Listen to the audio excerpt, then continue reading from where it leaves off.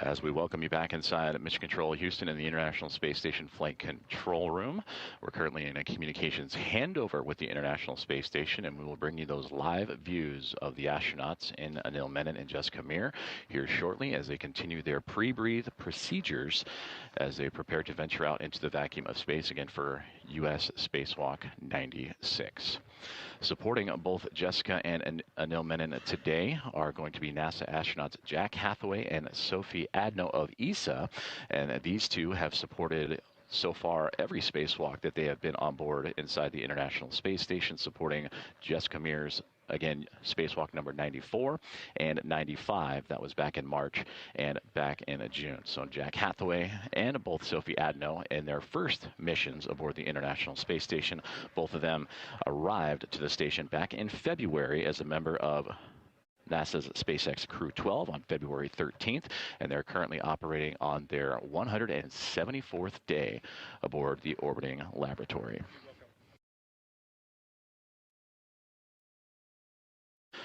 As the teams here on the ground are currently executing a handover inside of Mission Control, let's take a closer look at who is supporting today's spacewalk from the ground in Mission Control in Houston.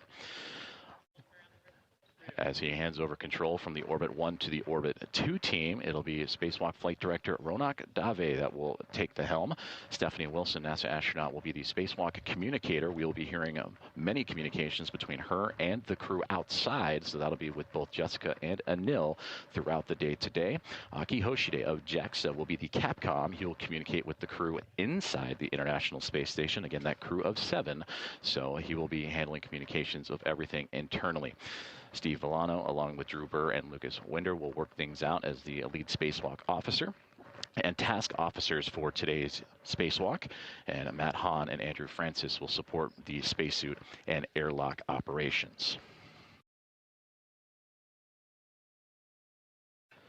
And there is our first looks live inside of the Quest airlock aboard the International Space Station. And there you can see NASA astronaut Anil Menon on the left-hand side and Jessica Meir, the commander of the International Space Station, on the right-hand side. And throughout today's spacewalk, we will have Jessica. She'll have the red stripes that'll be featured on the cuff of her pants, and we'll keep an eye out for her identification markers. And for Anil Menon, he will be in no stripes. And on the near side, against the wall, is Jack Hathaway, one of the 2 astronauts supporting today. And right on cue is going to be Sophie Adno, that's also supporting preparations for today's spacewalk. Again, the crew is currently executing their pre-breathe procedures, and they will do so for about 2 hours. They're about halfway through that point, and that is when they are breathing pure oxygen to remove nitrogen from their blood supply, and it helps avoid decompression sickness, or the bends, as they transition from the International Space Station to the vacuum of space. In terms of air pressure, the space station operating close to sea level that we experience here on Earth, and of course bringing it down to vacuum when they venture out into space. The astronauts have already completed some light exercises, or ILE, where they complete those exercises in their suit. And that's all part of the pre-breathe procedures to help the body absorb oxygen faster. So these 2 crew members and their support crew, and Sophie Adno and Jack Hathaway, are currently in the equipment lock of the Quest airlock. This is where they get suited up and do the initial checkouts. The leak checks, which they performed earlier, all went well, and they'll continue to do checks on inspections of gloves, equipment. They'll test out their helmet cameras, which we will get great views from those as the spacewalk progresses. They'll also add their MEDOX canisters, or metal oxide canisters, that help scrub carbon dioxide from the astronauts as they perform their spacewalk today. And then eventually they'll move into the background, which is the crew lock, as Sophie Adno is floating that direction. And once we get a greater look, you'll see the equipment that'll be used for today's spacewalk. So let's take a look at what exactly these 2 astronauts, and Anil Menon and Jessica Meir, will be up to today outside of the International Space Station. This is to install a mod kit on the 3B mast canister that'll again help the International Space Station prepare for the future installation of a International Space Station Rollout Solar Array, or IROSA. Now, these solar arrays will be delivered later this year on NASA's SpaceX's 35 Commercial Resupply Services mission, and overall will be the 7th IROSA that will provide additional power to support critical station operations, including the safe and controlled deorbit. So these two will be building out that modification kit that'll be assembled on the canister itself. They'll also run the cables that will be needed to power that IROSA during that future EVA, and of course set up that EVA for future success and put it in a good configuration before eventually meandering back into the Quest airlock to complete today's spacewalk. And to better help illustrate where exactly these astronauts will be traversing today, if they were to leave the Quest airlock towards the middle of your screen and make their way down what would be the left-hand side of this graphic, the 3B section is where they will be operating today, and again adding that modification kit to that canister for the rollout solar array. Now, a similar spacewalk was conducted earlier this year. We mentioned Jessica Meir, part of U.S. Spacewalk 94 with Chris Williams back on March 18th. That was to help complete the modification and mounting hardware of the 2A channel highlighted in green. And they would also complete the work done initially by Nicole Ayers and Ann McLean back in May of 2025 when they would help build that out. So at the completion of today's spacewalk, the yellow looking to turn green, and then the two rollout solar arrays that will again fly up on a later cargo flight, NASA SpaceX's 35 later this year. Those will then be a part of future EVAs to roll out the IROSAs. And if you're curious what the IROSA looks like, you can move all the way to the right-hand side of that image, and there you can see two rollout solar arrays. It's a great example that go over top of the International Space Station's current solar arrays. So as we make our way back inside the Quest airlock, again, the crew, Jessica Meir on the right-hand side, up against the wall, Anil Menon on the left-hand side, currently operating through their pre-breathe procedures, and will continue to work towards their checklist as Jack Hathaway in the foreground, working with the teams here on the ground. And again, we'll hear additional communications and expedited communications as the crew got to work earlier this morning in preparation for today's spacewalk.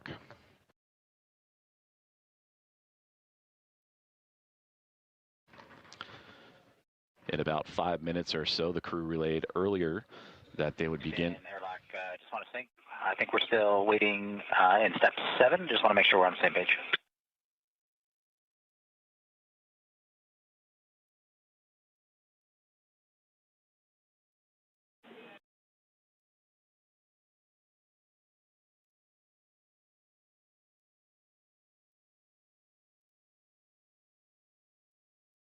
Okay, Jack, we are still working through step 7. We expect about 5 more minutes before we'll be able to give you go in step 8.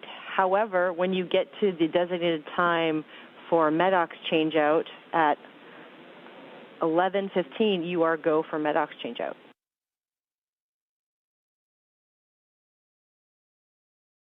So I understand that you guys are working 7, and we're going to leave the cameras on until you guys are done with that. But I understand we can get started now with a couple prep steps, and then at 11:15, we're ready for the first MEDOX spot. Good read. Communication between the team here on the ground and with NASA astronaut Jack Hathaway The is. first MEDOX canister for EV1 is 1033, and Silt's got it up in the camera if you want to see. Good number.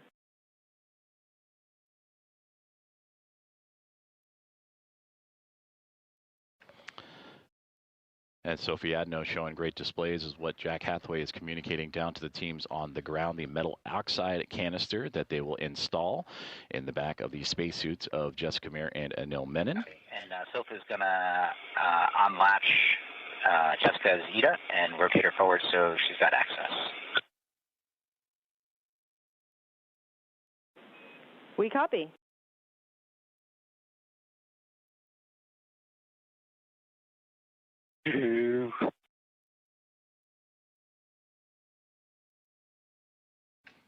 So as the crew and the support team of Jack Hathaway and Sophie Adno working with the support team here on the ground, continuing to work through those procedures. And again, they were talking about the metal oxide canisters, or MEDOX, that we will hear. We'll hear a lot of acronyms throughout today, but that metal oxide canister is placed inside the spacesuit, and that is to remove carbon dioxide during today's spacewalks. And it can be used multiple times, and once a spacewalk is completed, they can recharge those canisters. So they're working through the equipment themselves, the serial numbers, and sharing down with the crew, and ultimately will be installed in the backpack, or the PLIS, the portable life support system, mounted on the back of today's spacewalkers. And again, Jessica Meir, slowly tilted a little bit facing towards the camera, will be EV1 wearing the red stripes, and Anil Menon will be on the left-hand side, and now an above-view camera of Anil facing down as the crew, again, continuing to work through their procedures. They also mentioned HECA cameras. Those are the cameras that are mounted on the spacesuits themselves, the high-definition extravehicular mobility unit camera assembly, and that's where we're going to get great views from the astronauts as they venture out into space and perform today's spacewalk.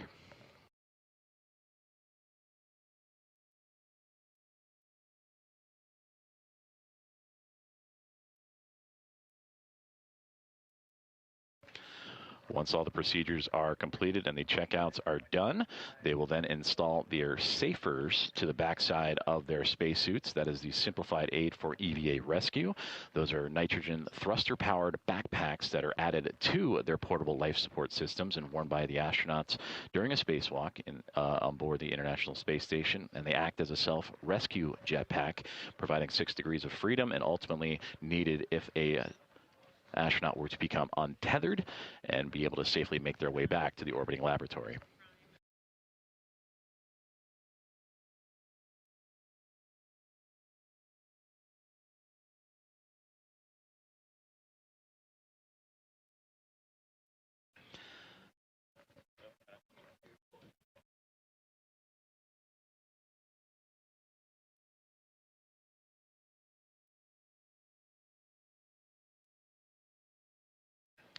So again, we welcome you back aboard the International Space Station in preparations for today's U.S. Spacewalk 96 with NASA astronauts Jessica Meir and Anil Menon, as the two, Jessica on the right side, Anil in his spacesuit on the left-hand side, receiving support from Jack Hathaway, NASA astronaut, in preparations for today's spacewalk. We're just moments away from the installation of the metal oxide canisters. And you can see Jack working through those procedures with the team and the support group on the ground, again, helmed by Ronak Dave, flight director inside of the International Space Station Flight Control Team, and his Momentum Flight Control Team, taking over today's spacewalk duties from Elias Mirmo and the Orbit 1 team and his service flight team.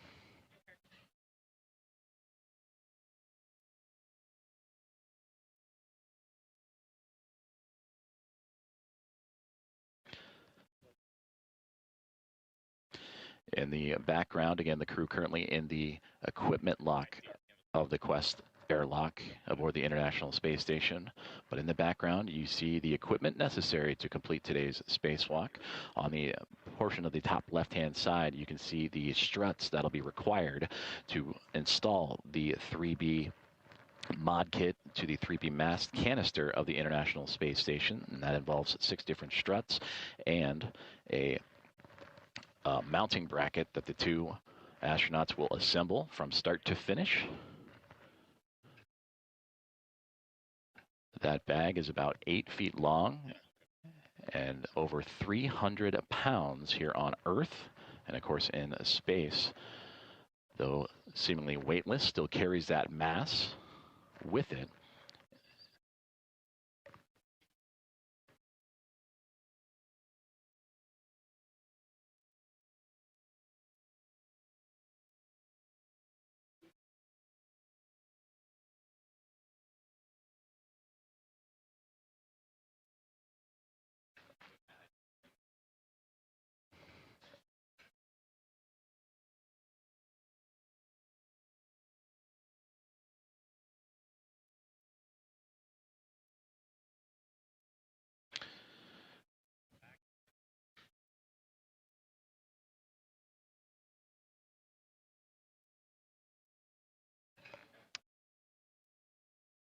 And though out of sight, Sophie Adno currently working on the portable life support system on the backside of NASA astronaut Jessica Meir, installing the MEDOX canister. And there you can see Sophie swinging Jessica back up against the wall of the equipment lock as that canister put into place. Anil Menon on the left-hand side in his spacesuit, preparing for what will be his very first spacewalk of his career. Will have his metal oxide canister installed as well. And they'll continue to go over multiple checks and safety inspections before coming off of the wall and making their way into what would be the crew. Serial number for Anil for EV2 is 1034. Good number.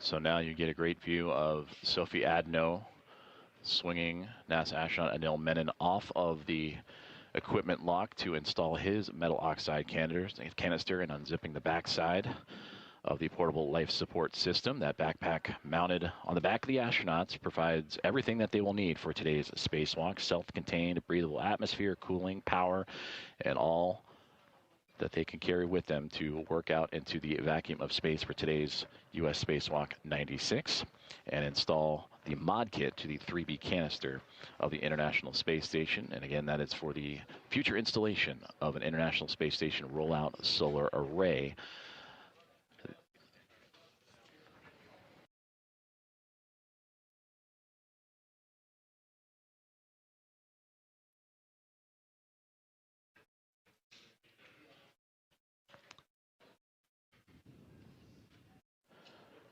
For the astronauts in the spacesuits, continuing to also work through their pre-breathe procedures. And they did so about an hour and a half ago, began those pre-breathe procedures, breathing pure oxygen to remove nitrogen from their blood supply, and that helps avoid decompression sickness from going to a higher pressure, which is inside the International Space Station, down to vacuum at the lowest of pressures out in space. These astronauts also did some light exercises to help speed up that process and get the oxygen supply into circulation faster. Divers experience these adjustments below the surface of the water here on Earth.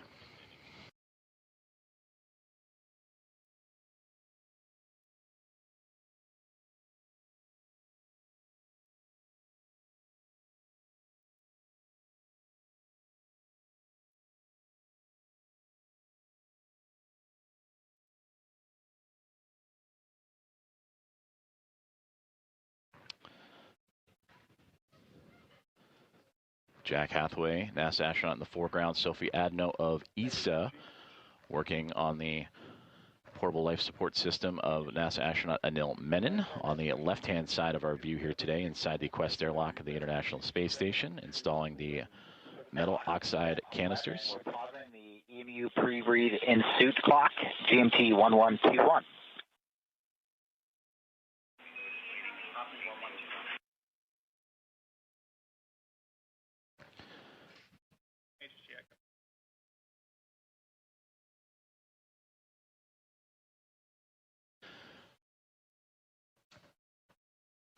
And we welcome you back inside the International Space Station Flight Control Room inside of Mission Control Center, Houston, Texas, as we are experiencing a communications handover in satellites. And we will rejoin the crew aboard the International Space Station here shortly. And there you can see a great view of Flight Director Ronak Dave. That'll be on tap for today's spacewalk. He and his Momentum flight team just completed a handover. Sitting immediately to his right is Stephanie Wilson. Then she will be the spacewalk communicator for today's activities outside of the orbiting laboratory. She will be the one that you will hear the voice of often talking with Jessica Meir and Anil Menon. And immediately to her right is Aki Hoshide. He'll be the Capcom for today's events. He'll be the one communicating with the Expedition 75 crew aboard the International Space Station.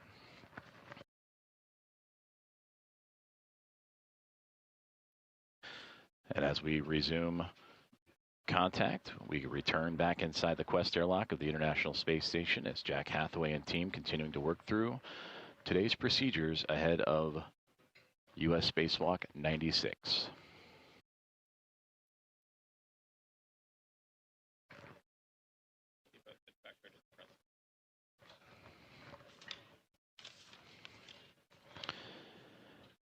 And then as actually look to the bottom left where Anil Menon is up against the wall of the equipment lock, you can see one of the key tools that'll be used for today's spacewalk. That is the pistol grip tool that'll be used to help assemble the 3B mod kit to the 3B canister of the International Space Station. That is the power drill or a non-powered ratchet wrench that'll be used to help secure bolts and pins. Jessica Meir will also be equipped with that tool as well, as the two will work in tandem throughout today's spacewalk to assemble that 3B mod kit that again consists of 3 struts.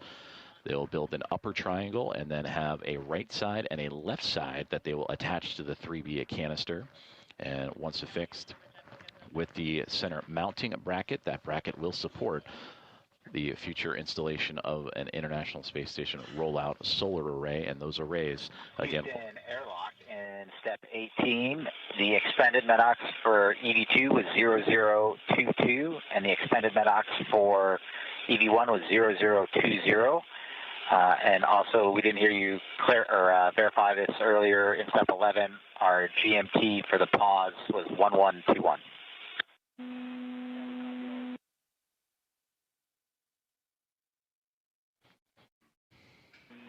And station, this is flight. We copied 1121. We're getting Aki enabled here.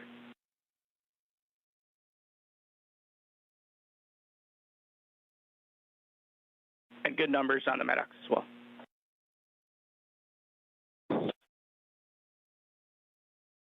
So the teams here on the ground working with Jack Hathaway there in the foreground, relaying the good information relayed about the metal oxide canisters that again will scrub carbon dioxide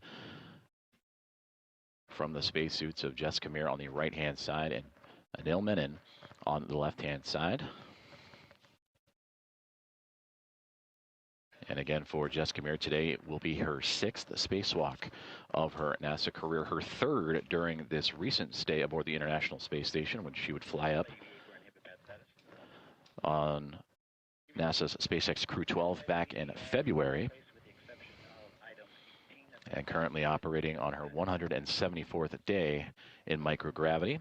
And for Anil Menon, he would join the International Space Station's crew of 7 and would briefly be a part of Expedition 74 and officially kick off Expedition. Clock resumed, GMT 1125. Copy 1125. Good morning, Jack. Good, sir.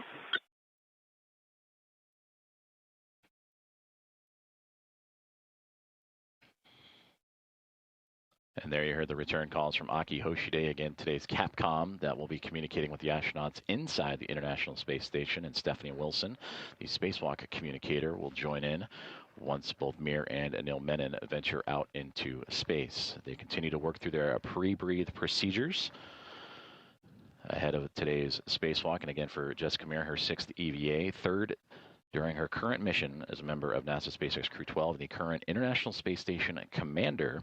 And for Anil Menon, who just arrived a little more than 22 days ago after launching on July 14th from the Baikonur Cosmodrome as a part of Soyuz MS-29, and a great above-camera view of Anil as he works through his, again, pre-breathe procedures ahead of his very first spacewalk.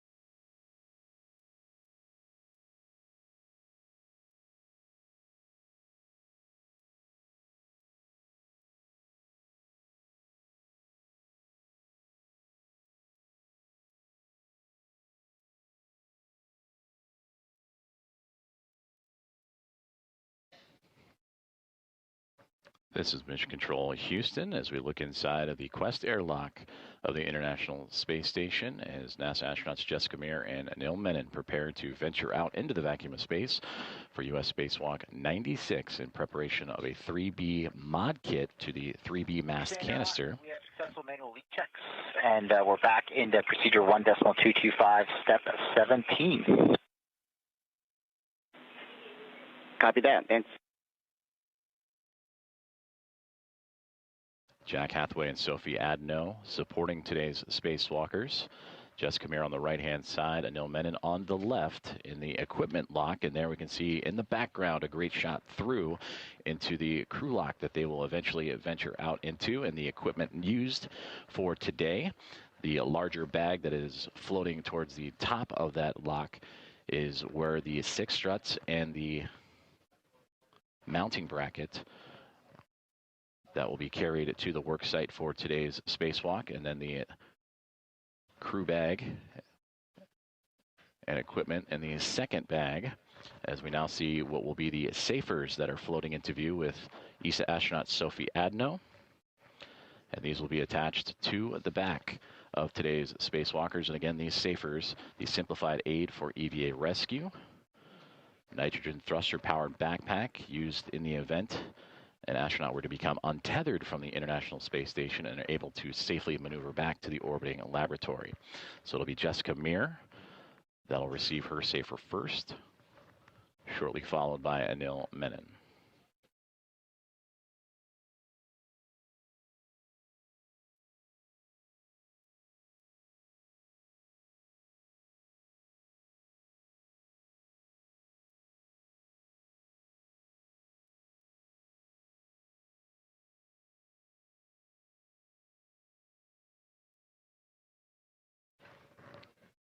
Again, we welcome you to today's live coverage of U.S. Spacewalk 96 as International Space Station Commander and NASA astronaut Jessica Meir alongside NASA astronaut Anil Menon will venture out to be a part of what will be a busy run of spacewalks in the month of August. The first of 3 here in the near future.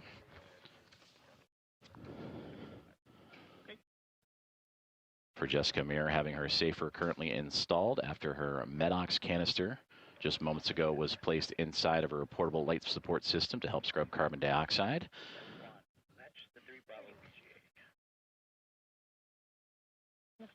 Anil Menon on the left-hand side with his arms raised will receive a similar safer as the crew continues to work through its procedures in preparation for entering the crew lock in the background. Hatches will close, and then once that crew lock is brought down to vacuum, currently operating a little more than 14 pounds per square inch, similar to what we here on Earth would experience at sea level, will be brought down to vacuum, and the two will venture out into space. For Anil, it'll be his very first time, and for Jessica Meir, it'll be her 6th spacewalk, the 3rd of her current mission aboard the International Space Station. And that spacewalk will officially begin once the 2 crew members will switch over their equipment to battery power to mark the official beginning of today's U.S. Spacewalk 96.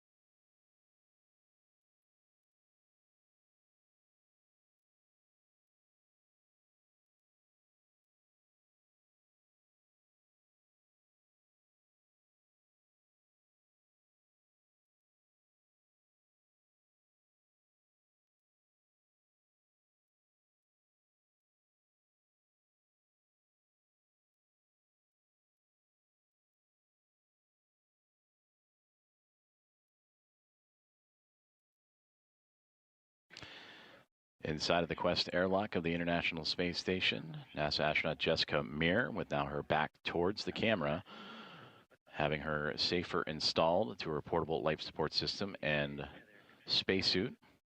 She will be EV1 labeled by the team here on the ground and will be marked by what you can see now on the cuff of her pants, the red stripes for today's U.S. Spacewalk 96. And with her safer installed, they are maneuvering Jessica into the crew lock to continue their procedures and next steps. And for Anil Menon on the left-hand side, he will await his turn to receive his safer, and will then join Jessica in the crew lock.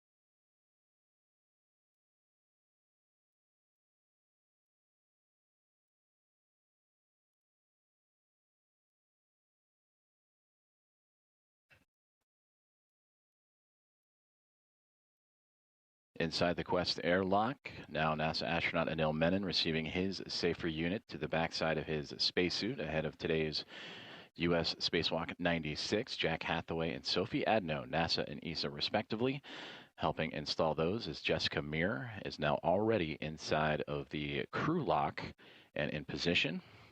For Meir, this will be her 6th spacewalk, and for Anil Menon, this will be the very first of his NASA career.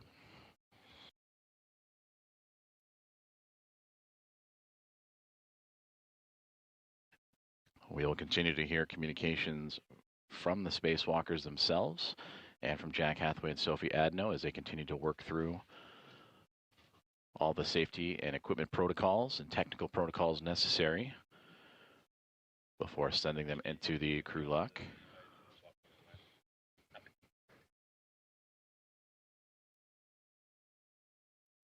And once inside the crew lock, it will begin to depress, bringing the pressure down from what's inside the International Space Station down to the vacuum of space. And from there, the two NASA astronauts will venture out and begin today's spacewalk to again begin to install the hardware that will modify the station's 3B power channel and prepare it for the future installation of an International Space Station rollout solar array.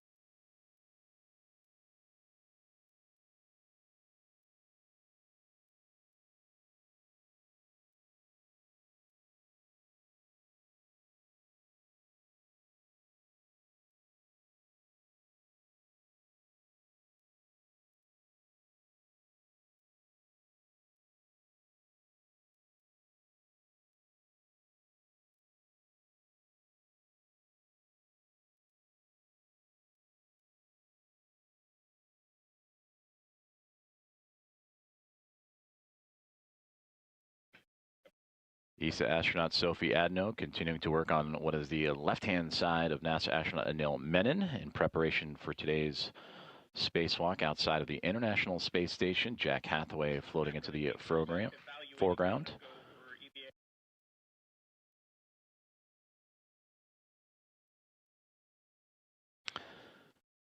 The crew continuing to work through their pre-spacewalk procedures as Jessica Meir joining Anil Menon for today's spacewalk, already in the crew lock in the background there that is illuminated.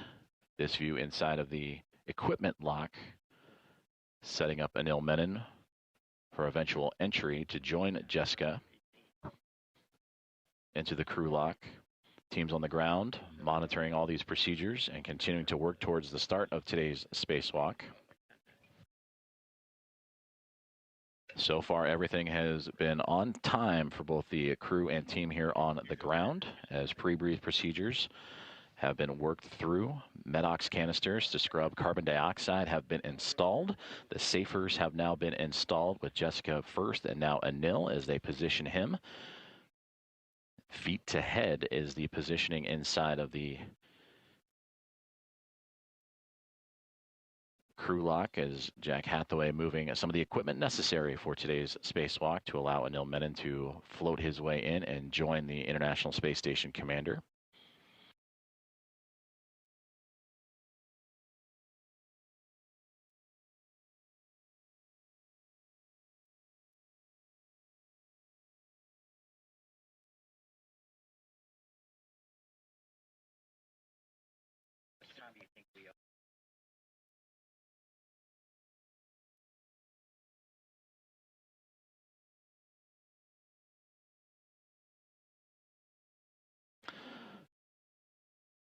Say 10 to 15.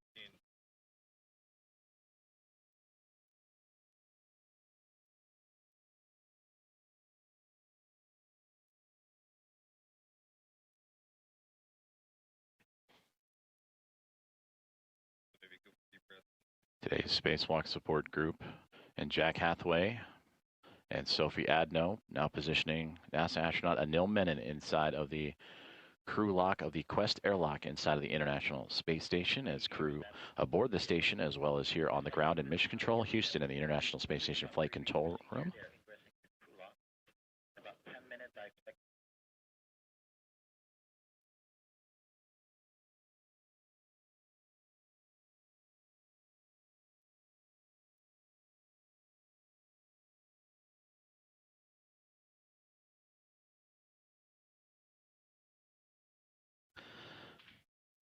Now both astronauts have entered or egressed the crew lock of the Quest airlock with the necessary tools and equipment needed for today's spacewalk to again install hardware that'll help modify the station's 3B power channel and prepare it for the installation of the International Space Station Solar Array, or IROSA.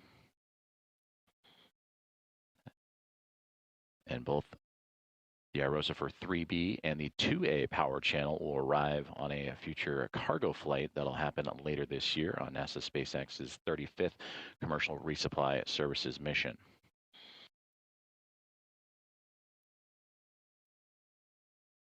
For Anil Menon, he is the astronaut in the spacesuit with his head facing towards Hathaway and Sophie Adno. Jessica Meir just off to what would be Anil's left, are right from our view.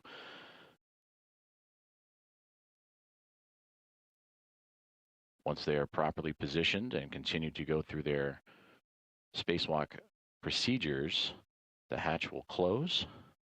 The go will be given for depressurization of the crew lock, in which it will drop to about 14.5 pounds per square inch, similar to that of sea level here on Earth. To the vacuum of space, we'll also receive the official start time of today's spacewalk once both Jessica Meir and Anil Menon's suits have been turned on to battery power.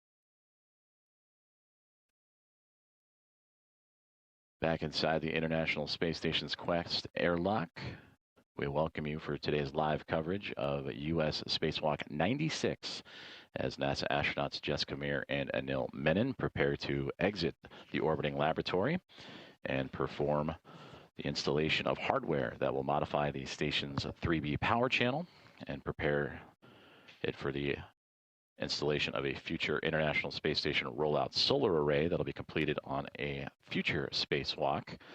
These two astronauts are currently inside of the crew lock portion of the Quest airlock, being assisted by Sophie Adno on the bottom right in the turquoise teal shirt, and Jack Hathaway of NASA helping support the two spacewalkers today. For both Adno and Hathaway, they have supported so far every spacewalk, U.S. spacewalk, that has been on the International Space Station since their arrival as a member of NASA SpaceX Crew 12 back in February.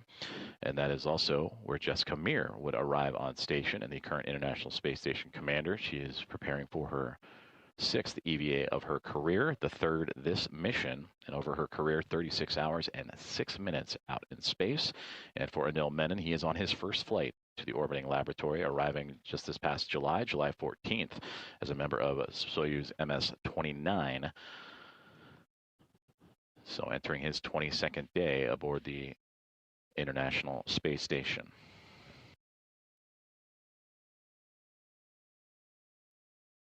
Everything so far has been on time for the crew and their pre-spacewalk preparations, going through pre-breathe procedures, having their metal oxide canisters installed, their HECA cameras, that is the high definition extravehicular mobility unit camera assembly. We will see views from those cameras throughout today's spacewalk as they will work in tandem to install this 3B mod kit to the canister of the 3B channel of the International Space Station.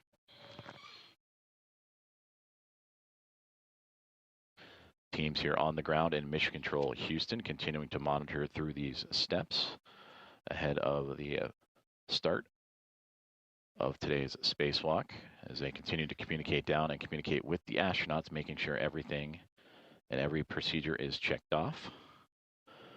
From this point on, the hatch will close.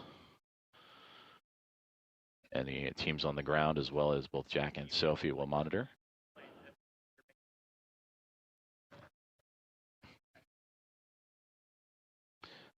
And once that hatch is closed, we will get the go for depressurization of the crew lock. And there we see Sophie slowly lowering it, making sure the crew bag stays inside its proper placement.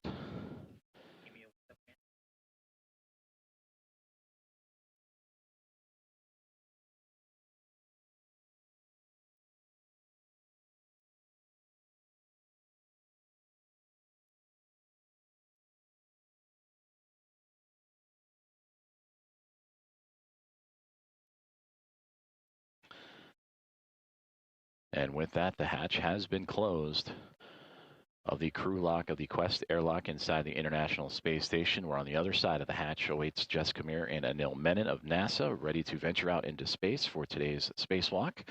Sophie Adno and Jack Hathaway in the foreground in the equipment lock portion, continuing to work through today's procedures.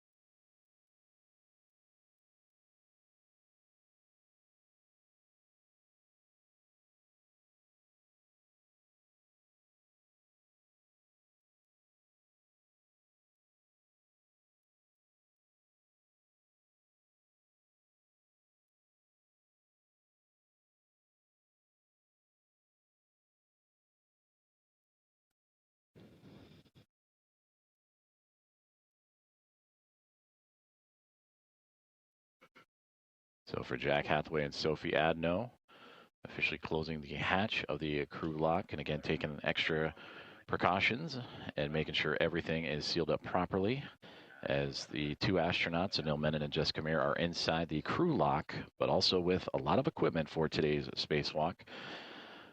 The 6 struts needed to complete the 3B mod kit and the mounting a bracket necessary for the installation of an IROSA. That is an 8-foot-long bag, which here on Earth would weigh well over 300 pounds. 77, the emergency MPAP is closed. The Node 1 vacuum access port is connected to the gamma cap. You guys are go for 78. And Houston copies will take care of 78 through 80, and be advised, EV crew will be hot mic after we complete step 80.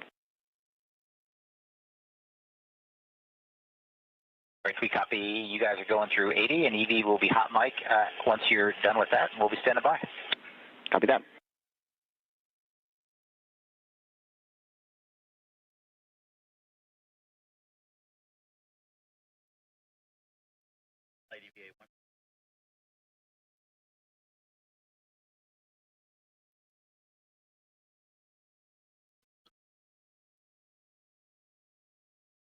So inside the International Space Station, Jack Hathaway communicating with the teams here on the ground with Flight Director Ronak Dave and his Momentum flight team for today's U.S. Spacewalk 96.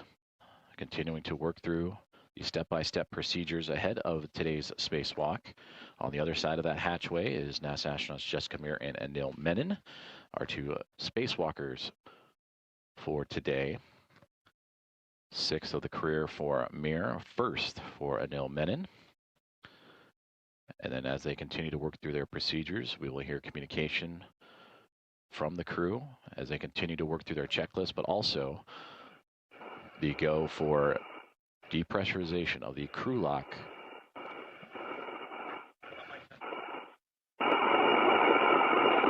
And EV crew, you are hot mic on Space Ground 1. EV1, good morning, Hoshida-san. Here too, let's do this. Good morning, Jessica and Anil. Let's do this.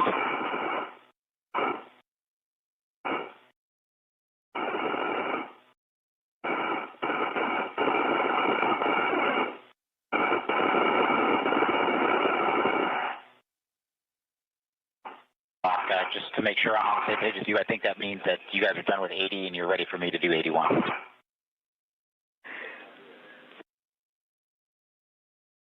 And Jack, stand by. We're still working on the other steps. We'll call you when we're ready. And a bus.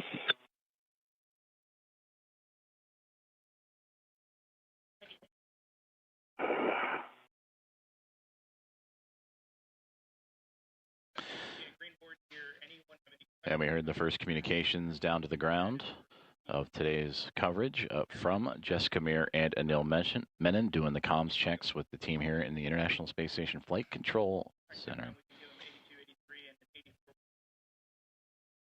Meanwhile, Jack Hathaway and Sophie Adno continuing to work through their step-by-step procedures ahead of depressurization of the crew lock of the Quest airlock. Pick up in step 81, and in step 84, you have a go to perform the crew lock depress, repress cue card depress section. Some will go to start in 81, and in 84 we have your go to start the cue card. Okay, copy.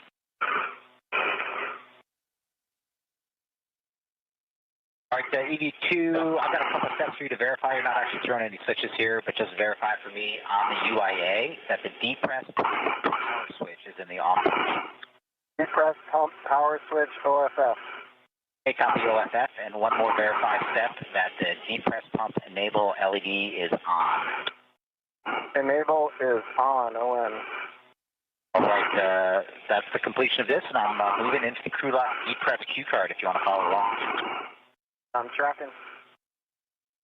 All right, step one on the crew lock depress cue card on the UIA, and they'll go ahead and take the depress pump power switch to on. Currently on. Depress pump power switch. We're going to count 10 seconds.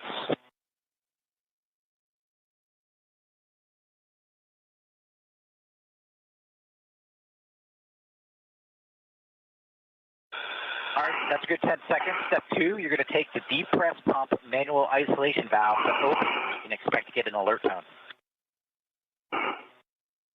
Depress pump manual isolation valve open.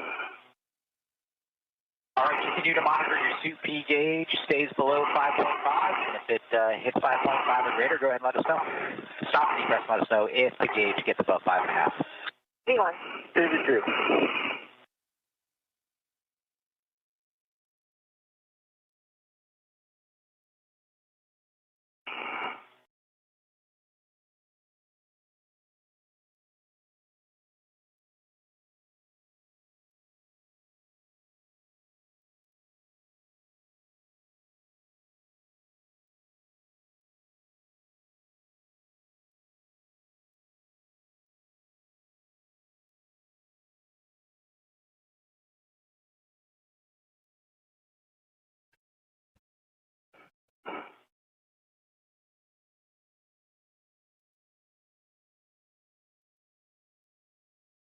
So with those procedures that were read out from Jack Hathaway communicating with Anil Menon, as well as the teams here on the ground in Mission Control Houston, we have received the go for depressurization of the crew lock, which on the other side of that hatchway, you can see through the window the flag of NASA astronaut, or one of the astronauts, Anil Menon and Jessica Meir.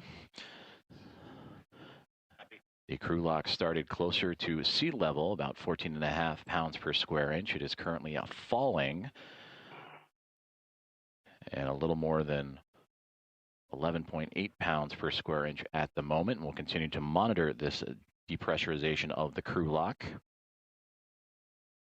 And of course, the teams inside and Menon and Mir will also monitor their spacesuits and safety systems as the depressurization takes place, along with Jack Hathaway and Sophie Adno, who you see in the foreground.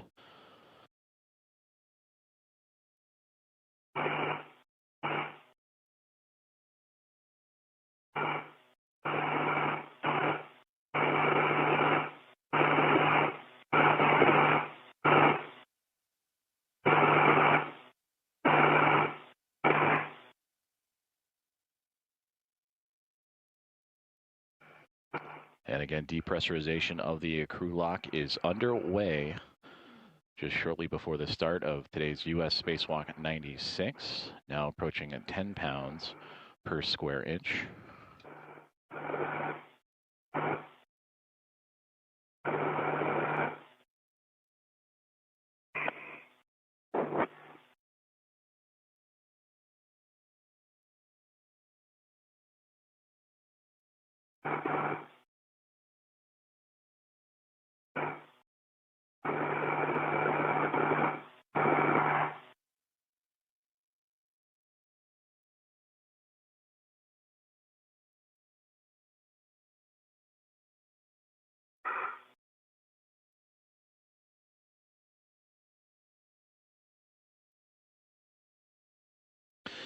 We welcome you back inside the International Space Station Flight Control Room here at Mission Control Houston, as we are transferring communication satellites and bouncing between the two, and we will bring you back views inside the International Space Station as depressurization of the crew lock is underway ahead of today's U.S. Spacewalk 96 with NASA astronauts Jessica Meir and Anil Menon.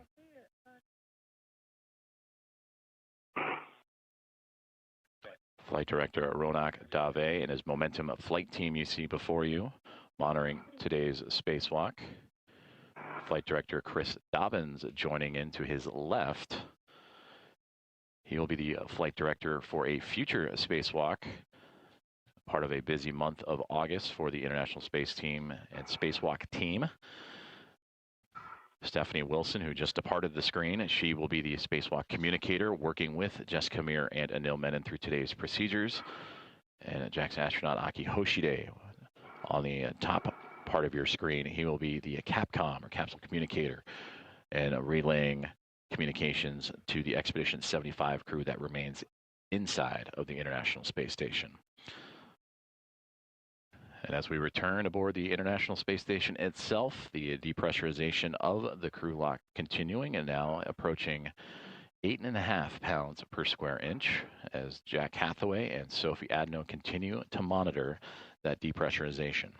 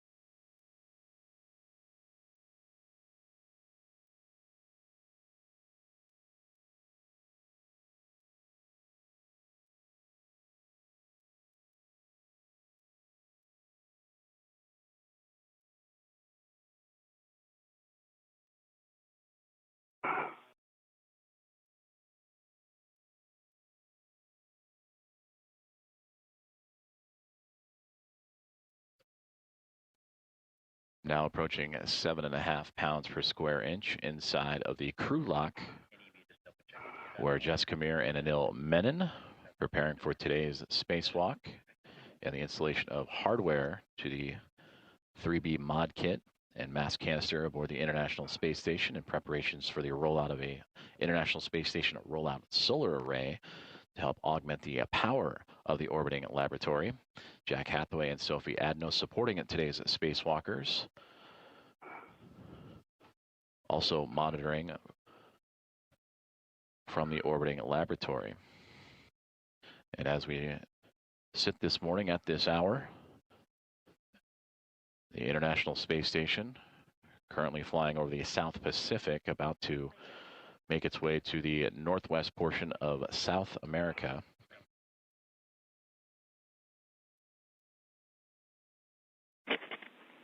Houston on 1. We expect another 3 minutes until 5 psi.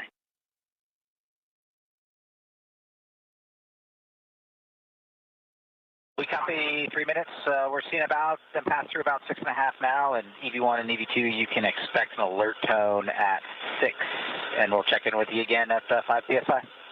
EV1, 2.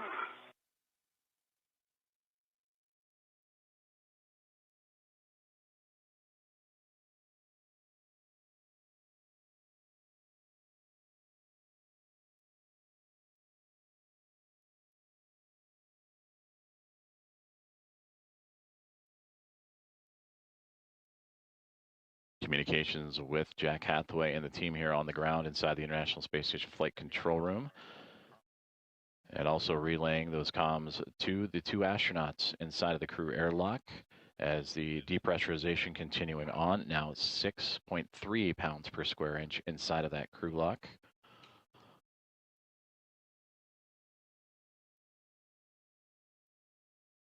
And again, all of these procedures on the checklist ahead of today's U.S. Spacewalk 96. And once the checkouts for both these suits and safety procedures for both Menon and Mir are complete, the hatch will open outside of the Quest airlock to welcome them out into the vacuum of space, and we'll await the call for the suits to be transferred to battery power, and that will again mark the official start time of today's spacewalk.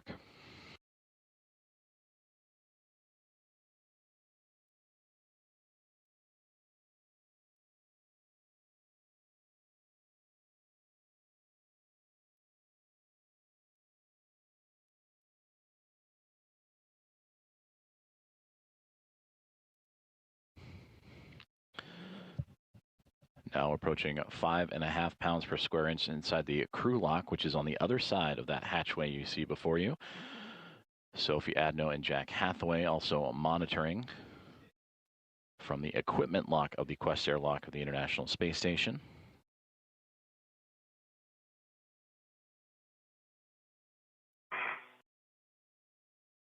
EV2, you guys are about 5.5 psi now. When we get to 5, we're going to have you do a step, so we'll just, we're almost there. Copy. And there you hear the commands that once we reach 5 psi inside of the crew lock, there will be additional commands and checkouts performed before continuing on with the depressurization to bring that crew lock down to vacuum and allow Jessica Mir and Anil Menon to exit the International Space Station.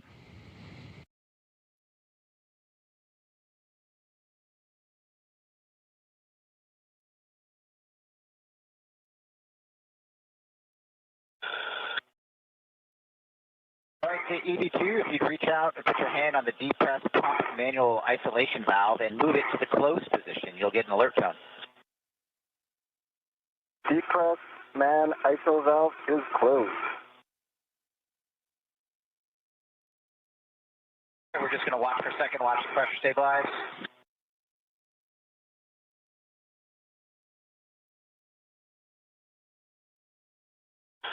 All right, we see you guys stable at 5 for EV1 and EV2. On your DCMs, take your display switch into status until you see leak check ?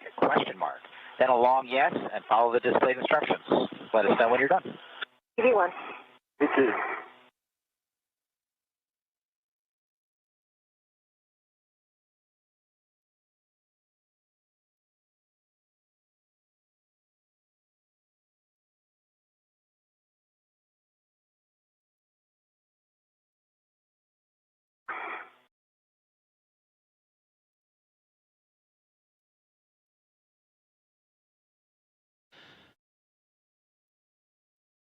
Right now, the crew lock continuing to hold stable at close to 5 psi, pounds per square inch, as Jack Hathaway and Sophie Adno working with NASA astronauts Jessica Meir and Anil Menon through today's checkouts ahead of U.S. Spacewalk 96, and of course monitoring from the ground as well and communicating some of these checkouts are today's U.S. Spacewalk 96 team. And there you see in the navy blue suit right in the middle of your screen is Ronak Dave, the flight director for today's spacewalk, and his Momentum flight team overseeing everything. EV2, leak check complete, going to EVA. Copy, 2 good leak checks, and then step 6, let us know when you guys are in EVA.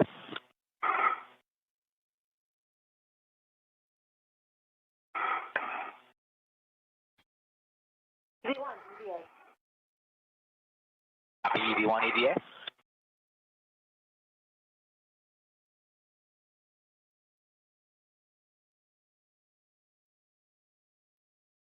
EV2, EVA. The EV2, EVA. And EV2, if you take the depress pump manual isolation valve to open, you should get an alert tone.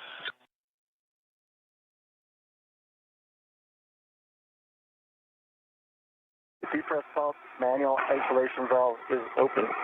Copy that. Sophie's going to take the emergency MPEV out here to open.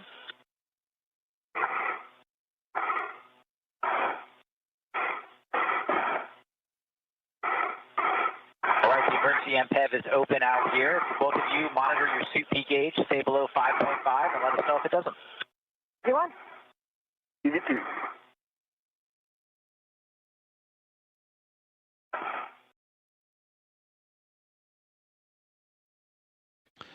Two good leak checks reported by NASA astronauts Jessica Meir and Anil Menon as they are inside the crew lock of the Quest airlock with support from Jack Hathaway and Sophie Adno, as we have now resumed the depressurization of the crew lock ahead of today's spacewalk, U.S. Spacewalk 96, as we approach now 4 pounds per square inch, bringing down that crew lock from about 14.5 all the way down to vacuum. And from here, we'll continue to monitor on the ground with the flight control team, the Momentum Flight, and Flight Director Ronak Dave. And stand by as we get ready to begin the official start of today's EVA. And again, that'll occur when the suits are moved over to battery power for both Menon and Meir. But at the current moment, the pressure continuing to drop inside of the crew lock, now approaching 3.5 pounds per square inch.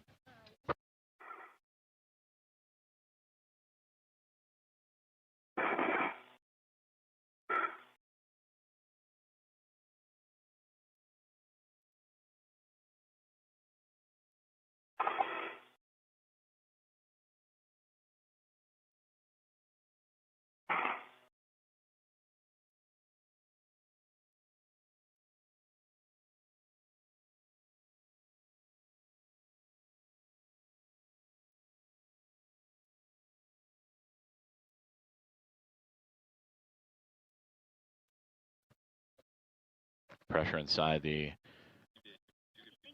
crew lock continuing to fall, now approaching 3 pounds per square inch. All right, decreasing through 3.0 psi. Our next step's at 2.0 psi.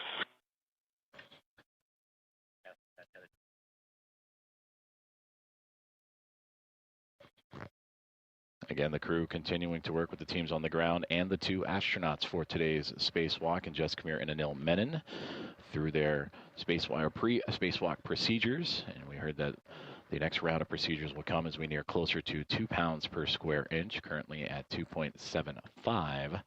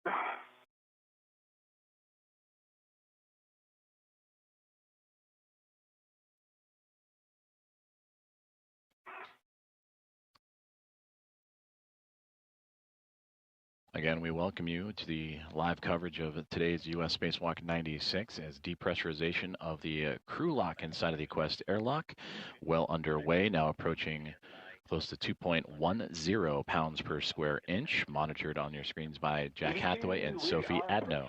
2.0 PSI. If you'd reach out, put your hand on the depress pump manual isolation valve and move it to the closed position. Depress pump man ISO valve is closed. All right, we're looking at the pressure for a second or two.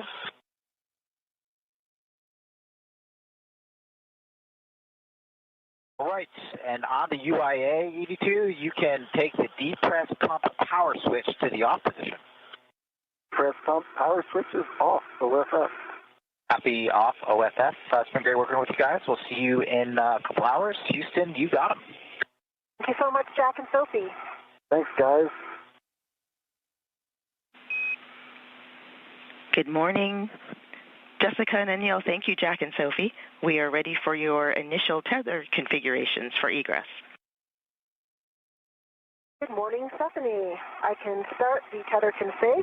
I have my waist tether on my right side of my mini workstation, and I have the small hook on my right steering extender gate closed slider lock.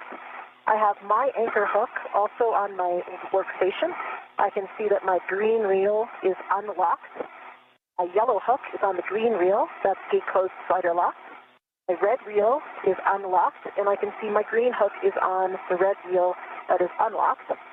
I have a Mills anchor hook also on the red reel that is gate closed slider locked. I can see his green reel is unlocked, and I can see his yellow hook on his green reel, gate closed slider locked, and I can see his red reel. So that's just disappearing out of my view. And now can you see the rest of yours? Yes, red reel's unlocked, and the green hook is on the red reel unlocked. Starting from my left steering extender, I see the small hook of my left waist tether. Closed lock black on black. It's attached to the large hook of the airlock waist tether. Both hooks are closed lock black on black. And that small hook goes to the airlock steering extender, closed lock black on black. My right waist tether is attached to the D-ring extender, closed lock black on black with the small hook. The large hook is unlocked on my MWF, and my red hook is on my right D-ring direct. It's closed lock black on black.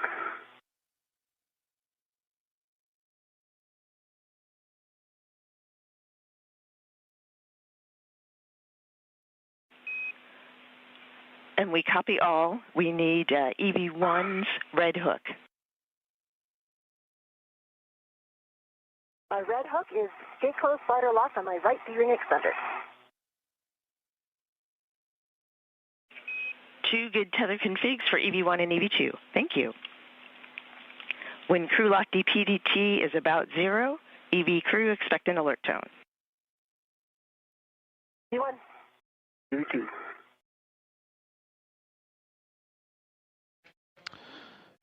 Communications from the team here on the ground in Mission Control Houston in the International Space Station Flight Control Room, relaying information shared with today's NASA astronaut and spacewalkers, Jessica Meir and Anil Menon. That was Stephanie Wilson, the voice you heard on the ground after communications was officially handed over. And thanks to Jack Hathaway and Sophie Adno of NASA and ESA, respectively, for preparing both Menon and Meir for today's spacewalk. Currently inside the crew lock where those two astronauts reside, approaching a 1.30 pounds per square inch. And the view you see right now, an external camera aboard the International Space Station looking at the Quest airlock. So as the crew continues to work through its safety tether procedures is what you heard. And again, safety checkouts will be quite often occurring during today's spacewalk. But we will await the suits for both astronauts to be turned on to battery power, and that'll officially mark the beginning of today's spacewalk to install a mod kit on the 3B mass canister to set up for the rollout of an International Space Station rollout solar array to help augment the power of the orbiting laboratory.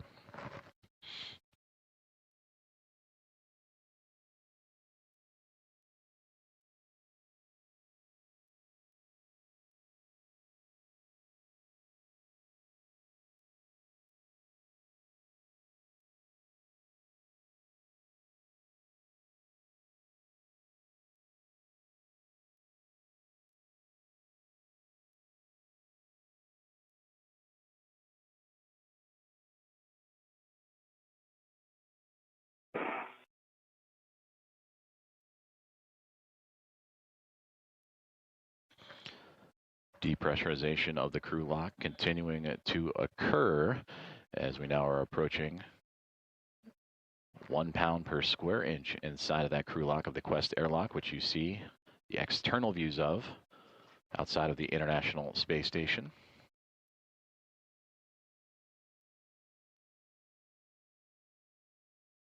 Right now, the International Space Station orbiting 260 miles above the Earth, currently passing over the Atlantic Ocean. And we'll stand by and continue to monitor the falling of that pressure inside the crew lock, now about to hit 1 pound per square inch. And I'll wait for the calls to have the crew and Jessica Meir and Anil Menon switch their suits onto battery power. And then we'll begin the procedures to begin opening the hatch. And for Jessica Meir, that will begin what will be her 6th spacewalk of her career, her 3rd on her current time aboard the International Space Station. And for Anil Menon, this will be his very first venture out into space.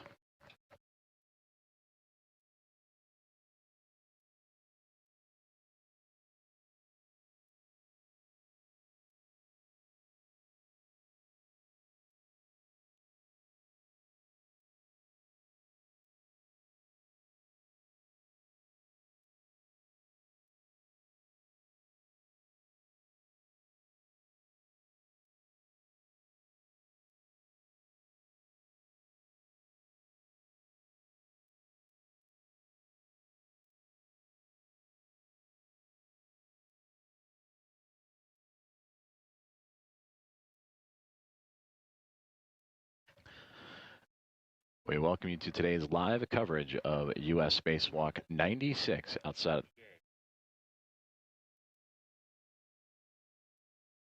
of the International Space Station, featuring NASA astronauts Jessica Meir and Anil Menon as the depressurization of the crew lock continuing onward, now under 1 pound per square inch, 0.88 pounds per square inch currently is the depressurization moving forward. Everything so far in their pre-spacewalk procedures have gone by the book. With the pre-breathe, the install of the safer and Medox canisters, the crew moved from the equipment lock to the crew lock. Additional safety checkouts and procedures performed by both the astronauts themselves and their support groups, both Jack Hathaway and Sophie Adno aboard the International Space Station offering assistance, as well as the teams here in Mission Control Houston.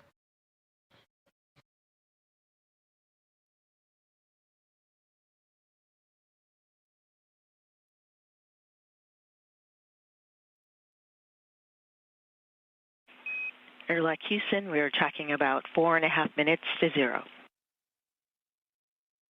81.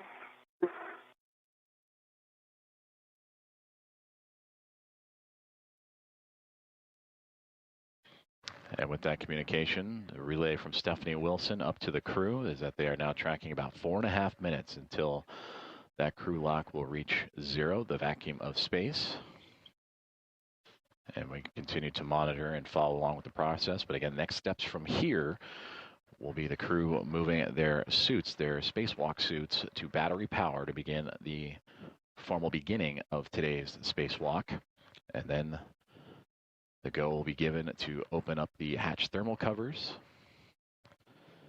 and the hatch itself before beginning their egress to begin today's spacewalk.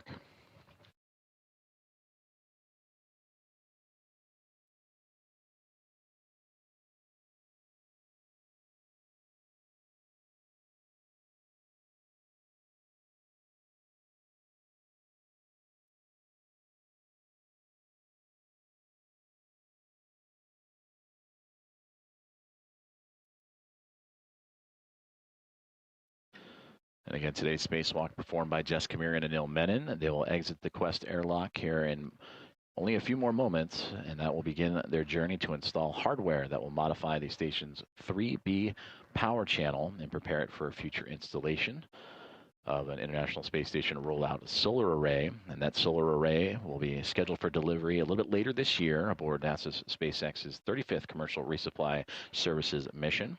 It will be the 7th IROSA and will provide additional power to support critical station operations, including its safe and controlled deorbit. Now, 2 minutes relayed to the pounds per square inch to reach 0, the vacuum of space currently sitting at 0.68. Part of today's EVA tasks are to install the mod kit, the construction of the mod kit for the 3B mast canister, and route the IROSA cables necessary to then power up that future IROSA and connect it to those power channels for the space station. And of course, for Anil Menon and Jess Kamir, set up that mast canister and the 3B mod kit to a good configuration, a good position for that future EVA and eventual rollout of the solar array.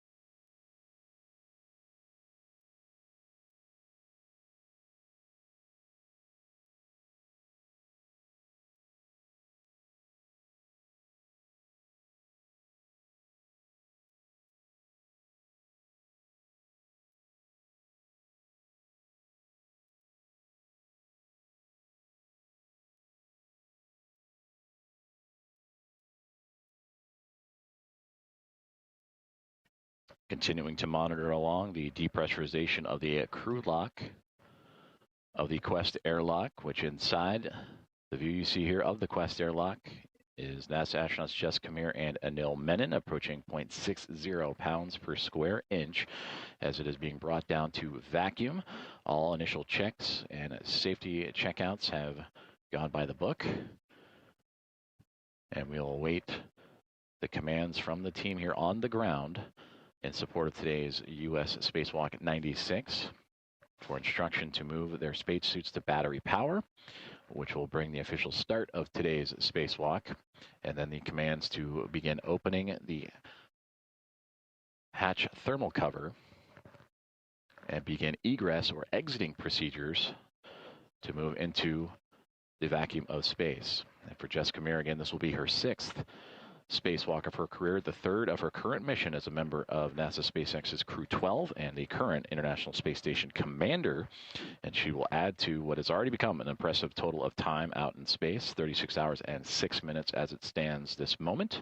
And for Anil Menon, who just arrived to the orbiting laboratory only a few weeks ago after launching on July 14th as a member of the Soyuz MS-29 crew. This is his first space flight, and this will be his first adventure outside into the vacuum of space. And for today's 3B mod kit installation, we mentioned that this would be a part of a package deal that will be brought up to IROSAs and pairs on the NASA SpaceX 35th Commercial Resupply Services mission. The 7th IROSA set will be a part of the 2A mod kit channel that was completed in portions back in March of 2026 and beginning in May of 2025. And then for this 3B power channel mod kit, it would be the 8th rollout solar array to make its way out of the International Space Station.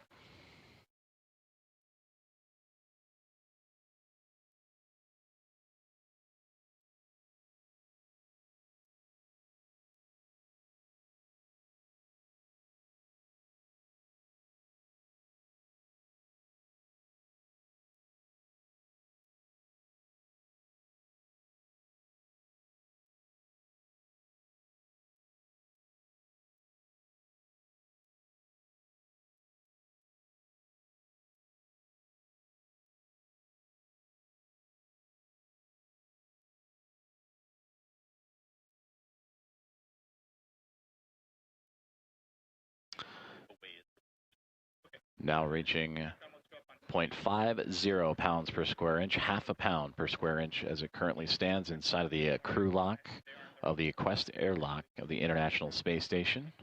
As we continue to methodically bring that down to zero, to the vacuum of space, before NASA astronauts Jess Kamir and Anil Menon will begin today's 96th U.S. spacewalk and install the IROSA mod kit on the 3B mass canister.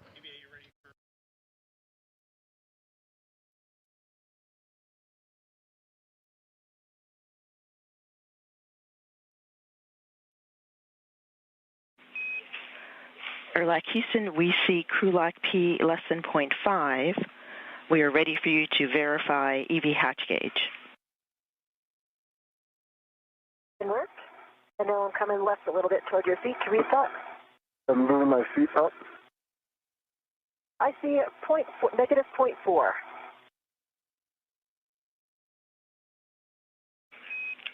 That is a good number. You have a go to open the EV hatch and stow it. Can work.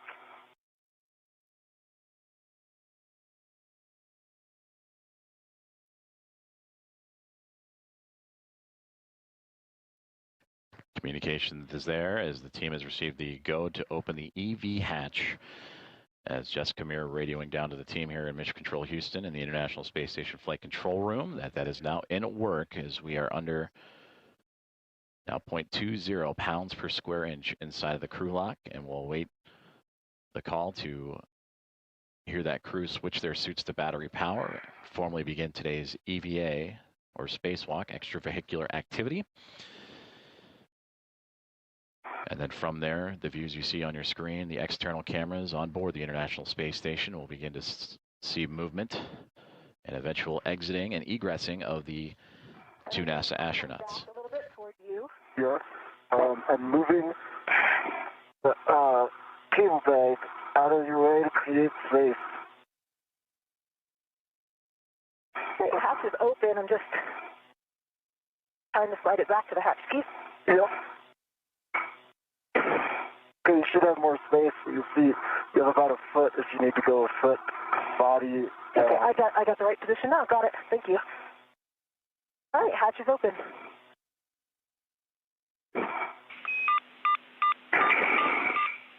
Copy, hatch open. For Jack and Sophie, take emergency MPEV to closed.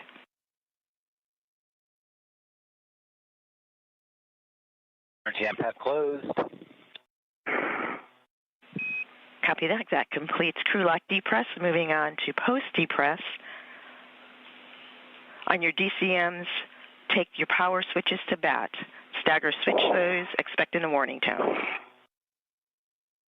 Okay, copy and work. And power back. 2, power is back. Take display switches to Pro to verify functional display.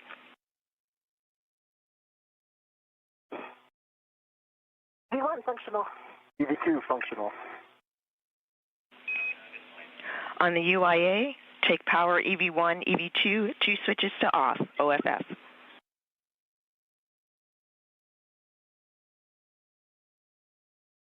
EV1 power off. EV2 power off. Copy, Expected check. water off message. Copy expected water off message. Check power EV1, EV2 LEDs, 4 of them off, OFF. 4 off, OFF. EV1 has the expected CP high. Also copy expected suit P high. On your DCMs, disconnect the SCU from the DCM and install the DCM cover. Didn't work.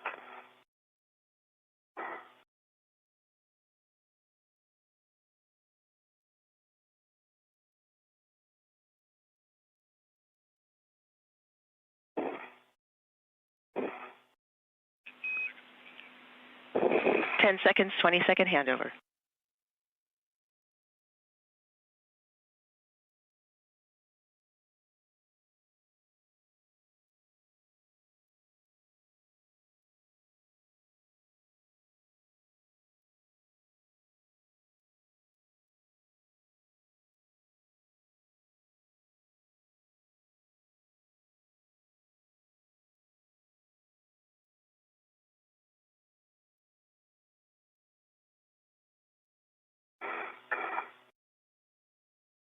the LOS, but EV1 has SCU disconnected and in the pouch, and DCM covers up.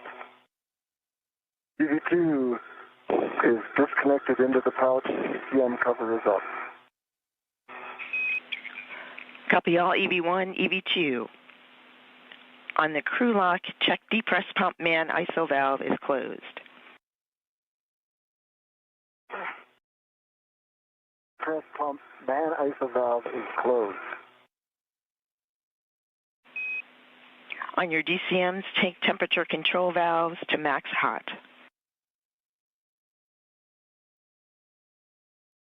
Work.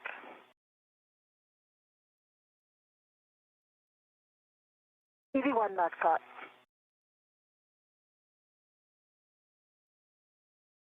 EV2 max hot. Take water switch to on.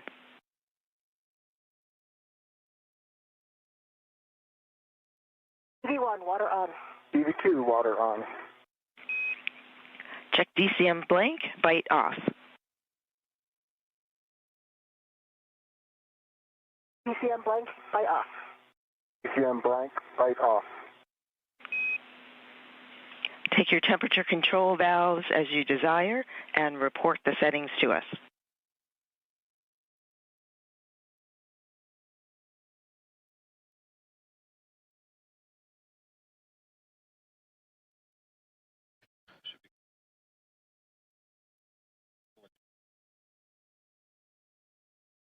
Thank you for joining us for today's live coverage of EV2 set at 7. Copy EV16, EV27. Please report all subsequent TCV changes to us. Report suit P gauge pressure.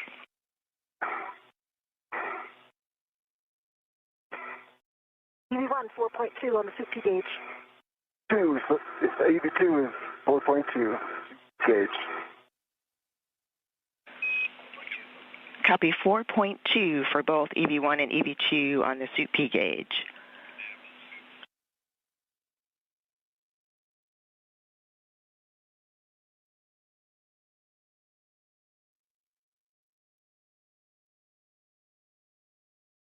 EV1. EV2.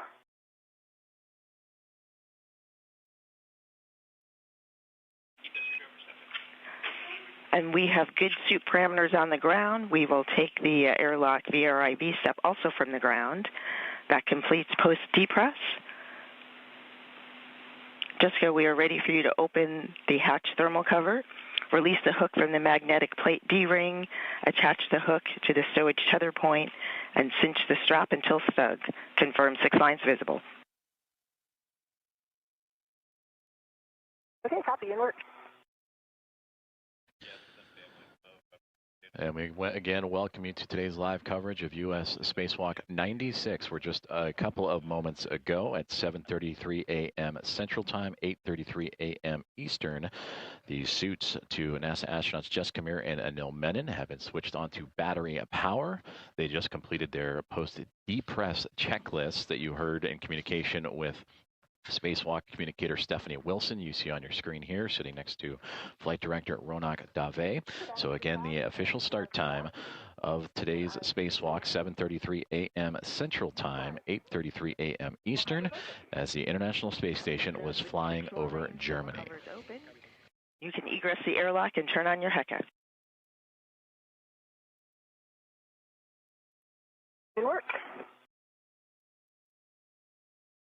We are currently experiencing communications handovers between satellites as expected, and the team is monitoring, so we will keep things here inside of Mission Control Houston in the International Space Station Flight Control Room, as the team's actively working through today's pre-spacewalk procedures. Steve Villano, the lead spacewalk officer, along with Drew Burr and Lucas Winder, the spacewalk task officers to support today, along with Matt Hahn, the spacesuit support team, and Andrew Francis and his airlock support team. We also heard commands on Jessica Meir, NASA astronaut currently in work to... I have a tether down, and I have my HECA turned on. And as And as we regain communication and receive views, there we see Jessica Meir outside of the Quest airlock as she has now formally begun her 6th spacewalk of her career. And we will monitor Jessica's progress through today. You can see towards the top of her backpack the portable life support system, the red stripes. On your BRT taped towards your head, and you can use an adjustable from your mini workstation as a load alleviating strap as desired for translation. You want copies? Strap bag is between the hatch and the staging bag, so it's going to take me a second to try to free that. Okay, take your time. I'm getting my BRT ready.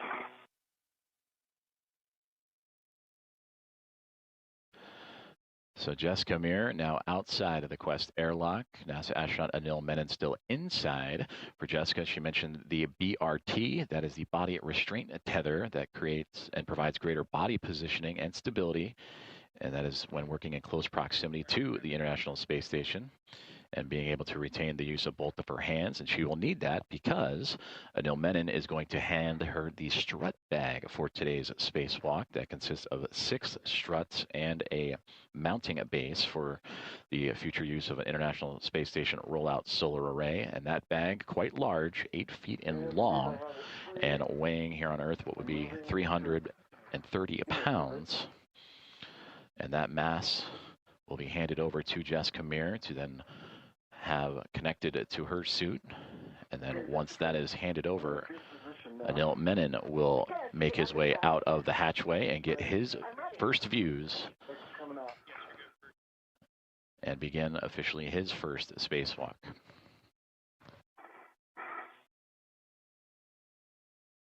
Stand by there. I'm going to try to rotate to the handle side.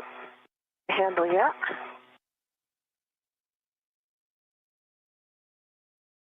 Can you keep turning it that direction? Yep, I can. Okay, I've got my hand on the handle. Okay. Stand by. I'm going to get my BRT ret on it. Pause there.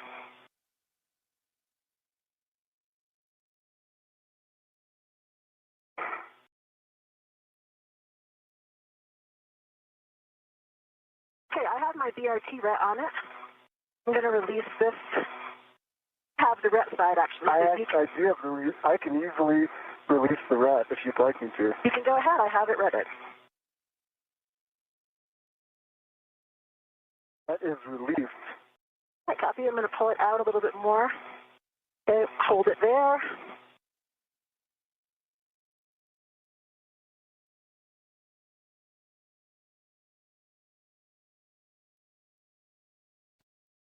And we get our first views from the helmet cam of NASA astronaut Jessica Meir outside of the Quest airlock, being handed the strut bag for today's U.S. spacewalk. Being handed over to her from NASA astronaut Anil Menon. And you can see those body restraint tethers attached to the side of the space station.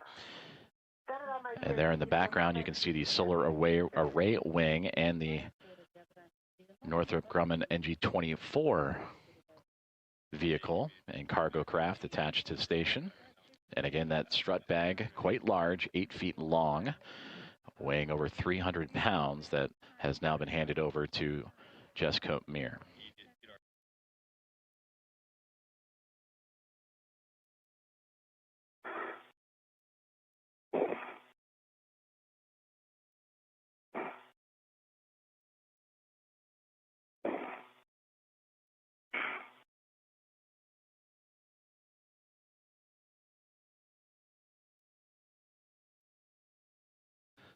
So Jessica Meir continuing to maneuver her body and the strut bag for today's spacewalk. And you can see on the handle of that strut bag for 3B, that is the task for today's spacewalk, to install the IROSA mod kit on the 3B mass canister for her and NASA astronaut Anil Menon.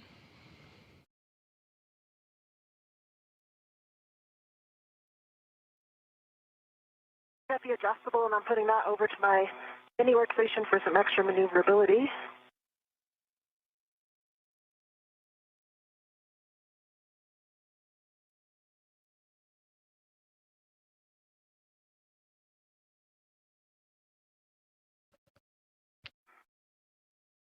And this view, again, from the helmet cams, the HECA cams from NASA astronaut Jessica Meir. Bag transfer to EV1 is next.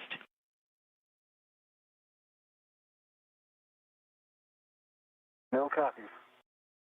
In place. I'm going to refine this bag, I think, a little bit after, come out a little bit more. I like the position I'm in right now to receive the cable bag. Okay. My handle's coming out first. And give me some station coordinate directions to get it to you. Wait, stand by. I'm going to get a rep.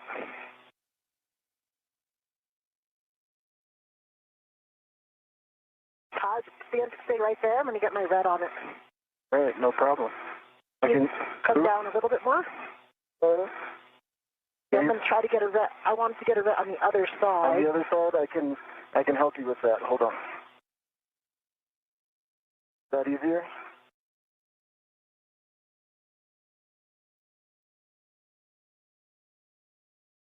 Handle feature with you.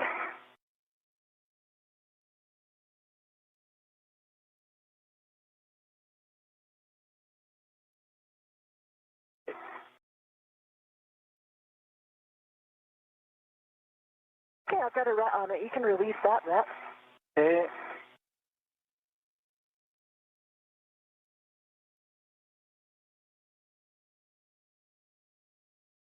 Ret is off, and I'm putting it on the UIA. It is now on the left side of the UIA and out of the way.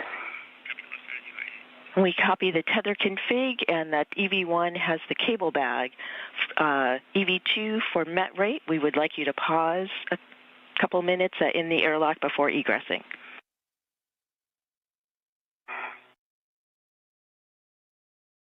Copies, pause. So now, just to plan out this egress, I am immediately on the forward side. I have the strap bag on my left and the cable bag on my right. The cable bag is out of your way, I think, but it's just kind of underneath the hatch. You can see it. I can see it. But if you come out and then go straight aft, we should be in a good position. I'll do that. I think a driver for the net rate might be, I had to really get that net bag from behind the hatch. Copy. We understand. That's why it's notated as EV3 in the procedures. It's a big bag. Yeah, and I think on that egress, that was what was preventing me from closing the hatch all the way. I couldn't see above it. Sorry, from opening all the way. Then we got past it.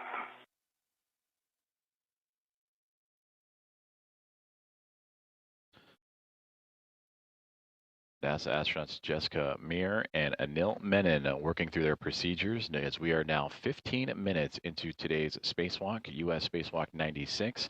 And there you see Jessica Meir on the outside of the Quest airlock and her indicators on the cuff of her pants, the red stripes, the cable bag that houses all the cables, tethers, and necessary equipment for today's spacewalk. To her right-hand side, to her left, are key components for today's work. Outside on the 3B mass canister, where her and Anil Menon will install a mod kit to that canister and set up for the future installation of an International Space Station rollout solar array that will provide additional power to support critical space station operations. So Meir currently outside of the airlock, Menon still inside as they have transferred the appropriate equipment bags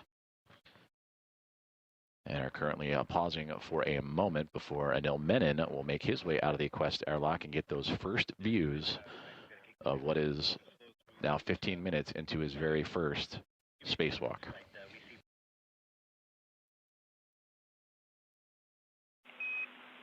EV2, nice work on the pause. We show good met rates continue. You have a go to egress the airlock. You go to egress.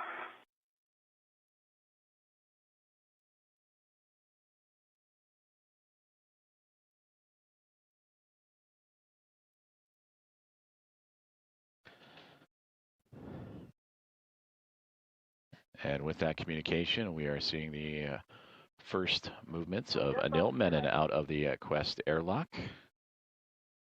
as he will join Jessica Meir.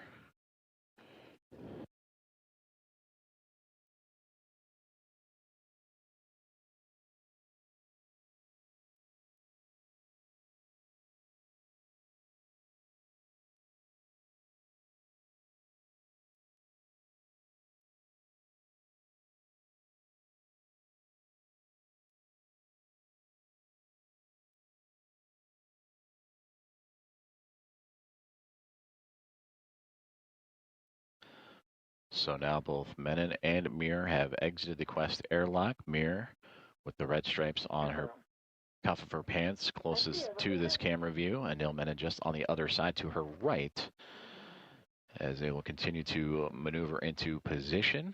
They have already transferred today's equipment and tools necessary, the cable bag and the strut bag for the installation of the mod kit on the 3B mass canister. And then soon they will step into buddy checks, and that is when they will look over each other's spacesuits and check in on each other, make sure everything is okay before proceeding on with today's spacewalk. And if you have the handle handy. Here we go.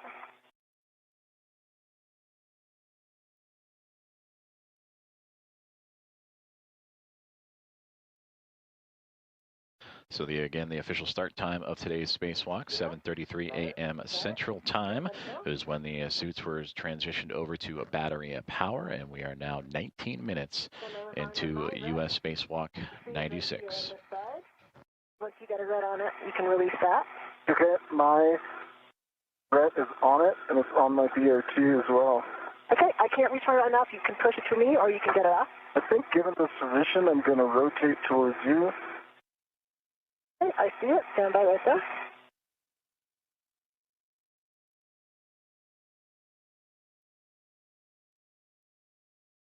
I've got my red off. Thank you for the help.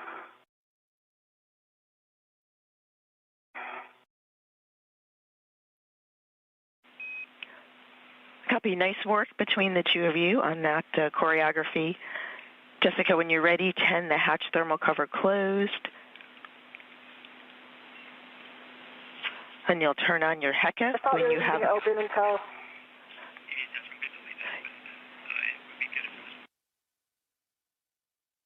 Okay. You just want it partially closed? Yes, it's just a partial tending it in the closed direction. Okay, copy, inward.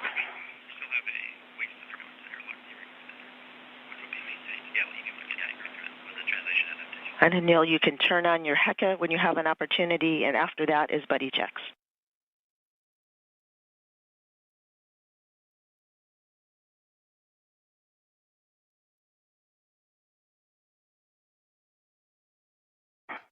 Mills HECA is on.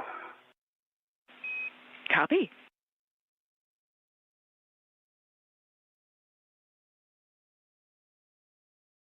Depends the thermal cover. Could you move those tethers a little bit? Bring them. There we go. Here.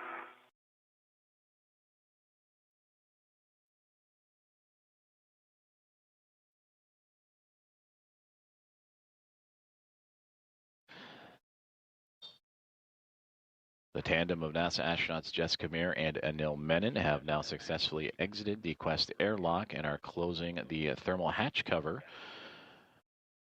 Jessica Meir would depart first. Anil Menon would hand her the cable bag and strut bag for today's US EVA and spacewalk. Let me move the cable bag out of my way.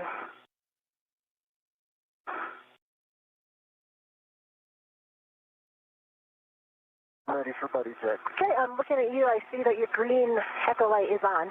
Your lights are not on yet, so you can go ahead and turn those on. I see 1, 2, 3 taps. And I see both of your safer handles are down. Okay. I'm looking at you. I see 1 green light. I see 3 taps up. And can you roll to your left? Can you... Sorry? Other way. I see 2 handles down. Okay, and I have a dry half, and I'm going to give a baseline glove check.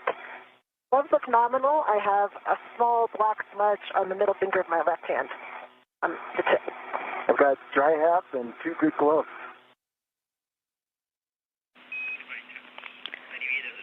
Copy. Good buddy checks, good hap, and good gloves. And for EV1, we copy nominal with the small black smudge on the finger.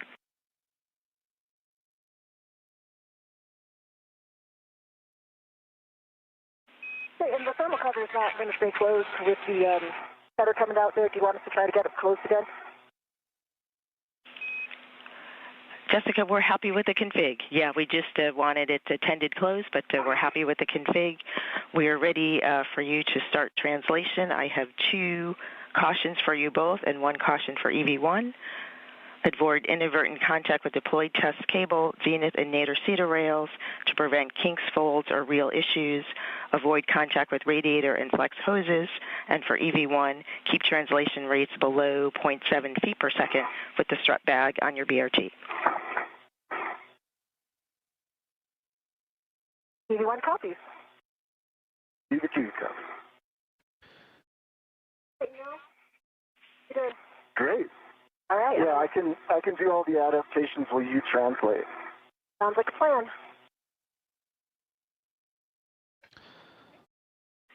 We concur with that plan. Please verify as part of your buddy checks you saw good tools and tethers on both crew.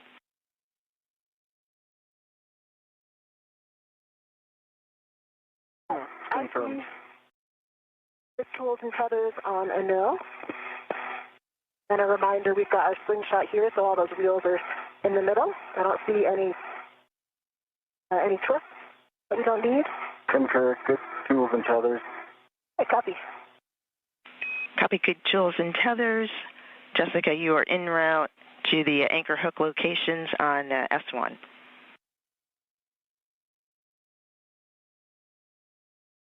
V1.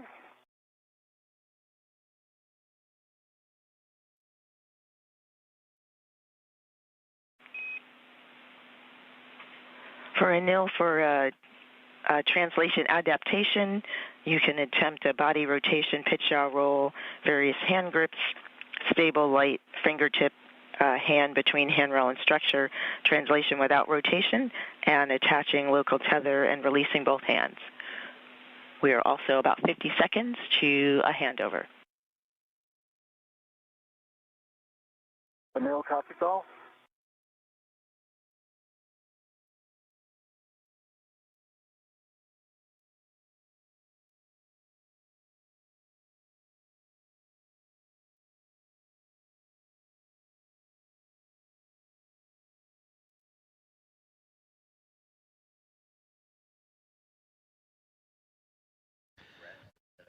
Side-by-side views of NASA astronaut Jessica Meir and Anil Menon as they have just recently completed their buddy checks after exiting or egressing the Quest airlock, successfully handling over the tools. Some of the procedures they went through is to make sure their tethers were attached properly, their safers were in a good setup, and also their HAPS, the helmet absorption pad, the safety device developed by NASA to address any possible risks of water inside the helmets. Everything went well.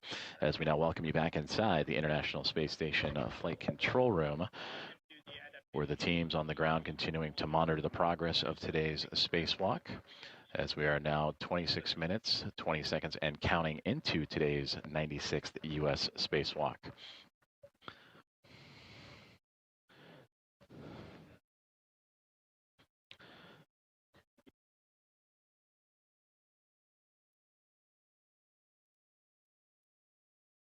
We're currently switching over communications satellites, and we will bring you back those live views and communications with the NASA astronauts, Ronak Dave and the Momentum flight team overseeing today's spacewalk. The anchor hook location for EV1's anchor is handrail 3217, the zenith side. 3217. And for EV2, for your translation adaptation period. We are still seeing met rates a little bit high, so we'd like you to perform the translation adaptation that you need, but be sure to build in a rest before beginning translation for the procedure. Copies. Thanks for the feedback. Will do.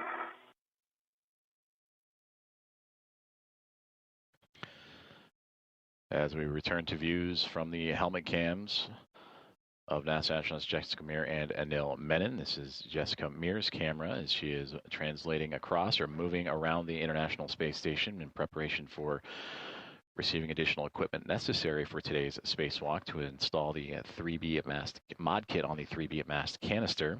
The International Space Station currently in an orbital nighttime, so the cameras aboard the spacesuits are now on as the space station now crossing over the Indian Ocean, about to pass over the west coast of Australia at 266 statute miles above Earth.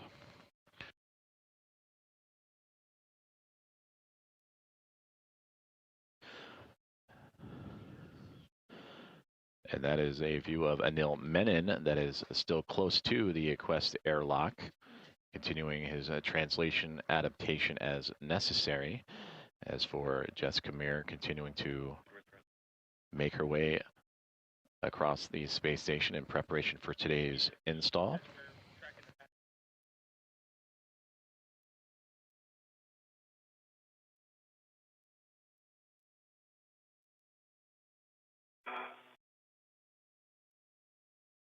And side-by-side views, there you see Anil Menon and his helmet cam looking back into the International Space Station in the Quest airlock on the right-hand side. As for Jessica Meir on the left, continuing her movements across the space station. As the two will be working in tandem today to install that 3B mast, or the mod kit to the 3B mast canister.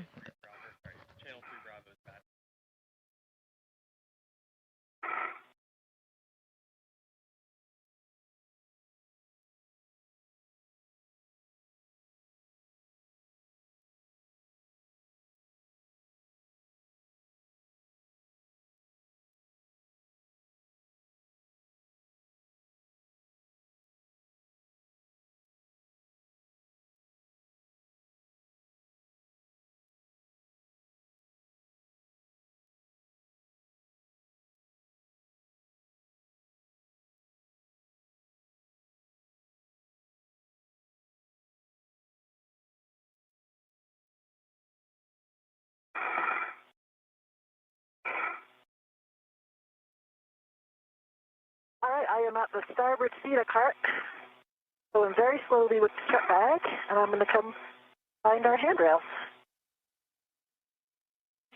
Copy, EV1.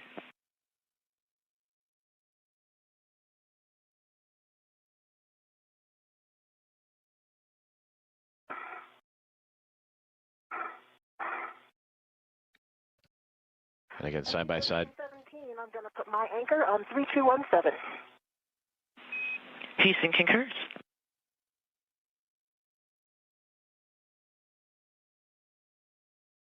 My anchor hook is on 3217, gate closed, slider left.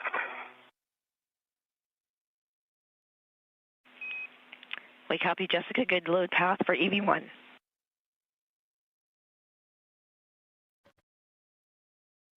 "31 minutes into today's U.S. Spacewalk 96 as Anil Menon still in his translation adaptation near the Quest airlock, and you're hearing communications between Jessica Meir and the teams on the ground as Jessica has arrived to a crew equipment translation aid cart, a CETA cart.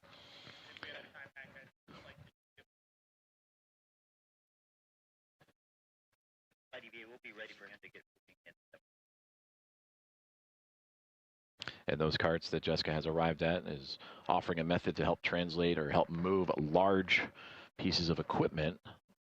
And for Jessica Meir today in her spacewalk, currently tethered to her spacesuit is an 8-foot strut bag with a mass of 300 pounds, over 300 pounds.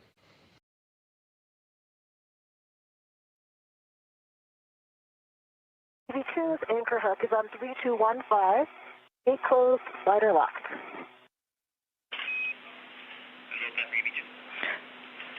Copy all, Jessica. Good load path for EV2. You can give EV2 a go to release the waste tether. All right, EV2, I see a good load path here. Have a go to release. Copy, go.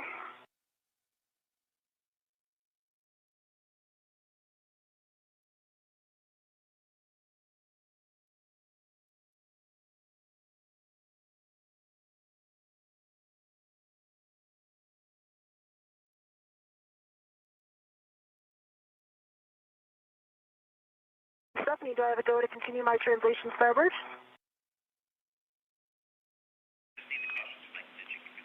Yes, and while you're translating, I have 2 cautions and a warning to read. Do not translate on Sarge DLA. Do not load DLA cable under MLI. Avoid contact with ECU and SSU on unlatched BGA mass canisters. The one warning, avoid inadvertent contact with grapple fixture targets and target pins to prevent suit damage. V1 copies.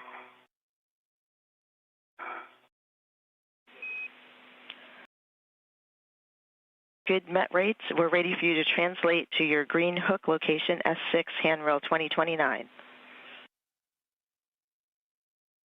Going to the green hook, handrail 2029. It's a good copy. Hey, Stephanie, I've got the lip underneath the guide here, lining up the black lines. See if I can try to hand start it all.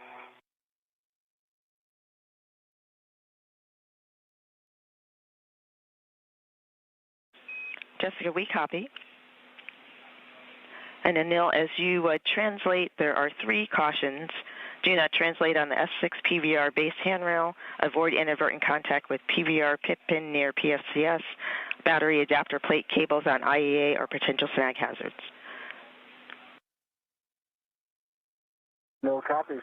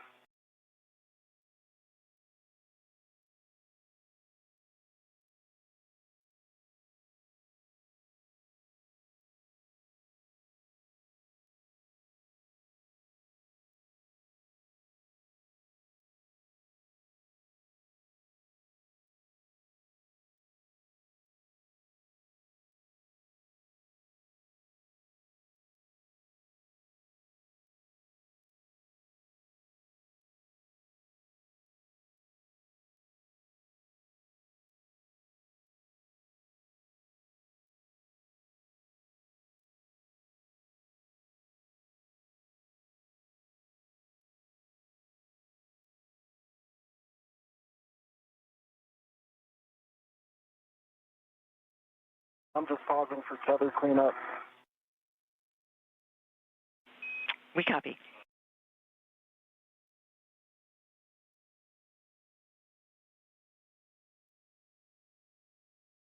Stephanie, this is kind of a three-handed operation to try to line these up, keep them both in position, and then go for my PGT. So any suggested strategies are welcome. I'm right here in case I need to pivot now. Copy, checking.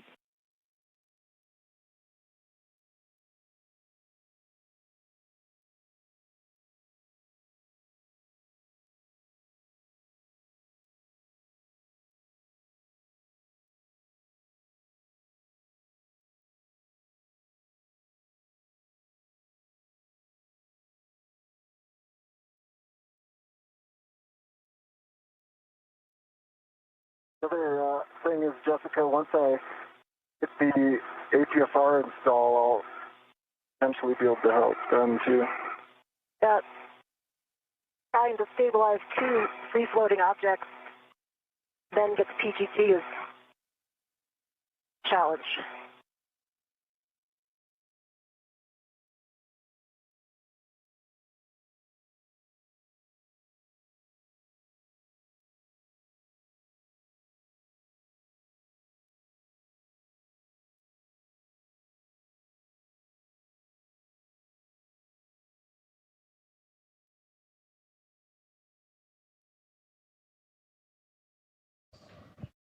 This is Mission Control Houston, and if you're just joining us, we're covering U.S. Spacewalk 96 that began at 7:33 a.m. Central, 8:33 a.m. Eastern this morning. We are currently just over an hour into today's spacewalk, and all procedures have gone by the book. Actually, a bit ahead of schedule this morning, about 10 minutes or so. 2029 real unlocked. Also double check on the outboard. Today's spacewalk prepares the 3B power channel for the future installation of new rollout solar arrays. Once installed, the arrays will provide additional power to support critical station operations. That handrail is not. NASA astronauts Jessica Meir and Anil Menon, who you see on your screen, are currently assembling the upper triangle, which is the first portion of today's construction. This assembly consists of the IROSA mounting bracket and two struts that will connect to the 3B canister. Just 37.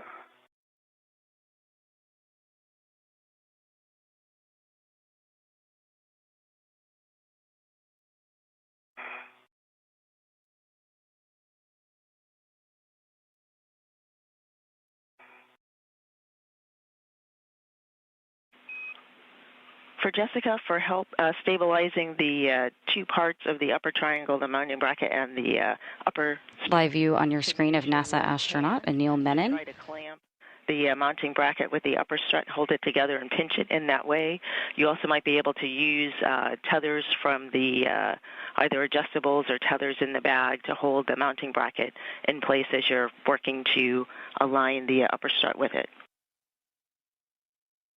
I've got it aligned now, so I think I'm in a pretty good spot to get my PGT. Well, I can take PGT settings. PGT settings, Bravo 3, clockwise 2.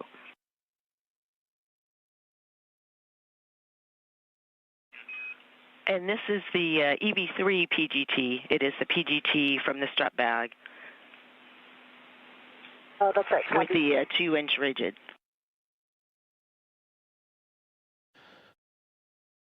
So as you just heard, that we are over an hour into today's U.S. Spacewalk 96, an hour and 7 minutes to be exact, as NASA astronauts Anil Menon and Jessica Meir have maneuvered into position to today's work site, the mass canister, to start construction of the 3B mod kit on that same mass canister.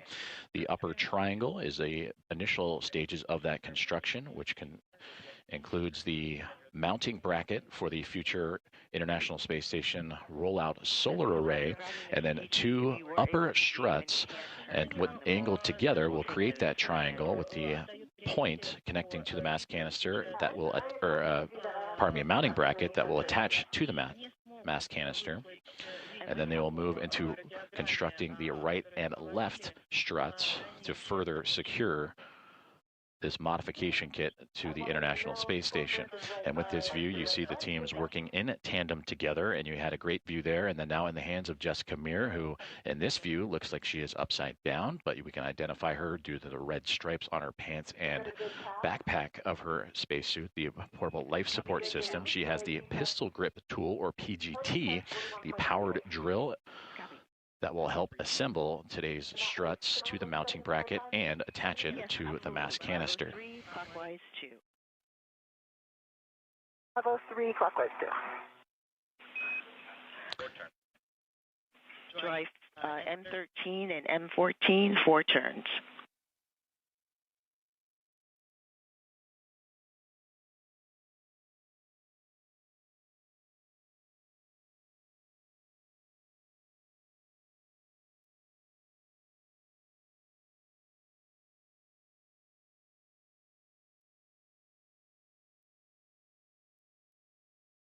Actually, looks like I was successful in getting a handset on M13, probably about a half a turn. Copy, half a turn, M13.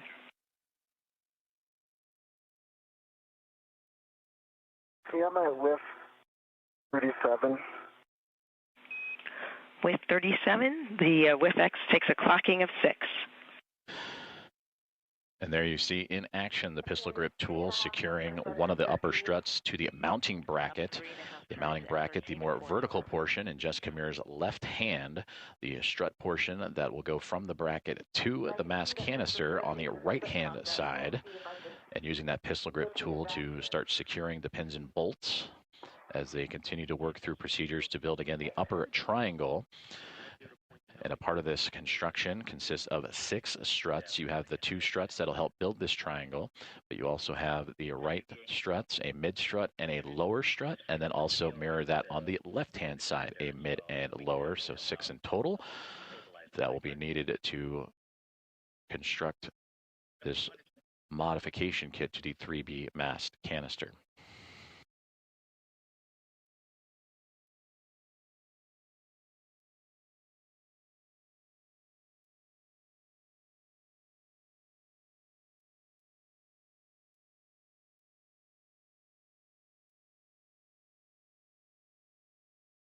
And I've got a hand start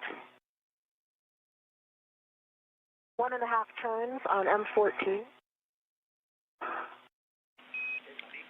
And the struts are right behind you.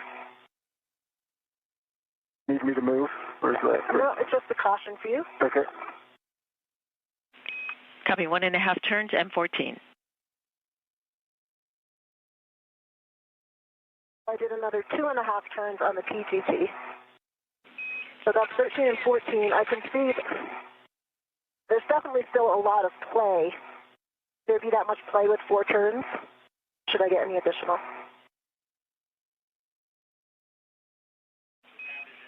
This is as expected. We copy a 4 turns total on M14. And verify the tab is in the groove. Verify the tab is in the groove. Tab is in the groove, and I can no longer see the first black line. We copy, that's a good config. Next, retrieve the left upper strut from the bag. Copy left upper, and that'll be center pad first. And I'm going to change my settings first because I think this one is Bravo 1, correct? That's correct. Bravo 1, clockwise 2 on the strut bag PGT, 20 seconds to a handover. 2 minutes to a handover. Stephanie, the width extender is 6, Golf 5, full twist test, black on black. Copy 6, Golf 5, black and color, black on black, good pull twist test.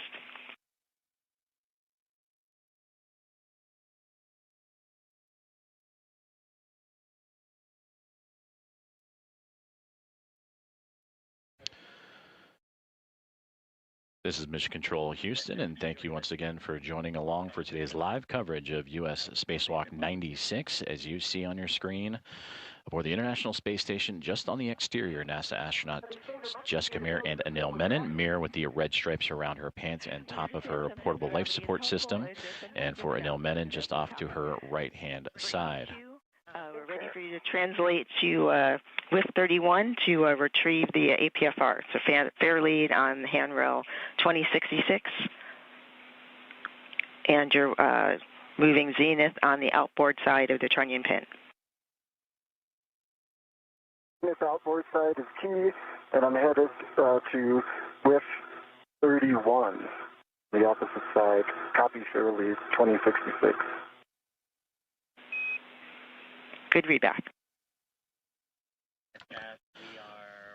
So tasks so far have included a full translation from the Quest airlock all the way to the 3B mod kit and power supply that the mod kit will then attach itself onto for the International Space Station rollout solar array.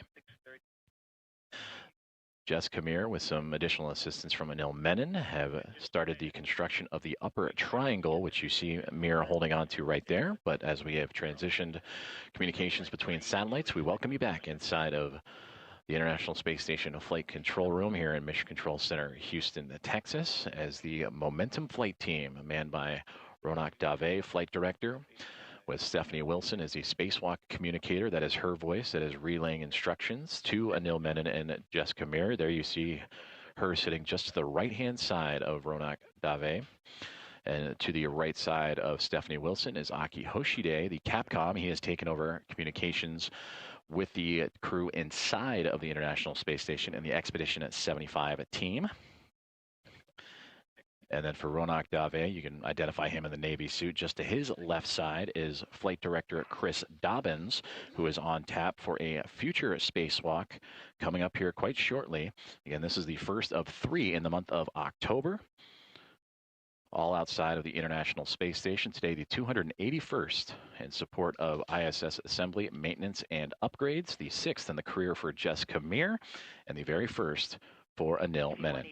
Houston's back with you. Jessica, how's it going with the left upper strut L2 clevis to the center pad L2? I'm working on the clevis right now. Excellent, thank you.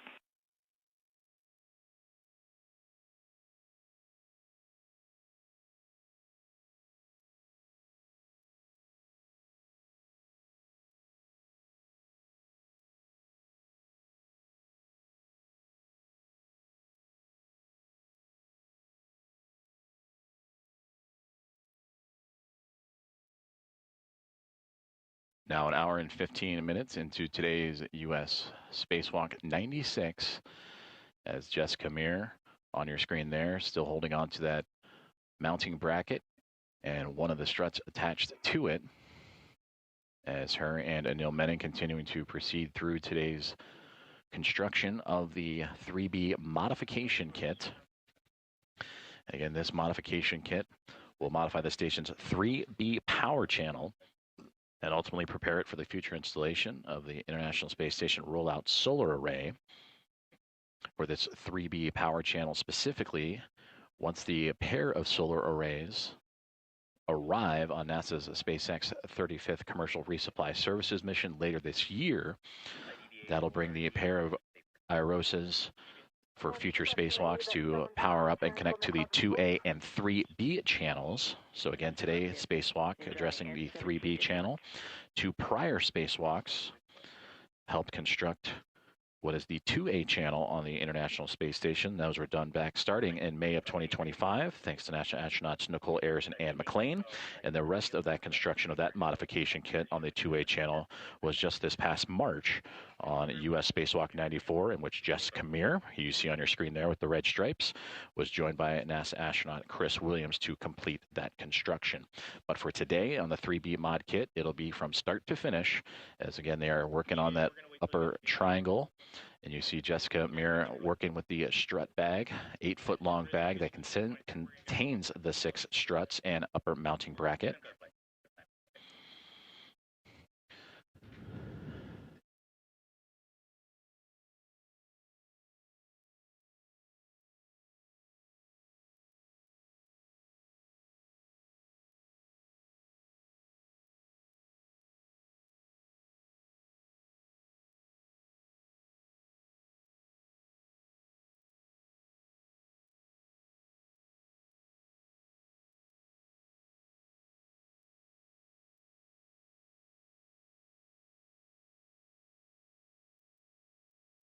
APFR is secure. Copy. APFR is retrieved. Translate back to width 37 and install it in the WIFX with a clocking of 12. Clocking at 12 in WIFX. So there you heard NASA astronaut Anil Menon, who was sent off to retrieve the APFR, that is the articulating portable foot restraint that functions as a standing plate for the crew members to snap their boots into and lock themselves into place, and that helps them provide a hands-free, stable position for what will become some complex tasks ahead in constructing the remaining struts, attaching them to the mounting brackets, and then taking the other end of those struts and attaching them to the 3B mass canister. He will attach that APFR, or again, articulating portable foot restraint, to the WIFX, which he obtained earlier in this spacewalk. And that WIFX helps add extra length and maneuverability to Anil Menon's future tasks ahead. So far, we are an hour and 19 minutes into today's spacewalk. Copy, black line flush. Upper triangle construction is well underway. Left upper strut to grounding block on the center pad. And also verify the pip pin from the right upper strut is still installed in the grounding block on the center pad.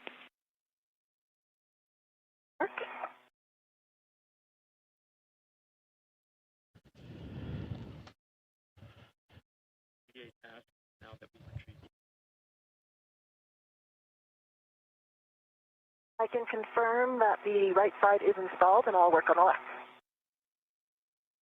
Copy.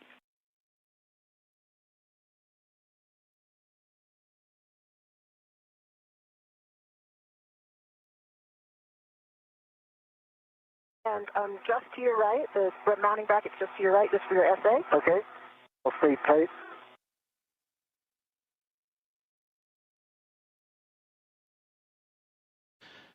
And there you can see that upper triangle starting to take a shape, that mounting bracket, the base of the triangle, if you will, just off to the right-hand side, angling outward into the hands of Jessica Meir as the right and left upper struts being assembled. And then soon they will add the center pad, which is the top point of that triangle, the one that is in Meir's hands at the moment. That is what will attach to the 3B mass canister. MLI and center pad covering L2 clevis.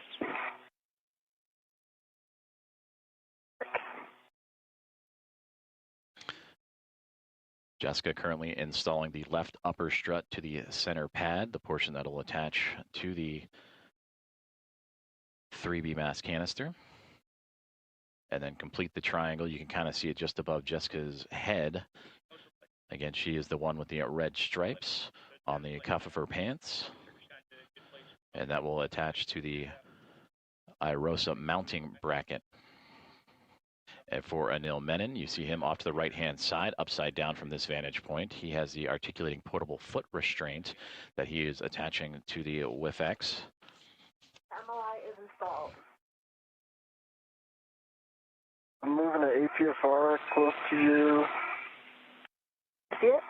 And Stephanie, am I okay now that this bolt is on the center pad? Can I remove the strut, the rep from the left strut? Checking. Jessica, you can release the ret on the right upper strut, but not yet on the left upper strut. I thought the right upper strut was the one that was staying attached the whole time.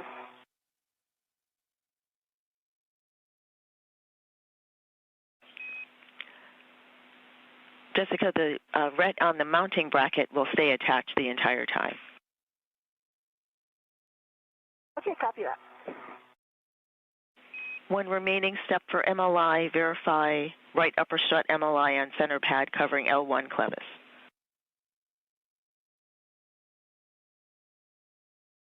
It is. It's covering the L1 clevis on the right upper strut. Copy. Next is to install the left upper strut LA to mounting L8 to mounting bracket left side. Work. And APFR is attached. Clocking 12, locking color black on black, good pull and twist on it.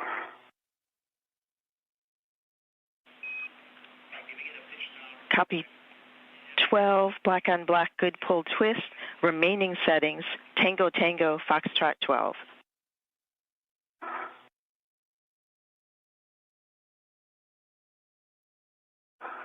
And Stephanie, I'm back to Bravo 3 for these bolts.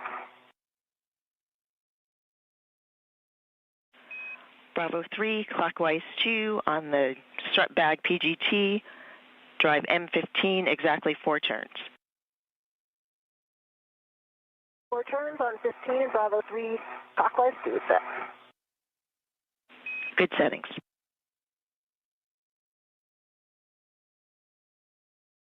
All right, Adele's going for Tango Tango, Foxtrot 12. Those are good settings. Verify pitch knob can be depressed. Oh, sorry, I'm initiating that. I haven't done it yet. Copy. Thank you for the clarification.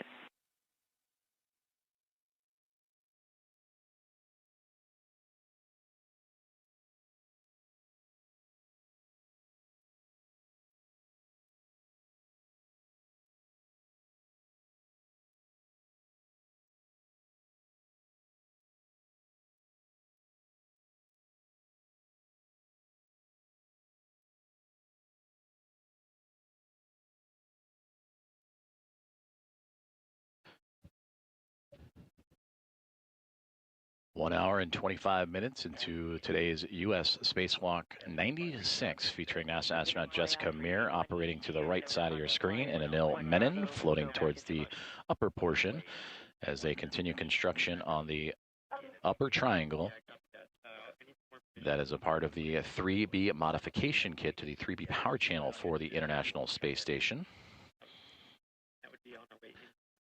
And this modification kit will prepare for the installation of an International Space Station rollout solar array on a future spacewalk. Currently, the task, as you can see, is Jessica Meir is continuing to work on that construction of the upper triangle. The silvery gray portion is the mounting bracket in which the IROSA will attach itself to. And then the actual struts themselves and center pad, closest now to Jessica's left knee, is what will attach to the mass canister.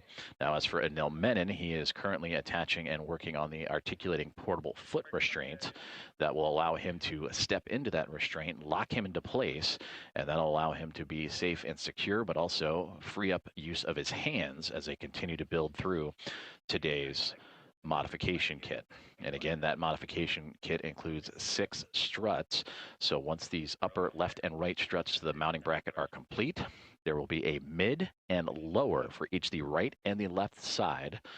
So 2 of the 6 currently in action right now. And that is where the extra reach and portable articulating portable foot restraint will help Anil Menon and Jessica Meir extend access to the areas they need to in order to not only assemble but also secure this 3B modification kit to the 3B mass canister.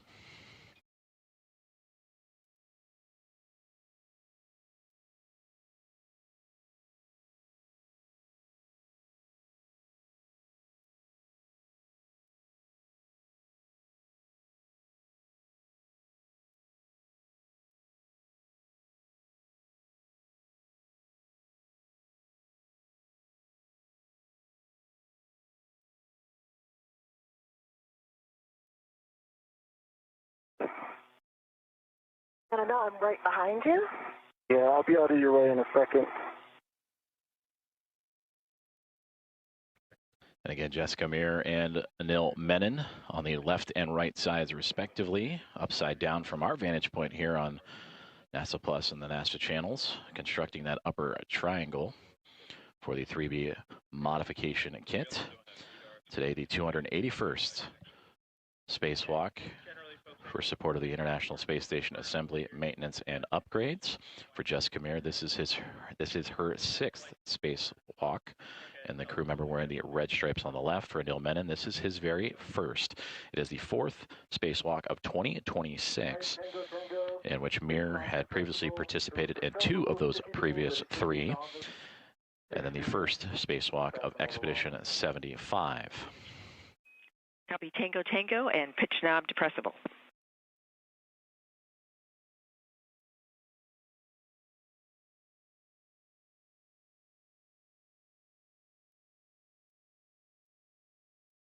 Got some hand start turns on M15. Got 1.5 turns. Copy 1.5 turns on M15.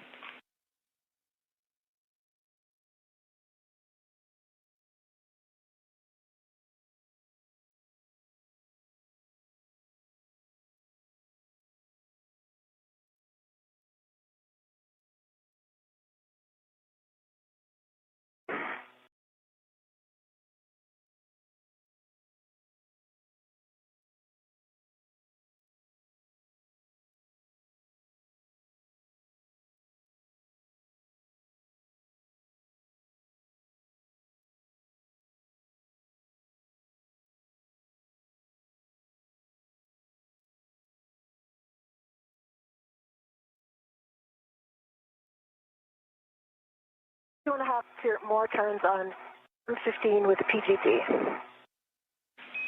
Copy 2.5 more turns with 4 turns total on M15. Now drive M16 to torque, expecting about 20 to 23 turns. Work.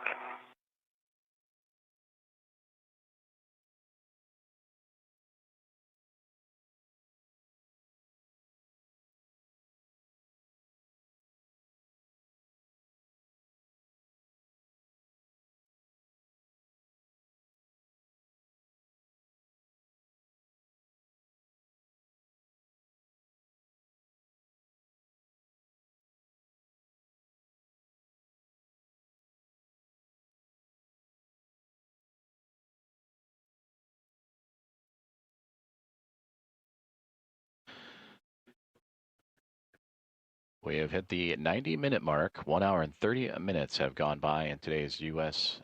Spacewalk 96 as NASA astronauts Jessica Meir and Anil Menon continue working on the 3B modification kit for the 3B mass canister. For Jessica Meir in the top left, she is working on the upper triangle.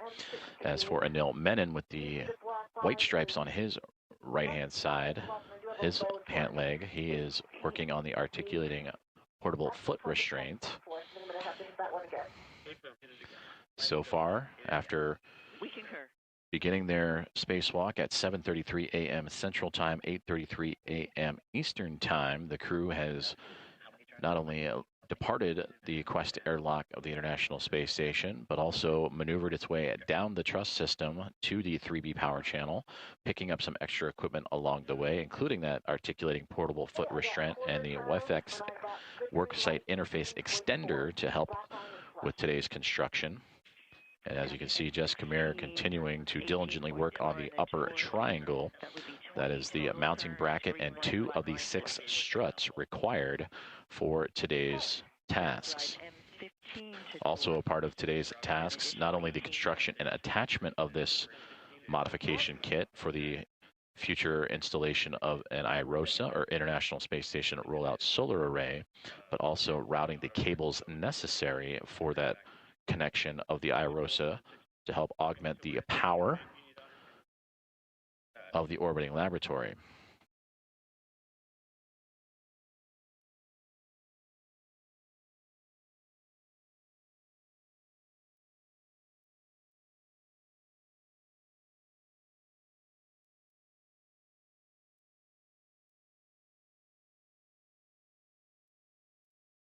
I got 16 turns, good green light, 18.2. On M15, 18.2 torque, 6 turns, green light, 16 turns. 16 turns, sorry, check black line flush. Confirm, black line is flush. All right. Stephanie, I'm all set on the APFR.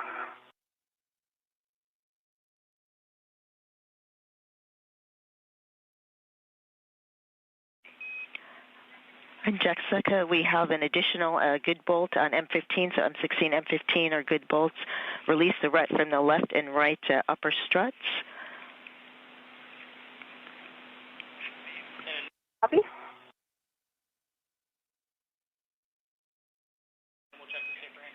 And for EV2, we'll take a glove, hap, and gauntlet check from you.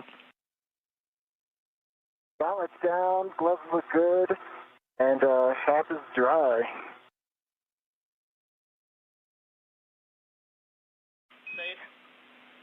Copy, good gloves, dry hap, gauntlets are down. Give us your HECA light.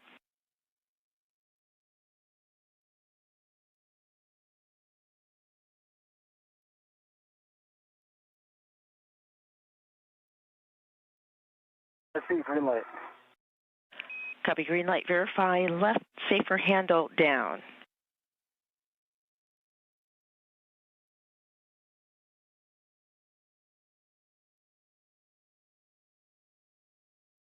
I think there was a little movement on that. It's now down. We copy. Thank you for checking, verifying. For Jessica, next for you is I have PGT settings when you're ready for torquing the right upper strut to the mounting bracket. I am ready. I believe those are the same settings. Bravo 3, clockwise 2. I'm in position for 13 and 14. Excellent. And you are correct. Same settings. You'll drive M13 and M14 to torque an additional 18 turns. York. So there you heard communications for NASA astronauts Anil Menon and Jessica Meir on the next steps of their procedures for today's U.S. spacewalk number 96.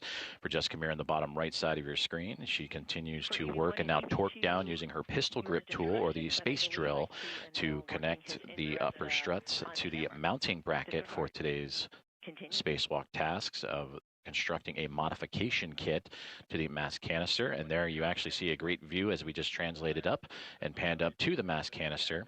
On the upper left and right-hand sides, just for perspective, that is NASA astronaut Anil Menon stepping into the articulating portable foot restraint. But just off to his left shoulder and then off to his far right are the solar arrays for that 3B power channel for the International Space Station. And that is the canister that they will attach this collection of 6 struts and a mounting bracket for a future IROSA install. Now, 1 hour and 35 minutes into today's spacewalk, the International Space Station currently flying over France. Jessica, I copied on M13, 18.4 on the torque, 17 turns, green light, black line flash. Good copy. Writing 14. Copy.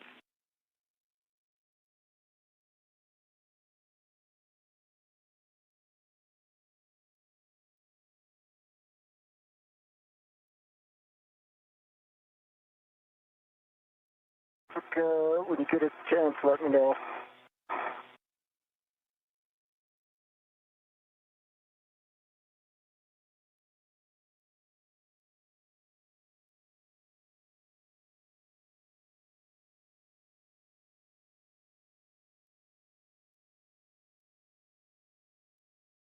Stephanie, I got 17 turns again, 18.2, good green light, black line is flush on M14.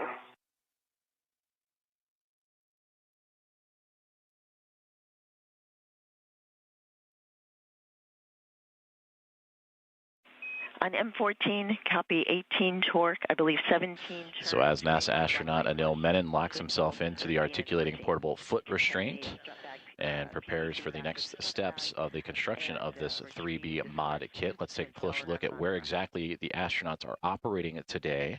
They're on the starboard side of the International Space Station, down the backbone of the truss system, the S6 portion of the truss system, and where you see the 3B highlighted in yellow, they are all the way at the tail end of the orbiting laboratory, and at the base of that 3B construction along the truss structure is where the 2 astronauts are currently operating to assemble the collection of 6 struts and the mounting bracket for a future rollout of an International Space Station rollout solar array.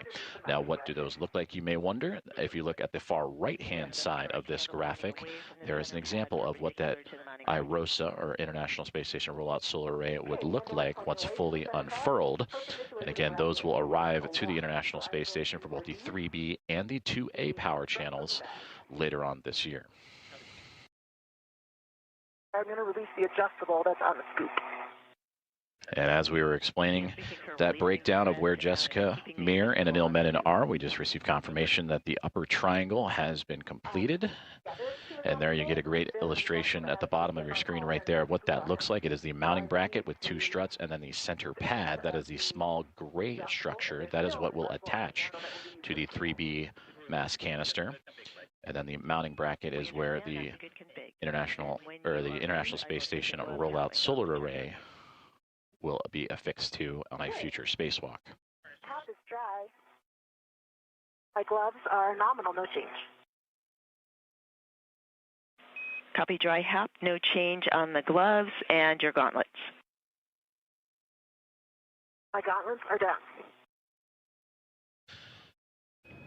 Copy gauntlets down. Nice work, both of you. We are now in the upper triangle handoff portion. I have 3 cautions, which I'm going to read to you within the 2 minutes that I have till handover. No sudden movements on the ECU, 4-bar linkage, BGA, mass canister, or mod kit. Maintain less than 0.45 feet per second on BGA. Limit loads to 40 pounds. Avoid cyclic loading. Do not impart forces into the mod kit struts before they are fully installed. V1 copies all, and I am changing my TCV. I am now at a setting of 4. Copy TCV 4, EV1. And copy EV2 copies the cautions. When you're ready, EV1 present non-tethered left side of upper triangle to hand off to EV2. Okay, stand by now. I'm going to come get into position for that. Can you do a quick boot check to make sure my heels are in? Sure thing.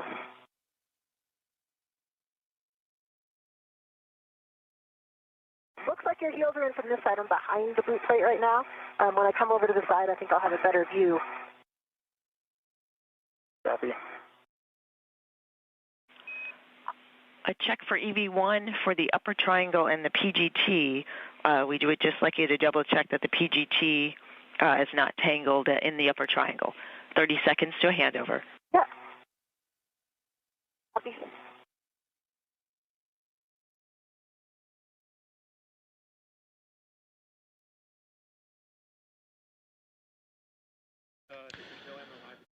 You heard the communications as we prepare for the handoff of that upper triangle from Jess Kamir to Anil Menon and begin preparations of installing that to the 3B mass canister. You have also heard from both Anil Menon and Jess Kamir some safety checks as they check over their gloves, their gauntlets, their HAPS, which is the helmet absorption pad, the safety device developed by NASA to help address the possible risk of water inside the helmets as they sweat through today's EVA opportunities and task list. And everyone so far so good working through. Again, the upper triangle build has been completed as we are now an hour and 41 minutes into today's spacewalk.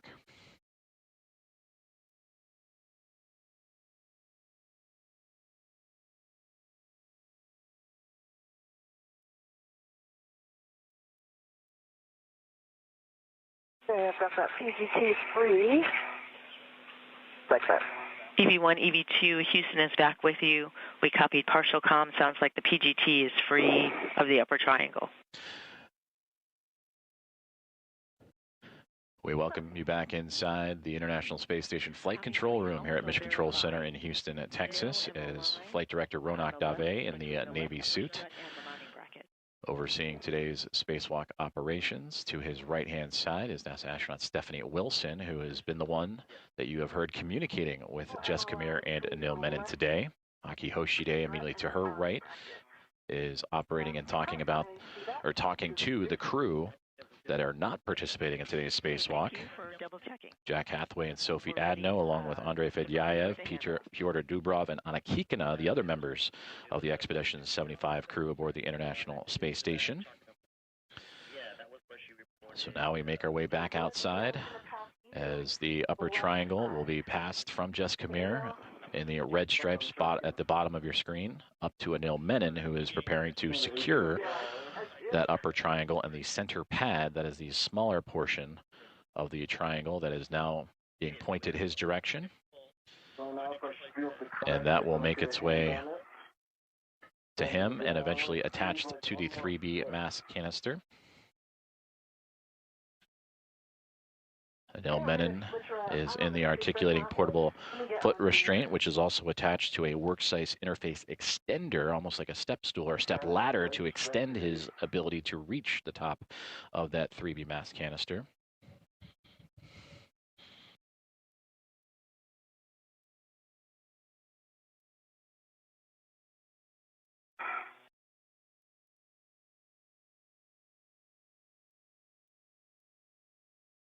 Here it comes. Great. Keep coming. Keep coming. Can you get it up any higher? Oh, so close. I got it. Okay, you got it. Control. You've got control.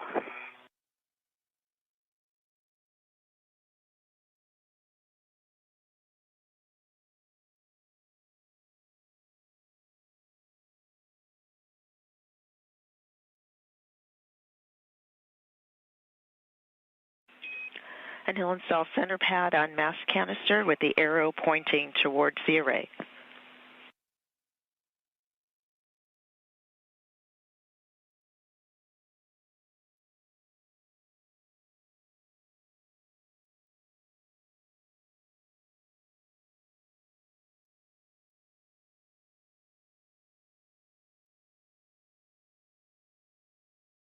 Okay, it's installed and in soft dock. Copy installed and in soft dock. Verify upper triangle to neutral down for later access. I came out, Stephanie, so I must have been wrong about that. Let me just give it another try. Copy that. As you're working with it, engage left side, then press in on the right side to engage the soft dock detents. Okay.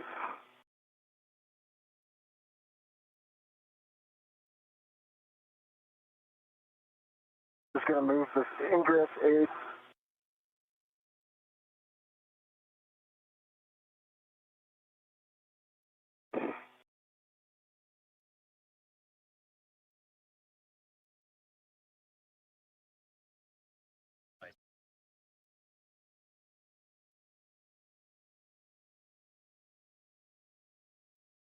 Stephanie, I have stowed the RET for the PGT and the torque wrench onto the WIFX. They're in a position where I think I'll be able to reach them.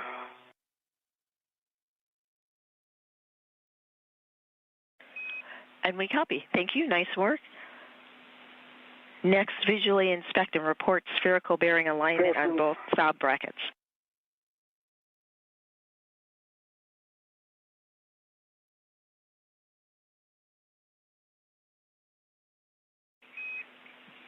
Go ahead, Anil. We are in soft dock. Copy soft dock. Nicely done. I see you retrieving your PGT. PGT settings alpha 2, clockwise 2.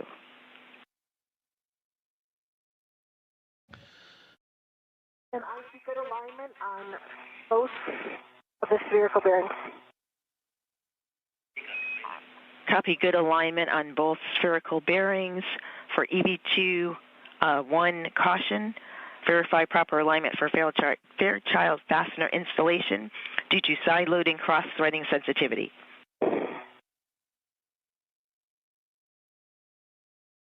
2 copies, and alpha 2, clockwise 2 is set and good. Cal. Copy all. We're looking for 2 turns on M5 through M8. Turns M5 through M8.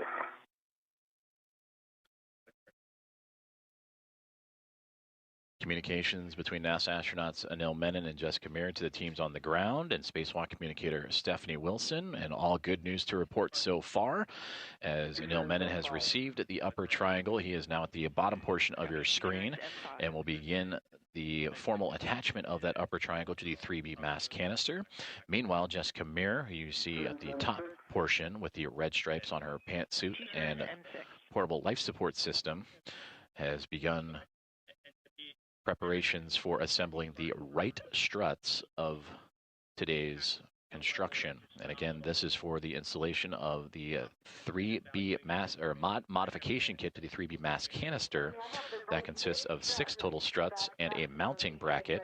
You see the mounting bracket at the knees of Anil Menon towards the bottom of your screen, with the first 2 struts now connected, and he will attach that to the mass canister. And then they will move into the right side of the construction, and there we see upright as we would view it here on Earth, as that is the upper triangle. And then they will have 2 more pieces, a lower right side and a mid strut on the right side, and then copy that over to the left-hand portion. So essentially 2 of the 4 struts have been connected and now being formally attached, as you see Anil Menon with his pistol grip tool, the space drill that will help him affix this to the top of the mass canister. And Jessica Meir now out of sight, assembling the next steps in the phase, which is putting together the right lower strut and then right mid strut to follow.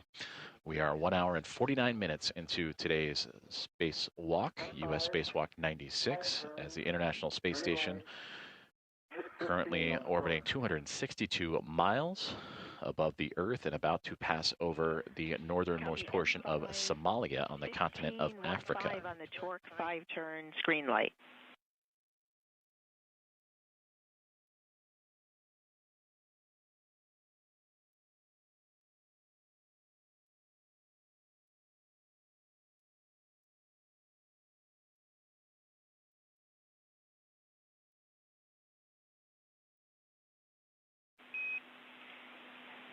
Anil, verify your PGT settings, Alpha 2, clockwise 2. Alpha 2, clockwise 2. Let me just read you this. M6 was 5 turns, green light, and it was 3.7 on the torque. The last one was 3.8. I accidentally read you the turn count showing up on the PGT, which is probably why it seemed high. Now we're tracking. So I got M5, 3.8 torque, 5 turns, green light. M6, 3.7 torque, 5 turns, green light. Stay firm. I'm going to M7. We concur.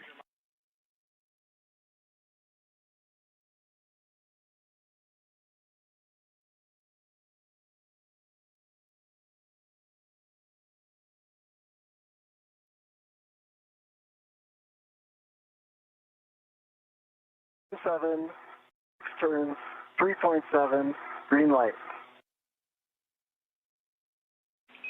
Copy on M7, 3.7 torque, green light, and the turn count was clipped.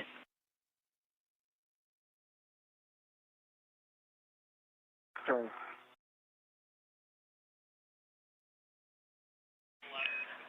I believe 6 turns.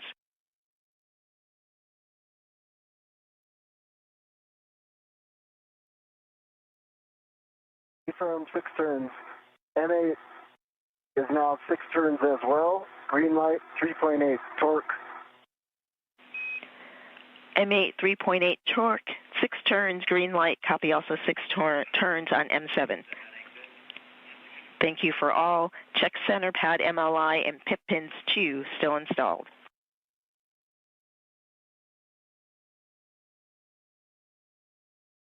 Okay. Also M5 through M8, all good bolts.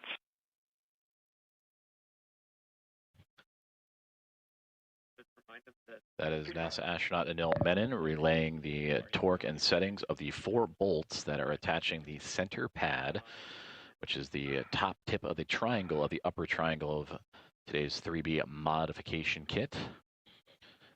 And the crew's here on the ground confirming good bolts as he is now attaching that structure and testing out that structure and inspecting those bolts as we see on our screen.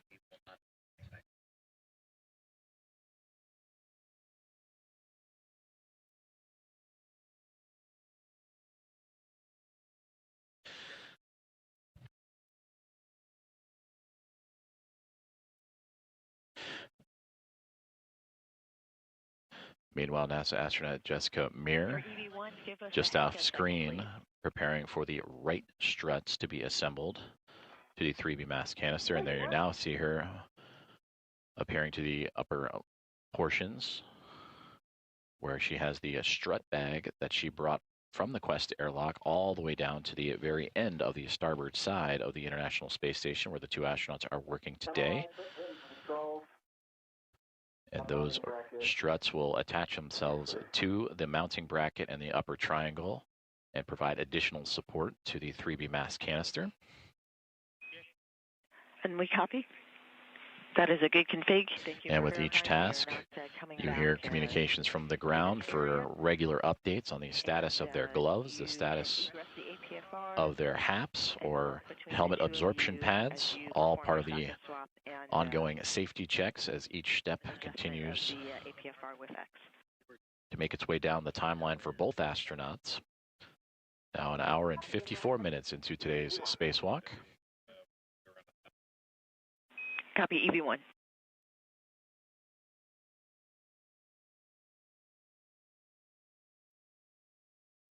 Coming out, Jessica. Okay, copy.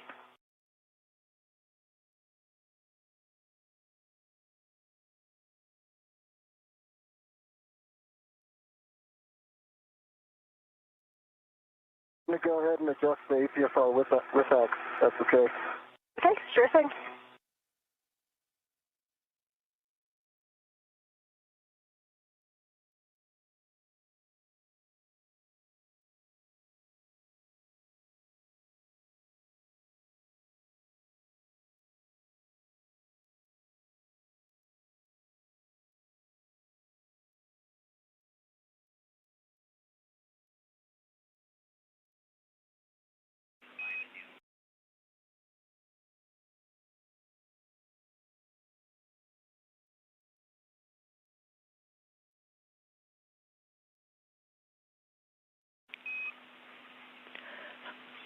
I know we see you working And to... Stephanie, can you confirm WIFX?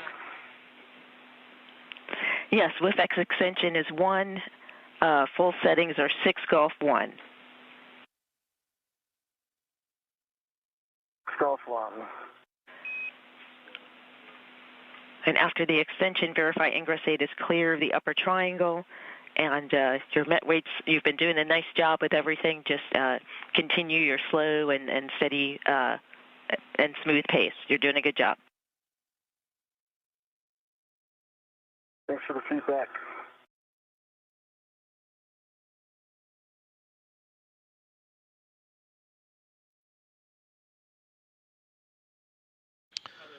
Communication with NASA astronaut Anil Menon as he has removed himself from the articulating portable foot restraint and is now adjusting the WIFX that is attached to the worksite interface extender. He had a bit of a higher setting in relative to his positioning along the 3B mass canister. He will now adjust that in support of Jessica Meir, who is to the upper portions of the screen, and Anil Menon with his full backside to the cameras as we see them, as they prepare to now assemble the right struts of this 3B modification kit.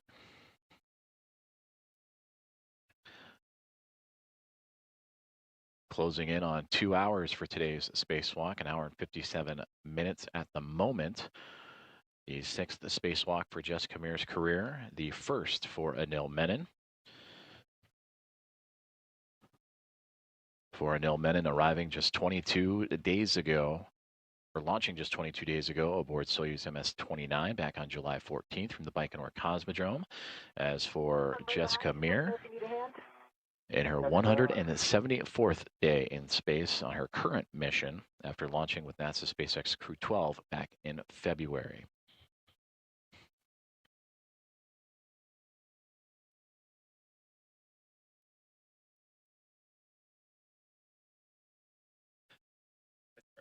And you can see just past the portable life support system, or the backpack, the spacesuit backpack of Anil Menon, right in the center of your screen, the next strut assembly that Jessica Meir is preparing. And again, we're going to be working on the right side next.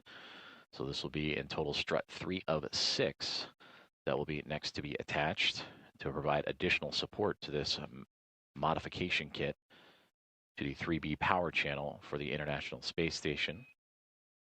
Anil, APFR settings 12, Papa Papa, Charlie 12.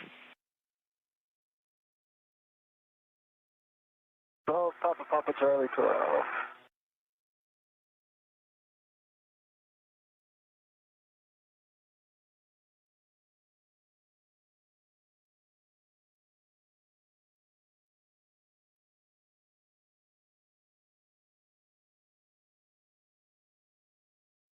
We still have the RET going to the mounting bracket as well. That will get released after you're back in there? I believe so. And Houston concurs. That's affirmative, Jessica. Copy.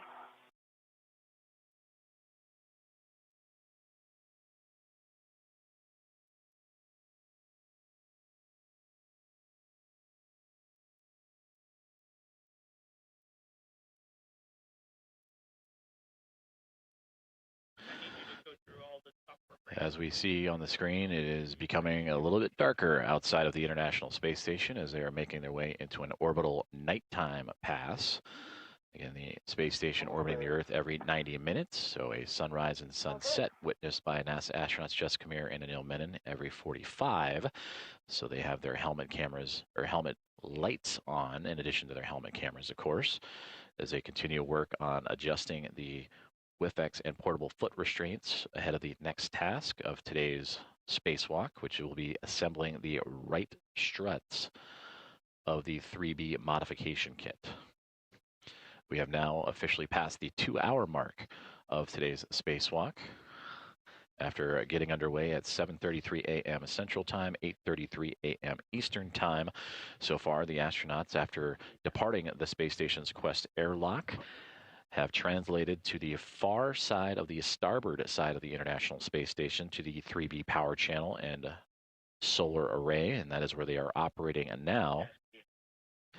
They have completed construction of the upper triangle, which is, you somewhat see portions of it, namely the mounting bracket towards the bottom of your screen, with some of the reflection of the lights from the camera, or from the helmets of the two astronauts. So that upper triangle consisting of the IROSA, or International Space Station Rollout Solar Array, mounting bracket, which it will attach to once delivered on a future cargo flight later this year, and then installed on a future spacewalk itself. That mounting bracket with 2 struts attached and attached to the mass canister. 6 struts in total and 1 mounting bracket, so 2 of the 6 have formally been completed. And again, working on the right side, a right lower strut and right mid strut will be next, and then the 2 astronauts will move to the other end and work on the left lower and left mid of today's build out. This knob was depressible. This is the main change that I made, and the width extender was set at 1, and the pin is at the pull test. Copy. Width extender 1, 12 Papa Papa Charlie 12, pitch knob can be depressed. From Houston, we recommend you ingress the APFR and then perform your socket swap on your PGT to the 2-inch rigid. That's a great idea. That's what I was thinking too. Love it when great minds think alike.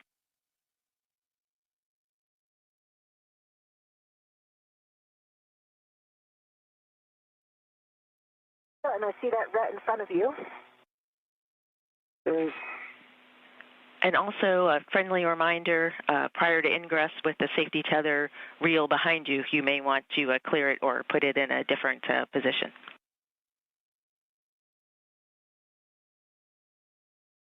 What do you think, Jessica? Looks like you're almost there, so I would continue. I see your toes in. We are okay with that.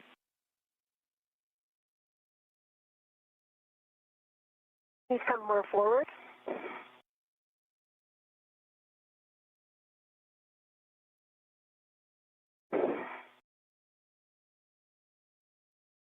You look in. No, your heel's not in. You need it. Yep. There you go. Keep going a little bit more. Exaggerate that a little bit more in. A little bit more. Now, yeah, I think that your foot is a little bit too far back. So when you're rotating, you're ending up on top of the heel guide.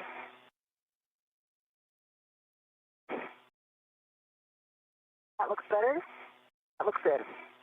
All right. Thanks for the assist. Where does my safety tether go? Your safety tether is between your legs behind you. Okay. I think I'm okay with that. Yeah, I think just when you come out next time, just watch where it goes and get it on the other side of your leg. Okay. Get it on in front of my left leg, essentially. Concur. Okay. All right. I have the right mid strut. Are you going to do your socket swap first? Yeah. Okay.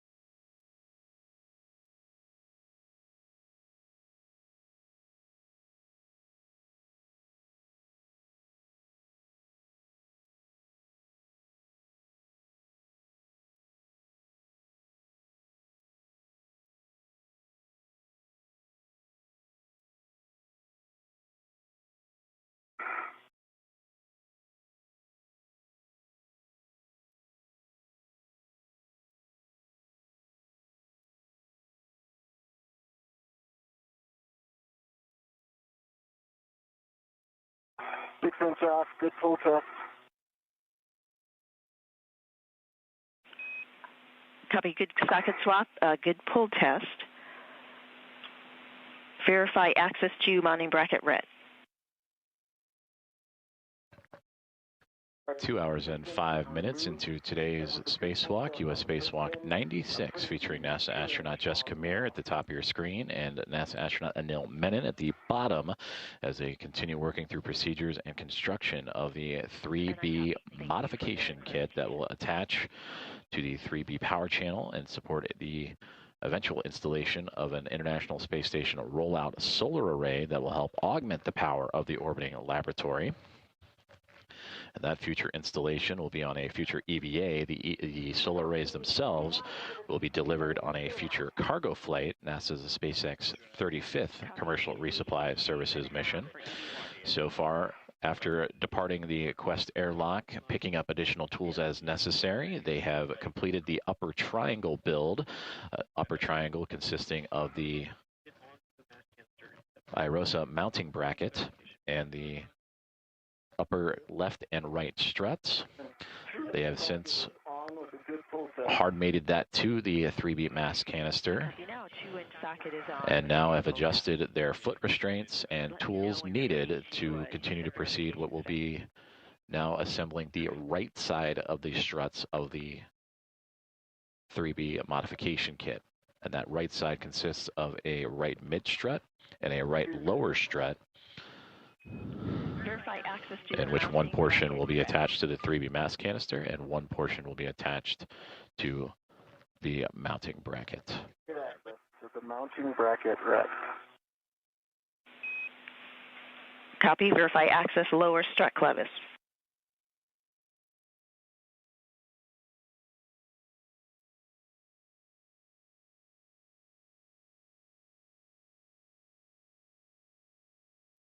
Good access lower strut clevis. Verify access mid strut clevis.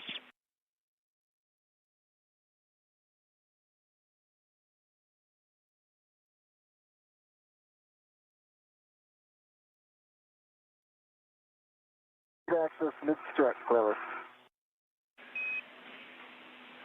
Copy. Verify mounting bracket pin grounding block. Good access mounting bracket pin grounding block. Copy. Good access to all those items. Release mounting bracket ret back to the strut bracket.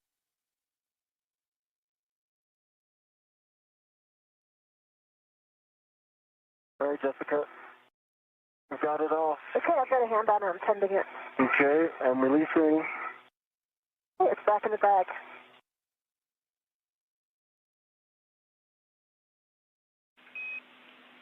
Copy. Mounting bracket ret is released back to the strut bag. We are 30 seconds to a handover for EV2. During that time, we'll take a HECA power cycle. EV2 cycling HECA. So as you hear the communications there, they are anticipating a handover, which is a handover in communications satellites. So we will temporarily lose views, but in the process of that handover, asking the astronauts Jessica Meir and Anil Menon to power cycle or essentially turn off and turn back on their HECA cameras, the high definition extravehicular mobility unit camera assembly. So we welcome you back inside the International Space Station Flight Control Room here in Mission Control in Houston, Texas at NASA's Johnson Space Center as that handover in communications satellites is ongoing. We should resume communications with the station here just momentarily as Flight Director Ronak Dave and his Momentum flight team overseeing today's EVA. He is in the middle of your screen in the Navy suit. Immediately to his left is Chris Dobbins, Flight Director that'll be overseeing a future spacewalk. This is the first, today's spacewalk is the first of 3 scheduled for this month. The next will be on Thursday, August 13th, U.S. Spacewalk 97, which will replace a communications antenna on the International Space Station called the Space to Ground antenna, among other tasks. And then also U.S. Spacewalk 98 on Thursday, August 25th. And that will focus on connecting power channels and cables and data relay systems as a part of ongoing space station maintenance, among other tasks. So that is Chris Dobbins to the near side foreground with Ronak Dave for today's EVA. Stephanie Wilson the spacewalk communicator immediately to his right, communicating tasks to the team outside of the space station and Mir and Menon, and immediately to her right is Aki Hoshide. He is the Capcom. He is communicating to the other 5 members of Expedition 75 that are inside the space station right now, and they consist of NASA astronaut Jack Hathaway, ESA astronaut Sophie Adno. Those two helped support preparations for today's EVA. Andrei Fedyayev, along with Pyotr Dubrov and Anna Kikina, all 3 of Roscosmos, also inside the space station today going through their daily activities.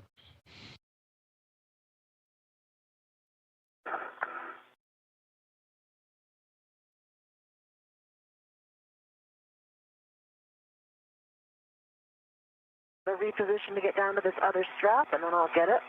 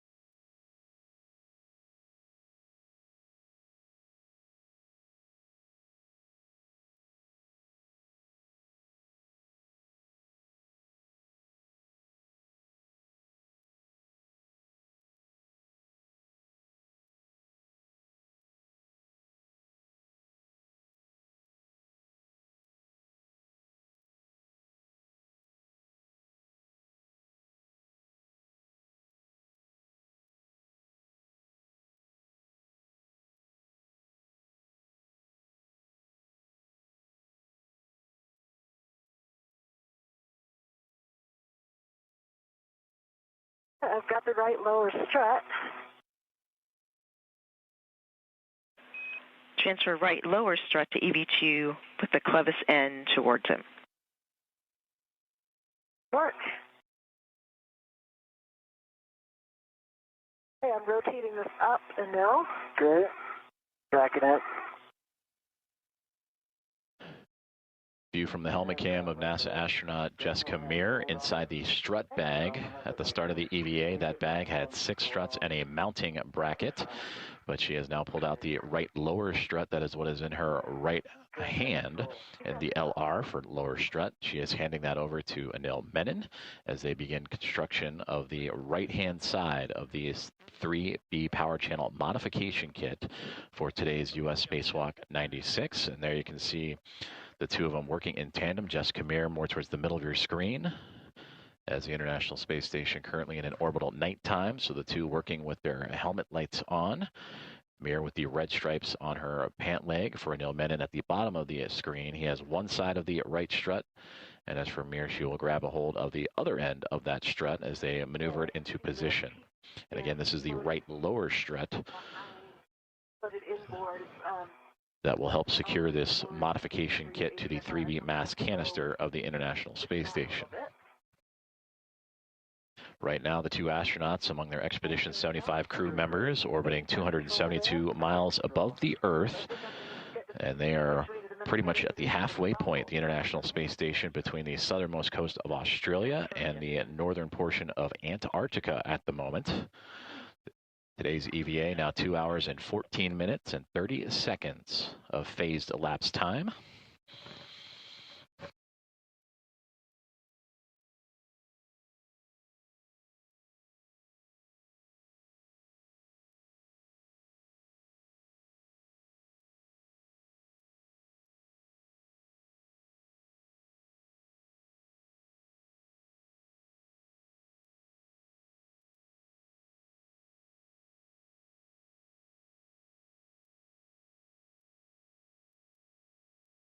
I know this is much closer than it looks in Doug. Agree. It got a good look at the translation area on the left that you need to use, and I think it's going to work just fine. There's a lot of structural handholds the opposite side of you, on the radiator side.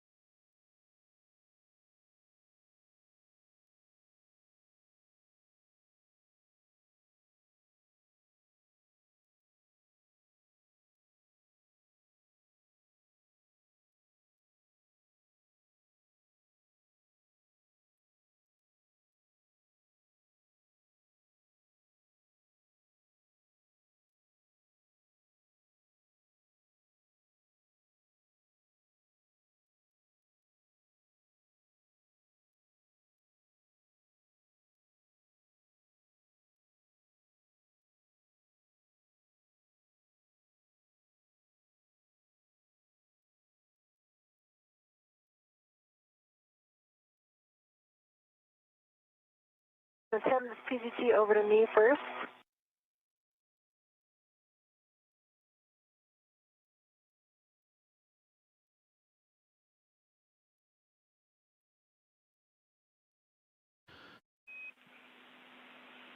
Jessica, a point of view from NASA astronaut Jessica Meir. I have one warning. Pinch point, keep fingers clear of lower strut pad to BGA interface when driving both. You want copies? And for both of you with the consumables check here, PET, 2 hours, 17 minutes. You're on the timeline. Limiting consumable is EV2 MEDOX, 6 hours, 20 minutes. So we do expect that to get better. Yeah, and I'll take settings for the PGT, Stephanie. PGT settings, alpha 1, clockwise 1 on the strut bag PGT.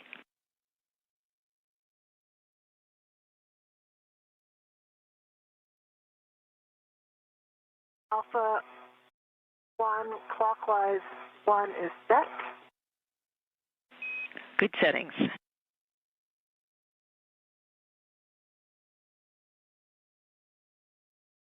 And now, Align lower strut M19 to the spherical Saab bearing. Looking to drive M19 exactly 4 turns. copy.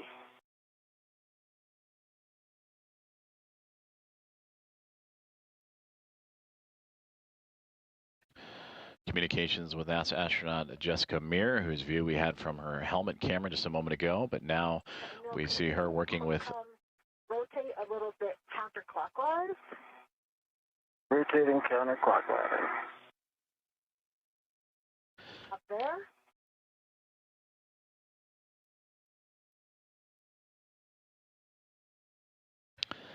So again, Jessica Meir at the bottom right portion of your screen with her helmet light on, securing one side of the right lower strut as they continue to work through their procedures, building out the modification kit for the 3B power channel and a 3B mass canister they are attaching it to for today's spacewalk with spacewalker and NASA astronaut Anil Menon. Bravo 1, clockwise 2. Bravo 1, clockwise 2.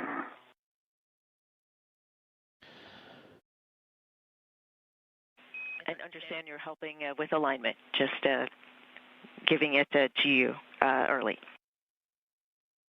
I'm with you. That was great. Thank you. Starting turn. So Jessica Meir again on the bottom right-hand side with her pistol grip tool, the space drill, securing that right lower strut to the mass canister as you start to see it slowly but surely become more and more illuminated, the International Space Station and its 2 spacewalkers, currently in orbital nighttime, but will be coming up on a sunrise here shortly. Anil Menon towards the top half, are now onto Jessica Meir, who is using that pistol grip tool to secure that strut to the mass canister. Prior to that, you heard an update from the spacewalk communicator Stephanie Wilson, providing an update. Now 2 hours and 20 minutes into today's spacewalk. They are on a timeline, so they are right on time, both Menon and Meir together, working in tandem today. And they also provided updates on consumables, just how their suits are performing, how they are performing. You heard the term MEDOX canister. That is the metal oxide canister. And that is what is installed in the backpack-like structure you see right there on the backside of Jessica Meir. That is what is called the Portable Life Support System, or the acronym here at NASA is PLIS. And that contains everything that an astronaut needs to venture out into the vacuum of space: breathable atmosphere, carbon dioxide scrubbing, cooling, power, water supply, and the like. PGT turned off. Copy that. PGT turned off. I'll give it another cow. We copy.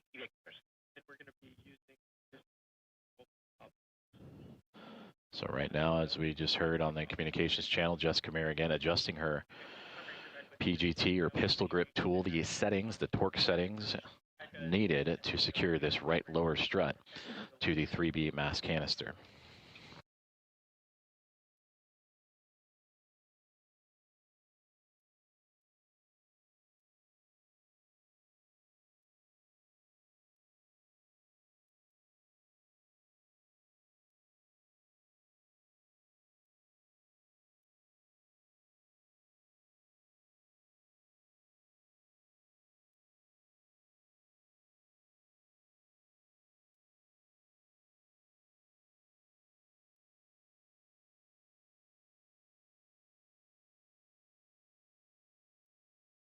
All right, Cal Pass, I've got a good LED test. Battery is 42. Copy, Jessica, is a good number. That was Alpha 1, clockwise 1.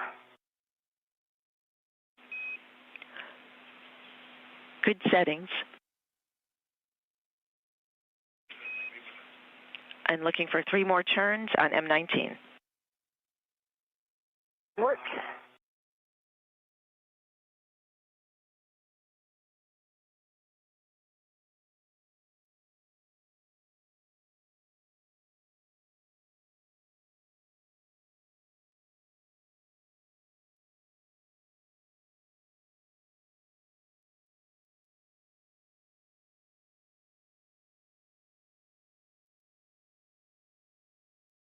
PGT turned off again as soon as I put it on the socket. I'm not sure what happened there.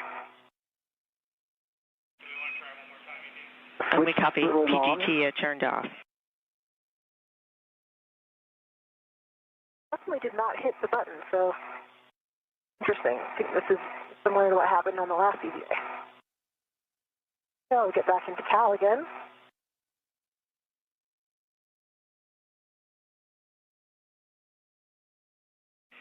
Pass. Jessica, we copy CalPass, and we'd like you to use this PGT one more time. We're talking about options. Okay, copy. Good LED test. 32 volts.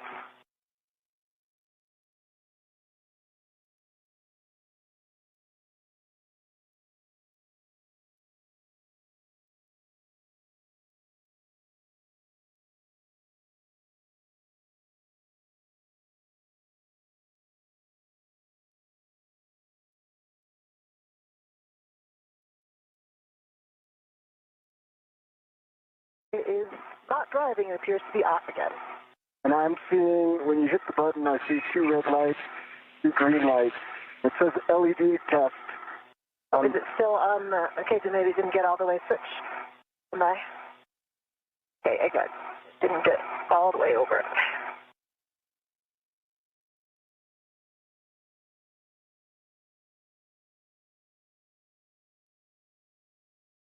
And if that doesn't work, Stephanie, I'm just throwing out an option for you guys to chew on, which is I could take out 1 foot and pass her my PGT. I have my PGT as well. Obviously, yours has the right socket on it, but I can always socket swap if needed. All right, we're turning now. Copy.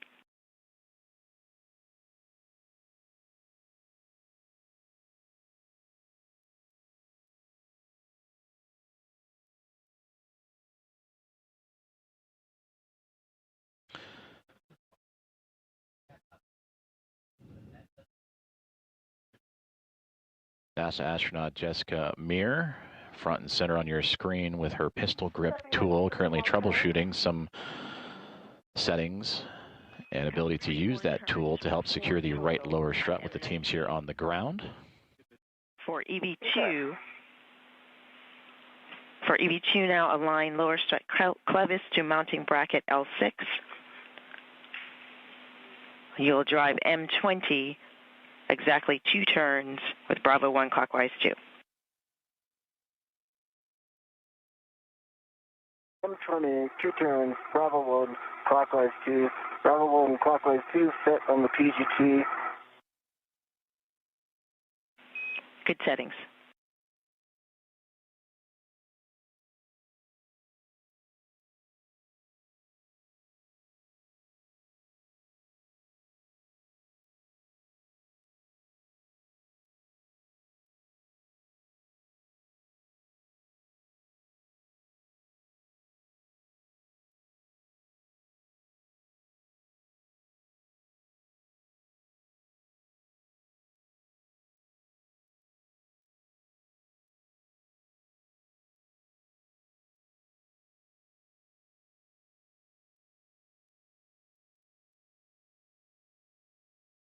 Turns.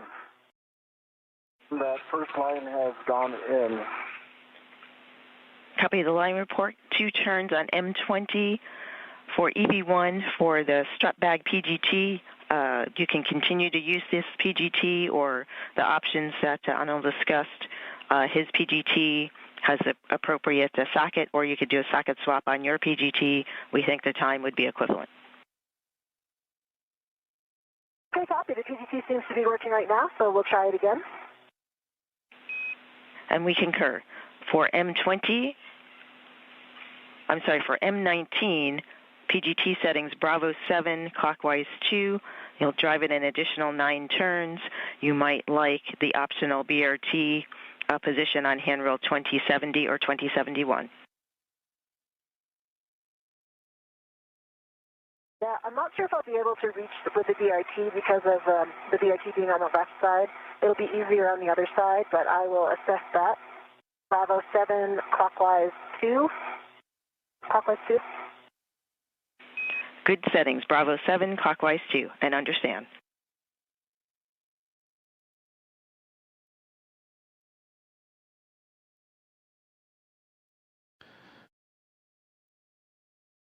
That's it. Bravo 7, clockwise 2 is set.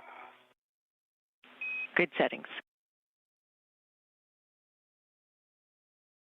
And remind me how many turns are expected here? We're expecting an additional 9 turns. Copy 9. And this will, you will drive to torque. Copy to torque.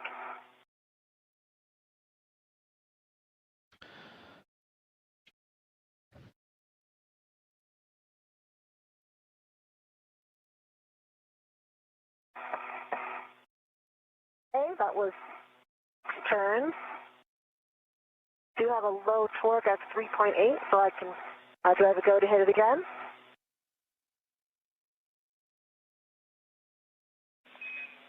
Jessica, say again the turn count.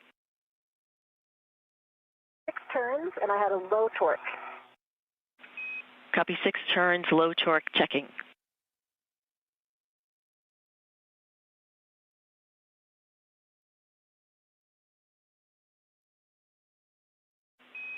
Jessica, double check PGT settings, Bravo 7, clockwise 2.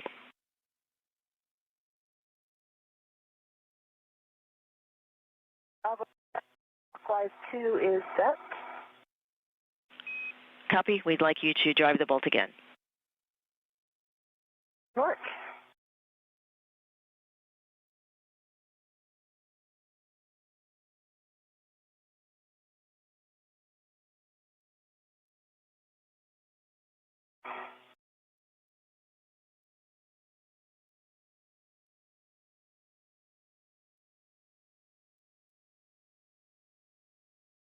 I did get a good green light that time. I have a 23.2 torque. It only turns maybe an eighth to a quarter of a turn. I do have a fault red light on the PGT, but a good green torque light.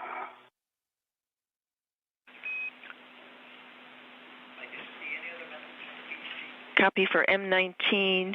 You had a torque of 23.2, an additional, after the 6 turns, you got an additional 1/8 to 1/4 turn. Green light with the red fault light. Any other lights? No other light, but it is interesting because the torque is green, but it does say low torque underneath the 23.2. Copy, checking.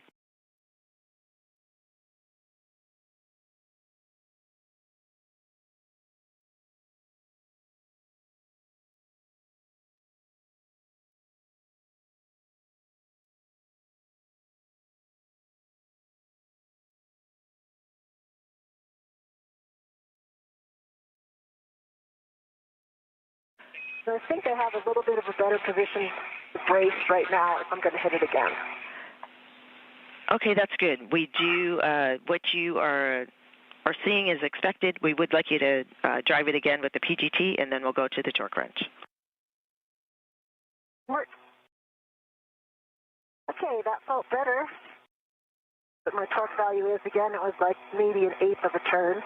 It's green light, and I see 25.4 on the torque value. I see black line is flush. For M19, 25.4 now on the torque, an additional eighth of a turn, green light, black line flush. Got a good view of the bearings right now, too. I can see it looks like no gap. I see the black line is parallel to the bolt canister. And it's got a good wiggle test, so it looks like a good bolt. Copy, a good report for the Saab bolts for the torque wrench. Manually drive M19 to final torque. We're looking for 2 breakovers. Copy, 2 breakovers. Whoa. Communications between a NASA astronaut Jessica Meir and the Spacewalk Support Group here in Mission Control in the International Space Station Flight Control Room as the views illuminating as the International Space Station makes its way into an orbital sunrise as we continue on today's tasks for US EV-896. And there you see Jessica Meir more in the middle of the screen with the red stripes on her spacesuit. Anil Menon joining her on this spacewalk today. In the bottom left-hand side, he is currently standing in the articulating portable foot restraint. Together, they are looking to attach the right lower strut 3 of 6, to be a part of this 3B modification kit that is being attached to the 3B power channel and mast canister around the International Space Station on the far end of the starboard side. You heard communication, some troubleshooting going on between Jessica Meir and the teams on the ground, looking to work her PGT, as you heard, or pistol grip tool, the space drill, as they were trying to get it to operate properly. They offered a couple of different solutions, also providing the torque wrench to help secure this strut to the mast canister. So we'll continue to monitor that as they proceed through their timeline. We are 2 hours and 34 minutes into today's spacewalk. Everything went by the book, pre-breathing, and all of the pre-spacewalk safety measures were all checked off. And the start time of today's spacewalk, 7:33 a.m. Central, 8:33 a.m. Eastern Time. And again, now approaching 2 hours and 35 minutes into today's spacewalk as both Jessica Meir and Anil Menon now orbiting right over the Pacific Ocean at 260 miles above the Earth. So to, again, recap the process so far, after egressing or exiting the Quest airlock, the 2 astronauts working together would move down the starboard side truss, the backbone and support structure of the International Space Station, to make its way all the way out to the far end of the starboard side. And that is where that 3B mast canister and power channel will be occupied. They have set up shop and have since constructed the upper triangle, which is the mounting bracket that the future International Space Station solar array will attach to on a future spacewalk, and 2 struts, a left and right upper strut. And together between those 3 items, they form the triangle and have since been connected to the top portion of the mast canister. So now what they're doing is working on the lower portions of that structure. Again, the right lower, and there will be a right mid strut, all to add extra security and attachment to this 3B mast canister. They will then transition over to the left-hand side of this structure that they are building and do the left lower strut and left mid strut. Are you able to estimate the turn count? It barely turned. I would say maybe a quarter turn max.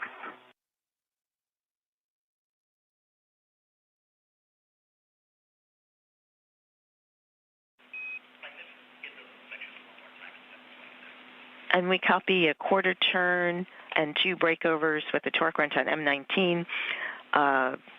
With that additional driving of the PGT and the breakovers with the torque wrench, we'd like you to reperform the Saab bolt checks. Verify black line parallel. Okay, yes, go ahead. I see black line is parallel. I can see the strut boss, the bearing boss, and the spherical bearing with no gap in between them, and I'm giving it a good wiggle test. It does not wiggle.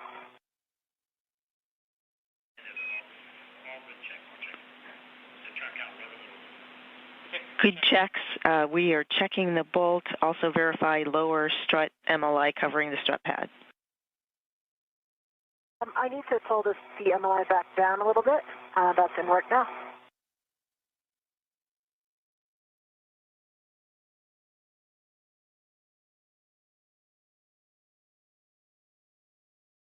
And Stephanie, the MLI is in place. Copy. MLI is in place. We can verify a good, we can confirm a good 19 bolt, M19 bolt. You can release the RET from the lower strut.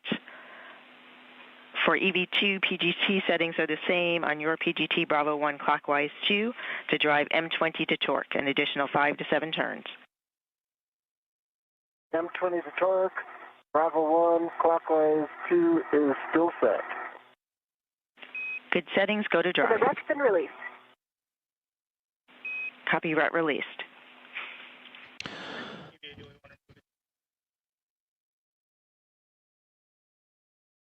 Stephanie, while he's driving those bolts, I translate up into position for the mid-strut? Yes, translate to side pad location on the right side of the mass canister.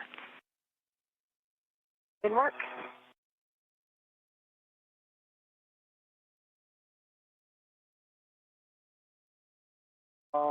Five turns, low torque, line is half a millimeter off of being flush.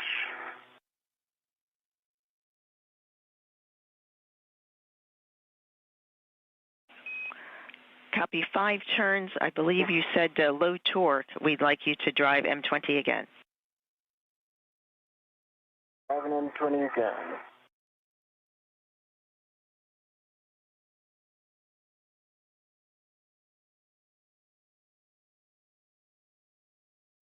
All right, one additional turn.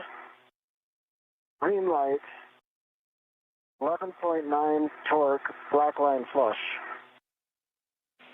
Copy. M20, 11.9 torque, 6 turns total, green light, black line flush, good bolt M20. Stow PGT, install lower strut grounding pit pin into the grounding block on the mounting bracket, and then install the MLI over the lower strut clevis. EV2 is moving to pit pin and MLI. Stephanie, I'm in position for the mid-strut. I've got my DRT down on the long handrail.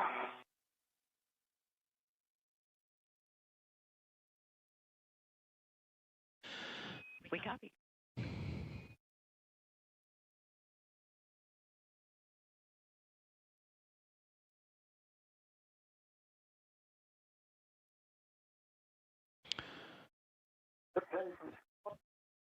Wrapping up the MLI, and I'll be ready.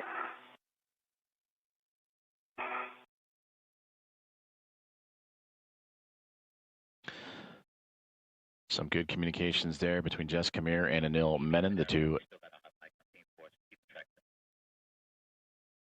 talking to the teams on the ground as they just have completed the bolting of the right lower strut. Jess Kamir attached her portion of the right lower strut to the 3B mast canister and then transferred bolting and assembly over to Anil Menon, who then attached the topmost portion of the lower strut to the mounting bracket, the IROSA mounting bracket, and together now they are working to begin the right mid strut. So in total, 6 total struts for today's assembly and a mounting bracket, all to support the installation of a International Space Station rollout solar array. The first 2 struts were used to help complete a triangle shape with the mounting bracket for the IROSA. That was built first and attached straight on into the 3B mast canister. Then at an angle from top left to bottom right, as we see, or pardon me, bottom left to top right, we see that lower strut assemblage to the mast canister. That has since been bolted into place. And then there is a support strut, a right mid strut that will go across from the mounting bracket directly across to the mast canister, and that will complete the right-hand side. So that is what Anil Menon and Jess Kamir are operating and working on now. And then they will take those procedures, lower strut, right strut, and make their way to the left-hand side for lower strut and mid-strut, pardon me. Now 2 hours and 42 minutes into today's U.S. spacewalk number 96, the 6th of the career for Jess Kamir, the 1st of his career for Anil Menon. So far, everything on timeline, the crew working diligently through their tasks after building out the mounting bracket with 2 struts to form a triangle, and which affectionately named the upper triangle. Lower strut on the right side has been bolted on, and now working on the right mid strut of the structure today. Extending and passing the mid strut.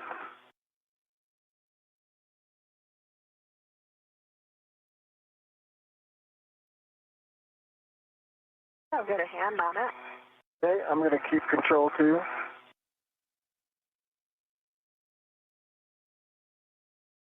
If you can hold it right there for a minute.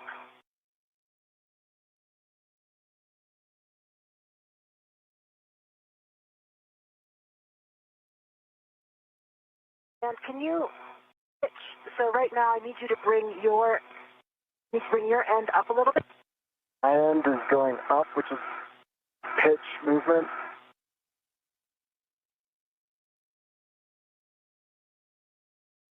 Here we go. We are in soft dock. Okay. Just FYI, the threading seems about 2 inches out, so we might experience an MLI challenge. Understand. Good call. Copy soft dock. 1 caution, verify proper alignment for Fairchild fastener installation due to side load cross-threading sensitivity. PGT settings for EV1 PGT, Alpha 2, clockwise 2, driving M9 through M12, exactly 2 turns.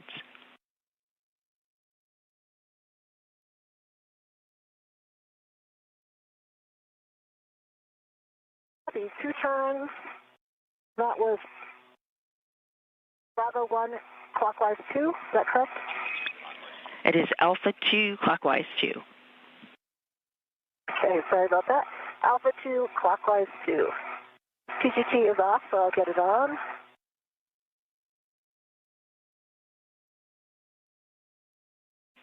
And we copy, and this one is expected to be off.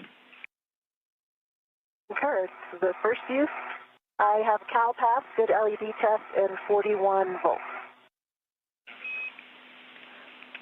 Those are good numbers. Go to drive M9 to M12, exactly 2 turns, 1 minute to a handover. Alpha 2, clockwise 2. Good settings. And 2 turns. Concur. Starting turns on M9. Copy M9.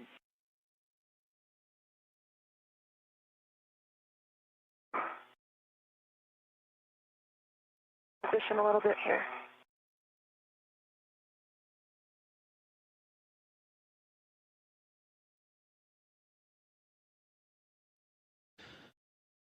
NASA astronauts Jess Kamir and Anil Menon continuing progress on today's build-out of the 3B mass canister and 3B mod kit attachment modification kit. And we just heard prior to all the settings that were radioed up to the crew from Stephanie Wilson, the spacewalk communicator, that they have reached the midway point of construction of this modification kit, which leaves the kit currently in the minimal configuration to safely and be structurally sound to the side of that mass canister, but continuing to press ahead as we are now 2 hours and 46 minutes into today's spacewalk.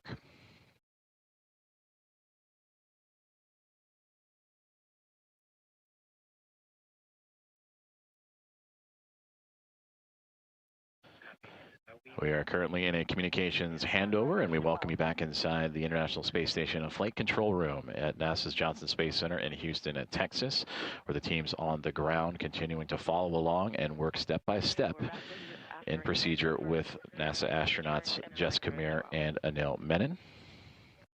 I've got 2 turns on M9 and 2 turns on M12. I'm about to start M10. Copy 2 on M9, 2 on M12, M10 in work. Thank you. And there you see Stephanie Wilson, that spacewalk communicator, right in the middle of the screen. Ronak Dave to her left-hand side in the Navy suit, the flight director for today's spacewalk and his Momentum flight team overseeing. And Aki Hoshide, the Capcom, to Stephanie Wilson's right side, managing communications for the other 5 members of this Expedition 75 crew aboard the International Space Station. So he handles the internal space station communications, Wilson the external for Menon and Mir. As we return to views outside of the orbiting laboratory, and again, these two working in tandem to now assemble the right mid strut, and they're working through their bolt settings to how to attach that to not only the mounting bracket, but the actual 3B mass canister itself using the PGT. You've heard that acronym used several times here recently. The pistol grip tool or space drill they are using to attach all of these struts to the mass canister.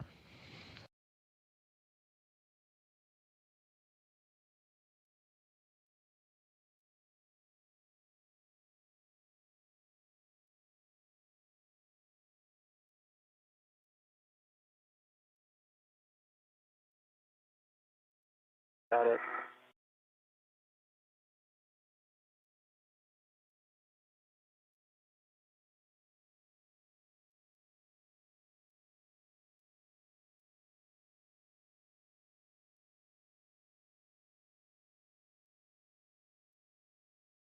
So I can get lined up a little better.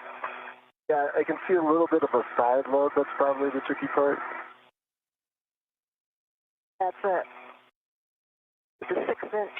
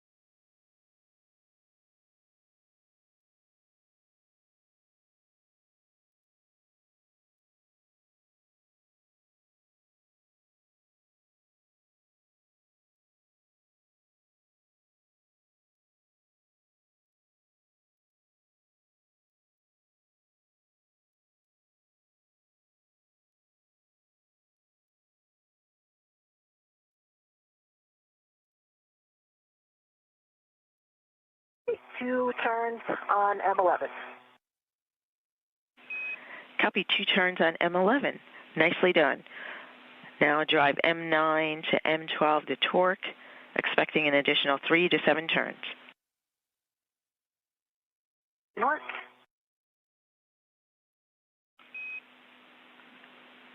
For EV2, align the mid-strut L7 with the upper strut L7. If needed, you can egress 1 foot from the APFR.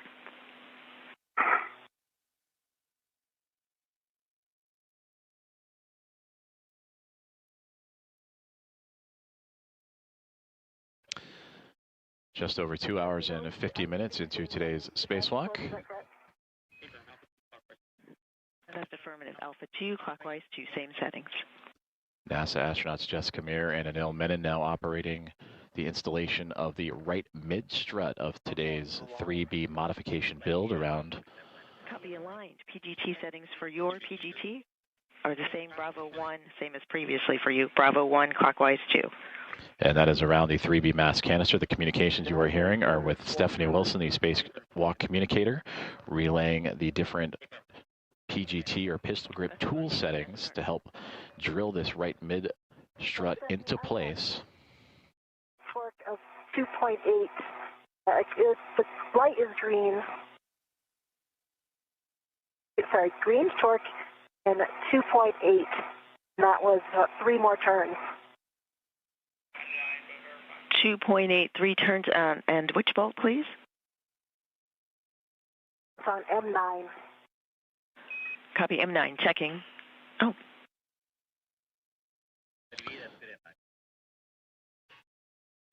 And that's a good M9. We're ready for the remainder of M10 through M12. Work.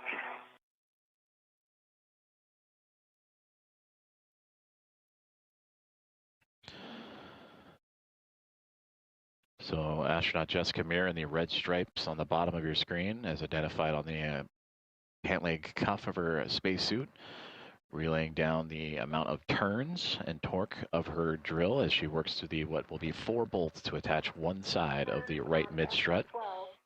The green light 3.6 torque. As she and Anil Menon continue to work through this right mid-strut assembly, I will turn over commentary for today's live coverage of U.S. Spacewalk 96 to my colleague with NASA Communications, Ken Appel. M24, 8 total turns, green light, black line flush, 11.8 torque. Copy EV2, hold here. What I understood for you for M24, torque 11.8, 8 turns, green light, black line flush. Affirmative, and that included, the 8 included the hand start.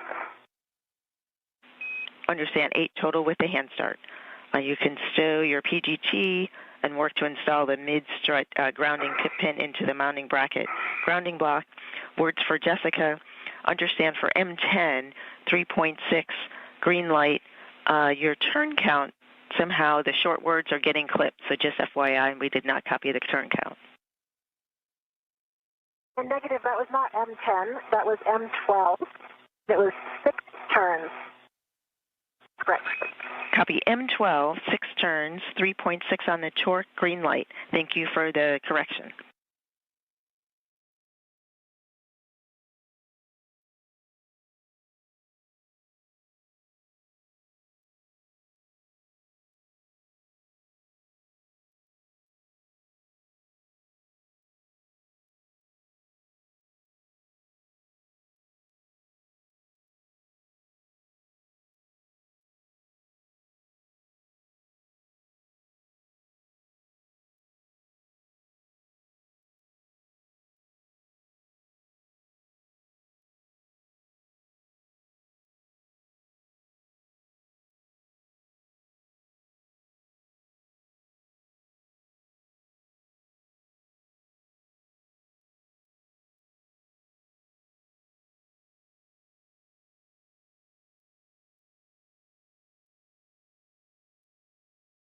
And Stephanie, did you copy my last? I last copied your report for M12. Sounds like a bit ratty comm, Stephanie. That was broken. This is Mission Control Houston, and if you're just joining us, we're covering the U.S. Spacewalk 96 that began at 7:33 a.m. Central, 8:33 a.m. Eastern this morning. We are currently just under 3 hours into today's spacewalk. The International Space Station is currently flying 259 statute miles over the United States over the state of Iowa. Sorry, we did not hear that. You can move on to M10. Today's spacewalk prepares the 3B power channel for the future installation of new rollout solar arrays. Once installed, the arrays will provide additional power to support critical station operations. The MLI installed over M13 and M14, ensuring that the mounting bracket upper surface is clear. Here on your screens are NASA astronauts Jessica Meir there with the red stripes, and then NASA astronaut in the foreground, Anil Menon. And Stephanie, I had 5 turns on M10. To recap, they have completed assembly of the upper triangle, which you see in front of Anil Menon there on your screen. M10, 3.8 torque, 5 turns, green light.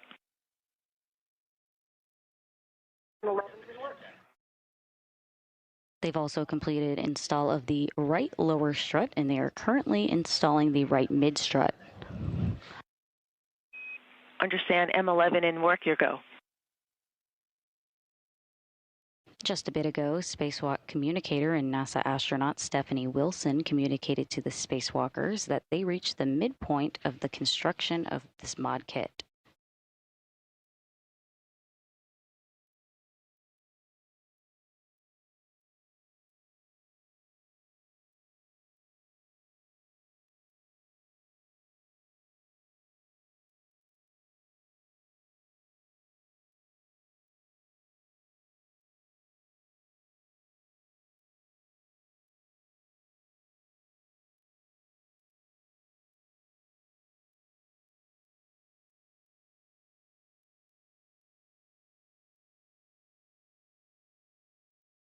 Stephanie, 7 turns on M11, good green light, 3.7 torque.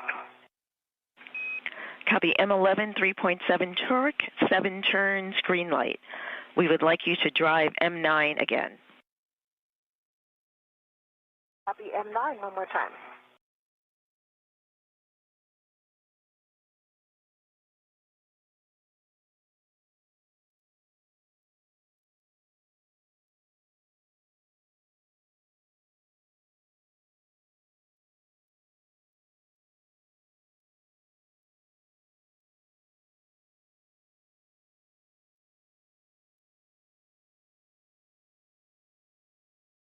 And Stephanie, that torqued out right away. I got 3.6 torque and like barely any turn. Good green light. Copy it, torqued M9. out right away, 3.6, green light for M9 checking.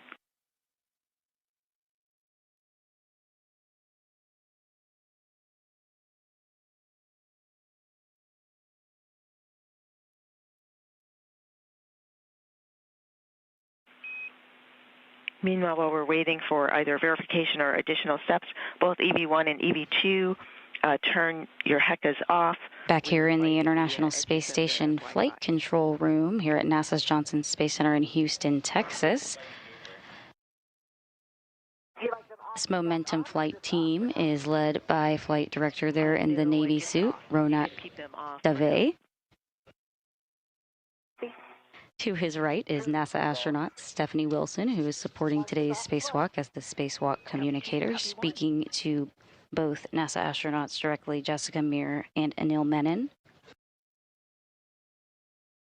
And to her right is JAXA astronaut Akio Shide, supporting as today's Capcom and communicating with the crew inside of the International Space Station.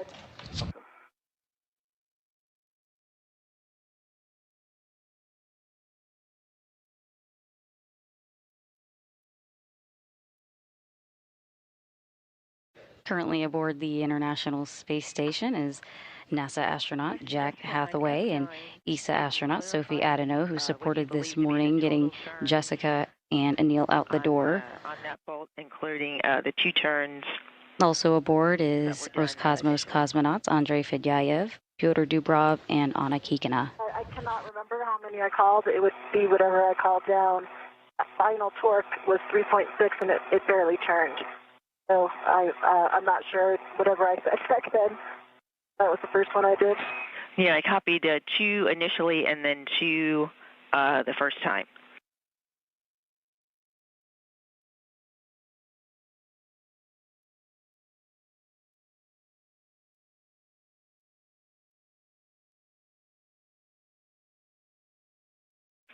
I copied Jessica. We're checking the bolts. For EV2 at a good time, I can take a glove, hap, and gauntlet check from you.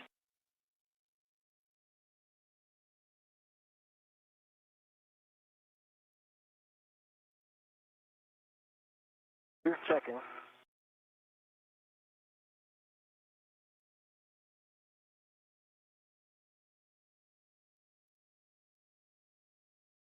EV2 gloves are nominal. Just a little black scuffing. Gauntlets are down and hap's dry.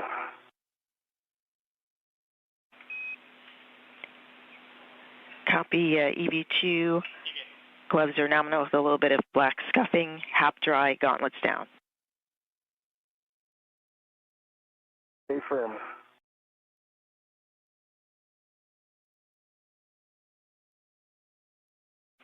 For EV1, while we are discussing volts, release a EV2 rep from the mid-strut and verify side pad. We are currently in a brief but expected loss of signal. Installed in the side pad and MLI standby. Just release EV2 rep from the mid-strut and verify the side pad final config.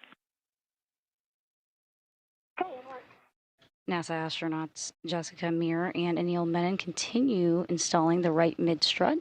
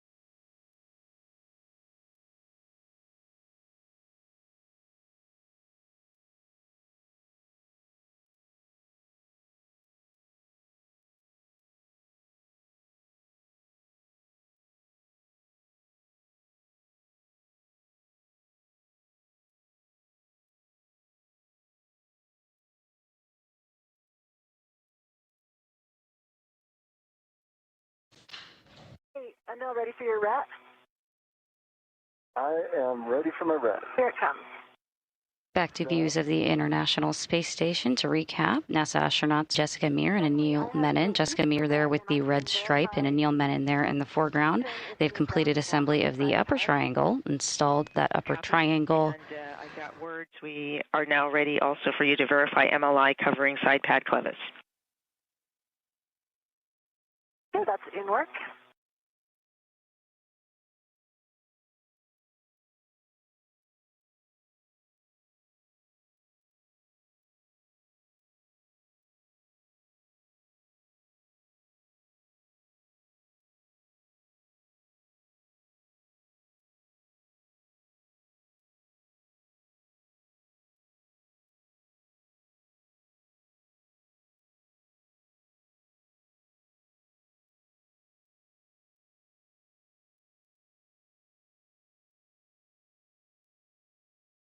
And Stephanie, it's covering the clevis now. Can you verify for me whether or not pit pin should also be covered by the MLI?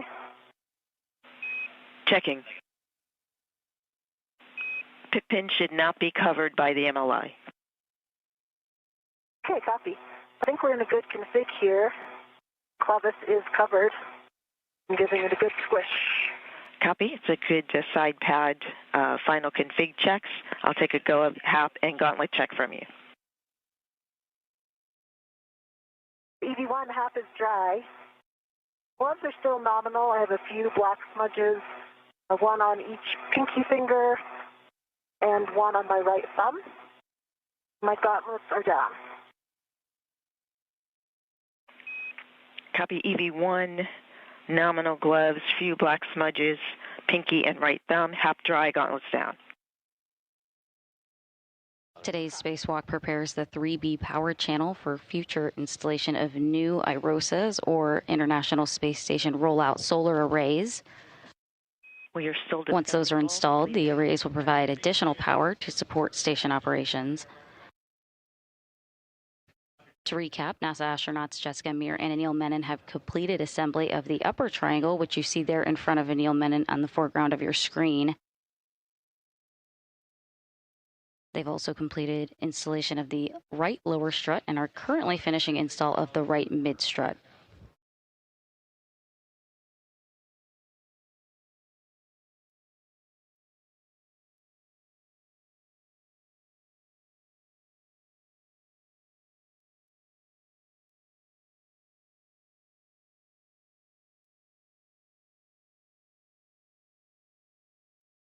While we're standing by, could you give us our ET, Stephanie, and where we are in the timeline?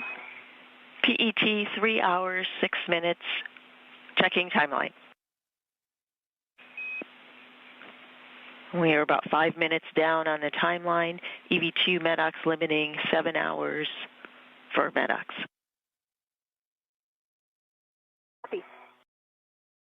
Good improvement. Definitely.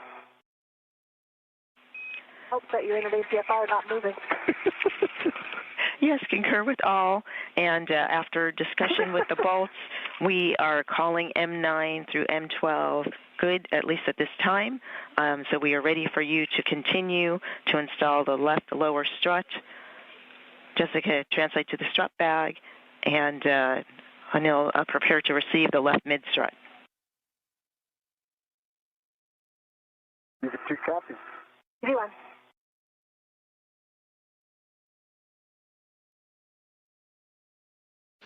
And with that communication to the crew from the ground team here at NASA's Mission Control Center at NASA Johnson Space Center, that they have instructed that Jessica Meir and Anil Menon, the two spacewalkers for today's U.S. Spacewalk 96, have moved on and have completed the assembly of the right mid strut. They were going over reviews of the bolts that were needed, the 4 bolts to attach that right mid strut to the 3B mast canister. And with that, they have since given the go for Jessica Meir, who you see towards the top of your screen in the red striped spacesuit, to move along and return back to the strut bag and now begin the left side of the assembly. And that left side will start with the left lower strut.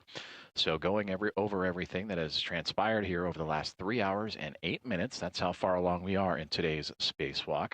The crew has completed the upper triangle build, which consists of the IROSA mounting bracket. That is what the future IROSA installation will attach to help provide additional power to the International Space Station through the 3B channel, which is the channel on the far side of the starboard side of the International Space Station. So with that mounting bracket attached to 2 struts, forming a triangle of the 3 sides, and that would attach to the top portion of the mast canister. Then they would assemble the right side portion, which consists of the right lower strut and right mid strut. That lower strut completed a little while ago, and you just saw and heard the communication with Jessica Meir and Anil Menon to begin procedures to now move over to the left-hand side and begin pretty much what they just completed on the right, mirror to the left lower strut, and then the left mid strut. Also, still to look ahead for today's spacewalk is to also assemble the collars, cables, and MLI. You've heard the term MLI a few different times today, and that is multi-layer insulation that provides protection to areas around the International Space Station that are exposed to space. In reviewing our system config, we realized during the last year.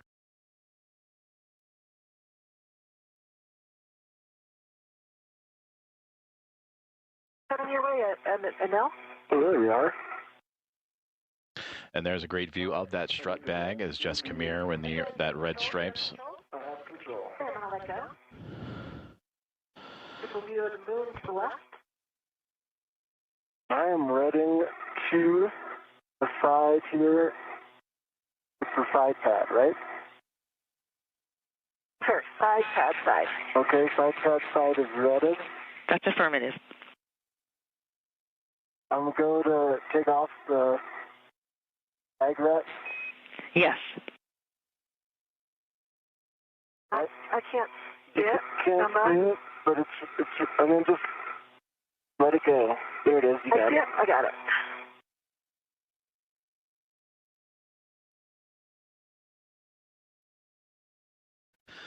So that is Anil Menon on the bottom left and Jessica Meir on the top of your screen, starting to begin assembly of the left side of today's 3B modification build outside of the 3B mast canister of the International Space Station, and all in support of the future rollout of a rollout solar array to provide additional power to the orbiting laboratory.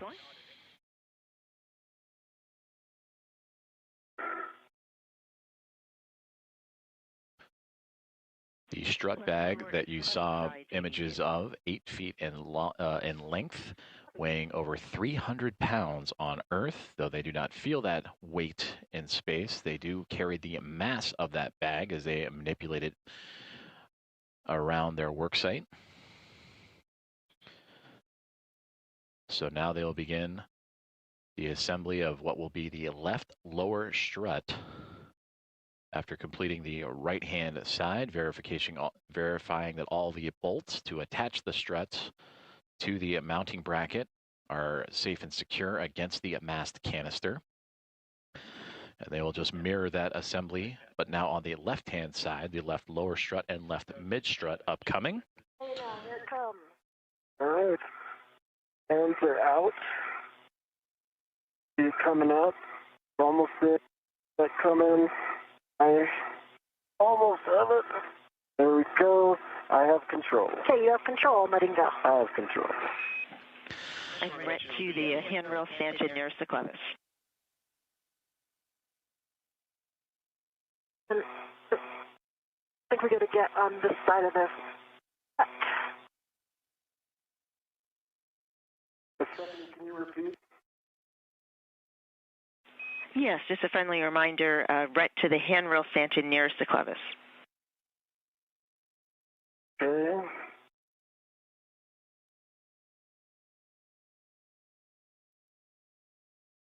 MWS RET is on the handrail stanchion nearest the clevis, near M22.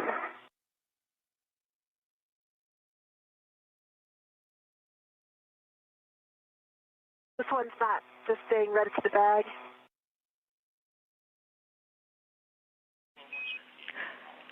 This one, once the red is on the handrail stanchion, you can release the bag to the bag, the red to the bag.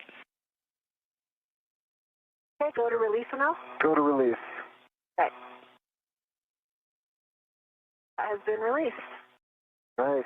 I have control. I see you have control.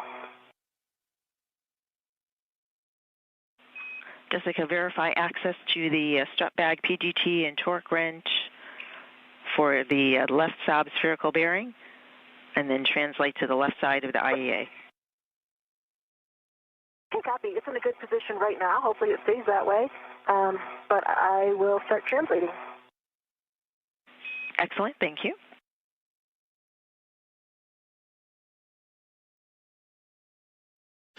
Zeroing in on 3 hours and 15 minutes into today's U.S. Spacewalk 96, featuring NASA astronauts Jessica Meir and Anil Menon, the sixth of Jessica's career. And for Anil Menon, who just arrived to the station after launching 22 days ago, it is his first of his NASA career. Today's spacewalk is to build out a modification kit to the 3B mast canister and augment the 3B power channel for the International Space Station. And this modification kit, this structure that they are building, is to support an International Space Station rollout solar array that'll be installed on a future EVA. Those solar arrays will arrive to station both to support the 3B channel that we've been talking about today, and also the 2A channel that EVA would complete a similar structure over the last couple of EVAs for these astronauts and for the International Space Station. The most recent back on March 18th, U.S. Spacewalk number 94, that Jessica Meir was a part of alongside with NASA astronaut Chris Williams.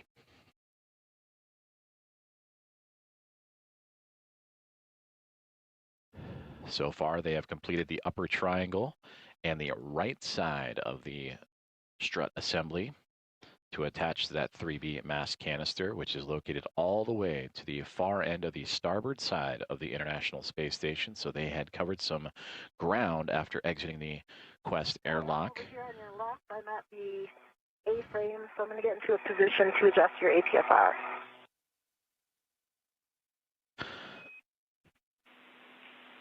Copy. Friendly reminder for the roll changes from Charlie to Hotel. Copy, Charlie to Hotel. And that is Jessica Meir relaying communications to the ground as she has moved around backside of where she previously was, supporting the right side build out of the structure. She since has gone up and around Anil Menon and is now popping up on the left side of the structure to help build out that left lower strut and left mid strut. Meanwhile, Menon at the bottom of your screen, he is locked in to an articulating portable foot restraint to help extend his reach, which I think might be a song. Copy a slow roll for it now. Right, and now. See my theme song. I've got a.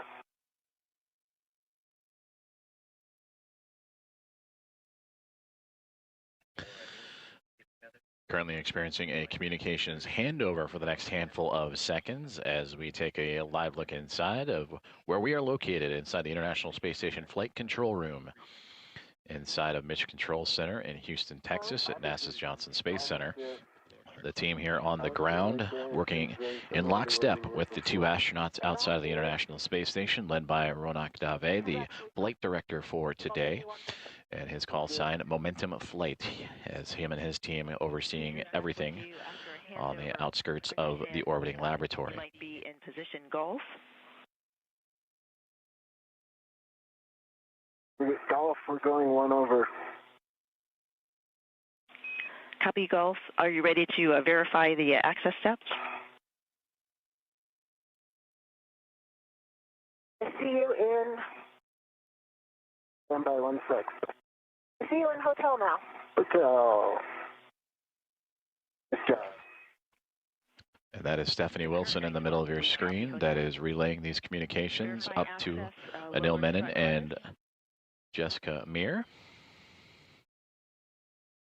Aki Hoshide to the right of Stephanie Wilson, handling all other communications to the remaining 5 members of Expedition 75 inside of the International Space Station. As we have now regained communications as the handover complete between satellites, and a view there of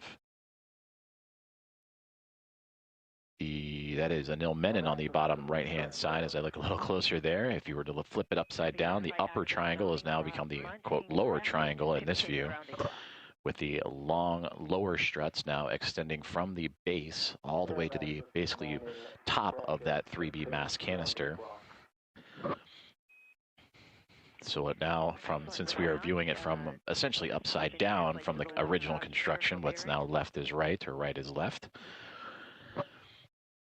For Jessica Meir, again, moving into position after completing that right-hand side build out of the lower strut and mid strut, and preparing to receive one end of the left lower strut from Anil Menon, who is currently holding it, while Jessica gets positioned properly.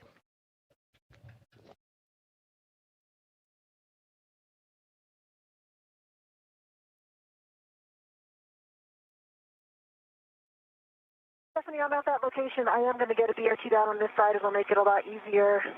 You're on the appropriate side now.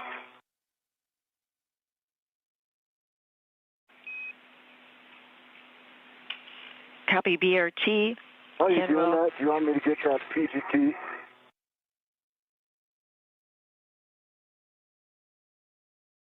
I think I can reach it. I can reach it, I think.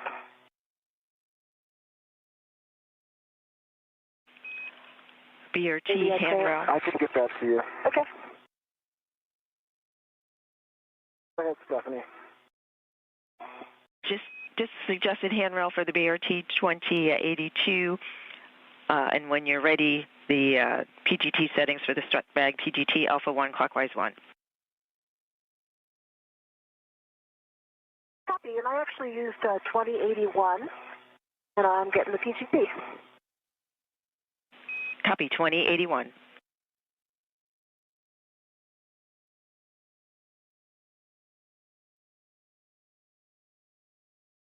Also, I'll give it a Cal.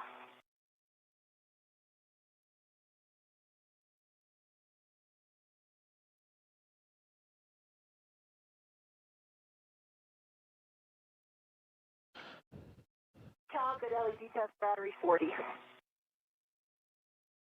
I'll actually take settings before we line up this strut.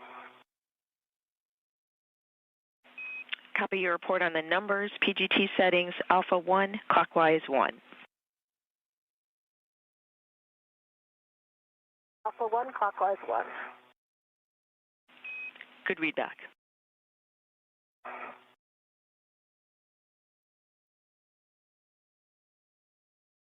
That is set. All right. Now I'm ready to get that strut in position. Line lower left strut M21 to the Saab spherical bearing, and on a nil side check pip pin lanyard is free of the clevis.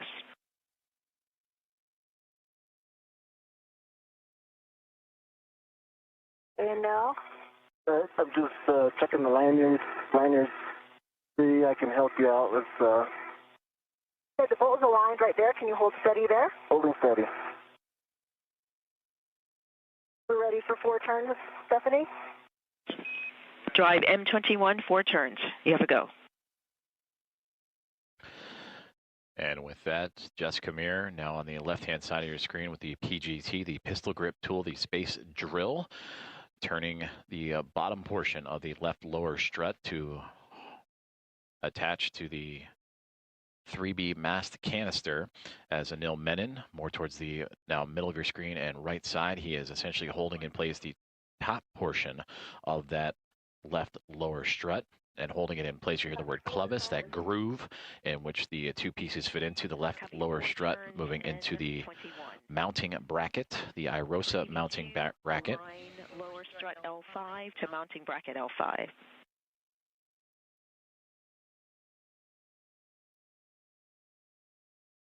So while Jessica Meir on the left is attaching the lower portion of this strut, Anil Menon just receiving instruction to now arrange that strut and properly align it into its correct configuration, and now properly aligned to the mounting bracket. Settings for your PGT, Bravo 1, clockwise 2. Is this just 2 turns here? That's affirmative. You'll be driving M22, 2 turns. And you can hand start them, your preference. I'm just going to hand turn them.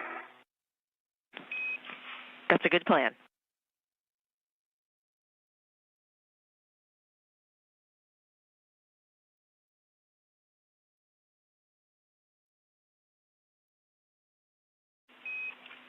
For EV1, while EV2 is hand driving M22, get ahead PGT settings for you, Bravo 7, clockwise 2 on the strut bag PGT.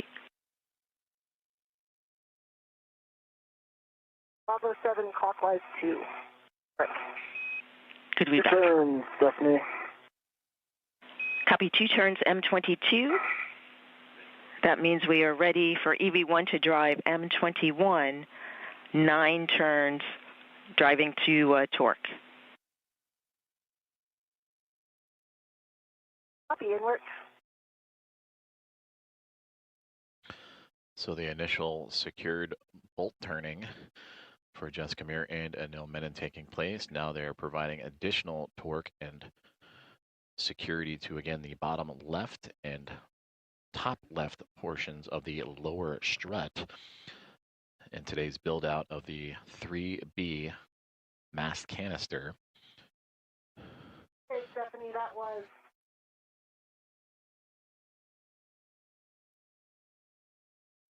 9 turns.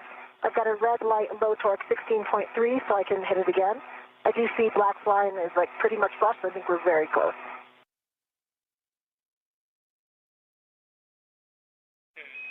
We copy. Thanks for the report. We'd like you to drive M21 again.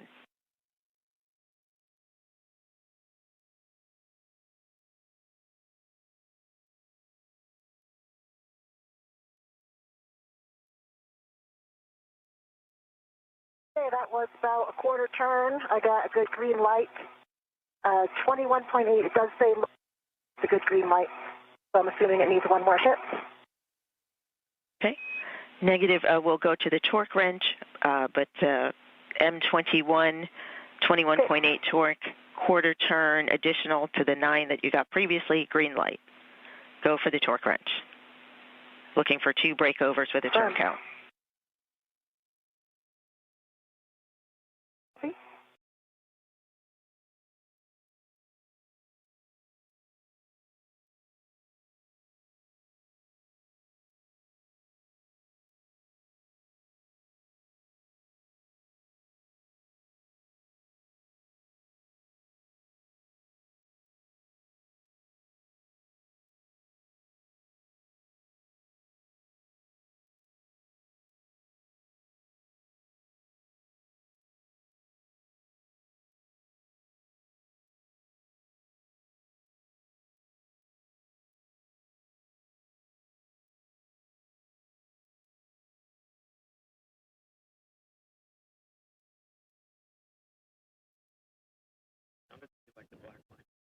Approaching 3 hours and 30 minutes into today's spacewalk, US EVA 96. TCV setting of 2. Right now, NASA astronaut Jessica Meir with the teamwork of Anil Menon of NASA joining her on this spacewalk, currently assembling the left lower strut of today's build-out, a modification kit to the 3B power channel to help augment the 3B power channel and support the hardware of a rolling out solar array, an International Space Station rollout solar array, or IROSA. And there you can see that Jessica Meir is near the bottom of that mass canister and using the torque wrench to secure the lower portion of that strut. Anil Menon up at the top of this image is holding that topmost portion and will continue to secure his side once Jessica Meir has completed her end. But you can see the structure that has been built out quite well actually in this image. There you see the quote upper triangle just to the right side of Anil Menon, again more towards the middle right of your screen, and that is the main portion of the build, the first portion of the build. Everything else is support structures to help attach the mass canister. That is the IROSA mounting bracket, supported by 2 upper struts that have attached to the upper portion of the mass canister. Then you can see towards the bottom middle of your screen, that is the right mid strut to provide additional structural support going from the mounting bracket to the side of the canister, and then of course the right lower strut going from the top right corner all the way down to the bottom left there. So they are just repeating these procedures on the other side, the left-hand side, doing the left lower strut first. Once that is secure, they will move over to the left mid strut. The MLI is in place. Copy, thank you. For EV2, PGT settings are the same. Bravo 1 clockwise 2 to drive M22 to torque, an additional 5 to 7 turns. 5 to 7 turns on M22, same PGT settings. They're set.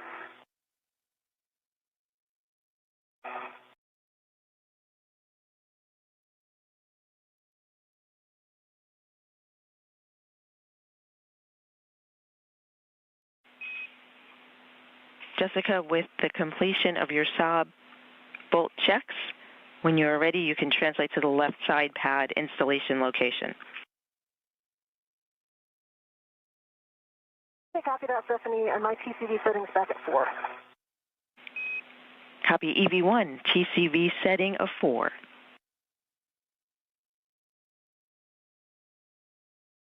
And on M22, 7 turns, green light, 11.8 torque, backline flush.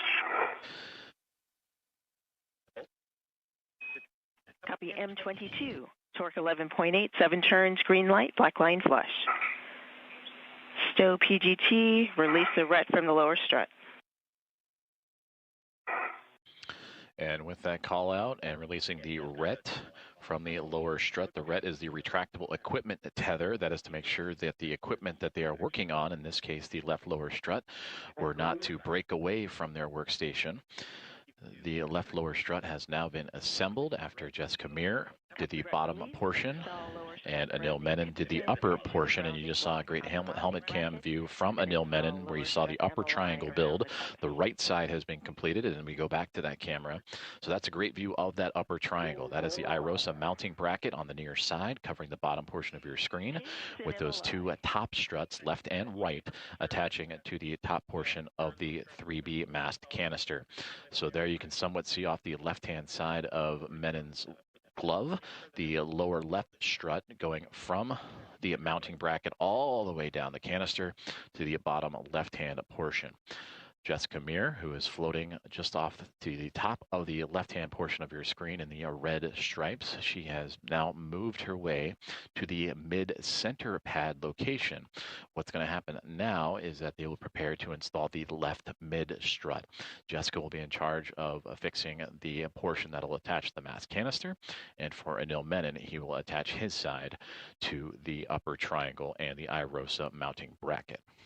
So again, the NASA astronauts Jessica Meir and Anil Menon continuing to proceed along with today's spacewalk procedures, now passing 3 hours and 32 minutes on in, and they continue to cruise along with today's build of 6 struts and 1 mounting bracket. So once this left mid strut is on, that will be strut 6 of 6 before moving on to their next task, which would be helping assemble cables and additional installations in preparation for that installation of an IROSA or International Space Station rollout solar array on a future space flight. The full length pending the side pad towards the mass canister.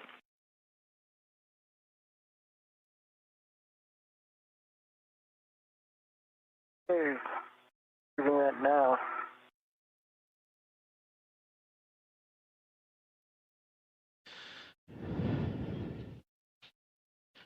And now the International Space Station making its way into an orbital nighttime. We've had a handful of those throughout today's spacewalk, as you see Anil Menon starting to properly line up that left mid strut now. It is a telescoping strut that expands out, so you can see him extending that mid strut, in which he will hand off the end of that to Jessica Meir. I've got a hand on the NLI. And I've got a hand on the handrail. Okay, can you pull it toward you, actually? Towards me, okay. All right, we're in soft dock. Great.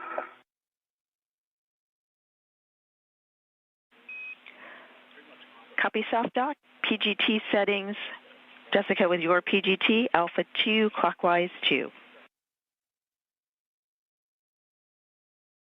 So from this view, Anil Menon, those are his hands. He is holding in place one side of the left mid strut as it is extended out, and Jessica Meir has the other end. The constructions of her pistol grip tool to help Alpha 2, clockwise 2 is set. connect that other end of this left mid strut to the side of the 3B mast canister. Roger, 2 turns. Turn. And we go inside the point of view of Jessica Meir and her helmet cam, and there's that pistol grip tool. You can see the settings on that tool as she is Copy 2 turns, M1. attaching the bolts to the side of the mast canister.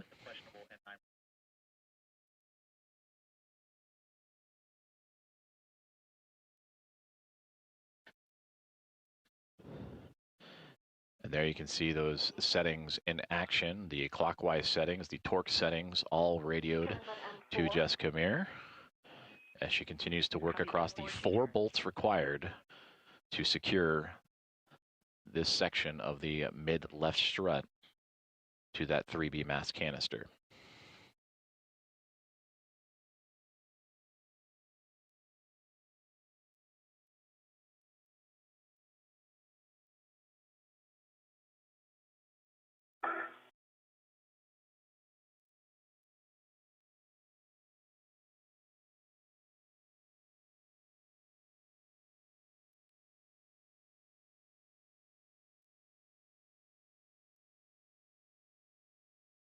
Turns on M2.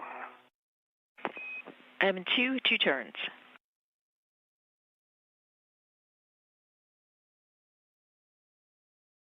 Turns on M3. Copy 2 turns. Well, actually, I did get 2 M3. turns. I'm going to hit M3 again. It didn't. M3 did not engage, so I'm going to do 2 more. Copy.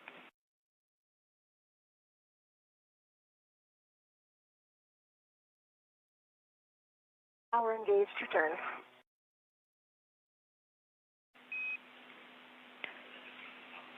Copy 2 turns, M3. Drive now M1 to M4 to torque, an additional 4 to 7 turns. For EV2, align mid-strut L8 to upper strut L8. 4 to 7 turns. EV2 has aligned L8 to L8. PGT settings for your PGT, Bravo 1, clockwise 2, to drive M28 to torque, expecting 7 to 8 turns.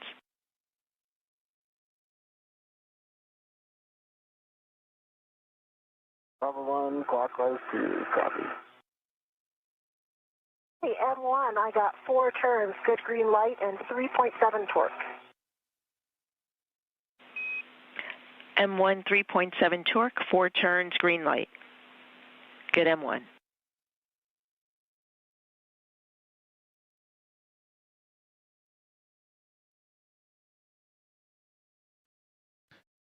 NASA astronaut Jessica Meir from her helmet camera continuing to secure the 4 bolts to attach one side of the left mid strut. M4 was also 4 turns, good green light, 3.8 torque. M4, 3.8 torque, 4 turns, green light. Good M4 bolt. She initially provided the initial security, so a couple of turns, 2 turns each for bolts M1 through M4. That is the 4 you see on your screen.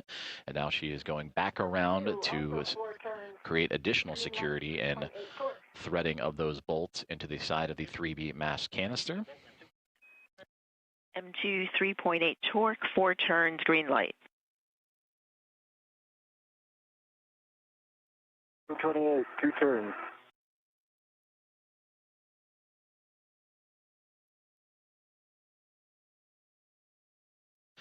And once this is secure on the perspective of Jessica Meir, we will then transfer over to Anil Menon, who is holding the other side of this left mid strut and holding it up against its appropriate position against the IROSA mounting bracket, the International Space Station Rollout Solar Array mounting bracket. And then he will take his turn with the PGT or pistol grip tool, the space drill, to attach the other side of this left mid strut. Actually, Becky, that was 3.6 for M3.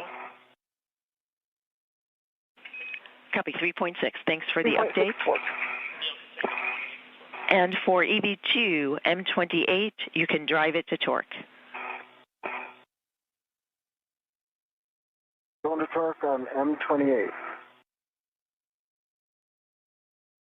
Stephanie, I see a good pit pin in the center, in the side pad, and I will get the MOI in place. Copy.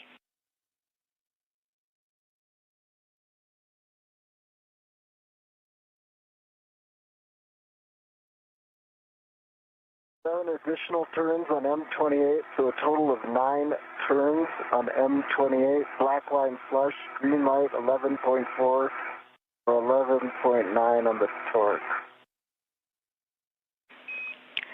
M28, 11.9 torque, 9 turns total, green light, black line flush. Affirm. With that, why don't you can still your PGT. When you both are ready, the EV2 rec can be released from the mid-strut handrail. And Anil, you also have installed the mid-strut. Anil, you ready for it? Ready for it.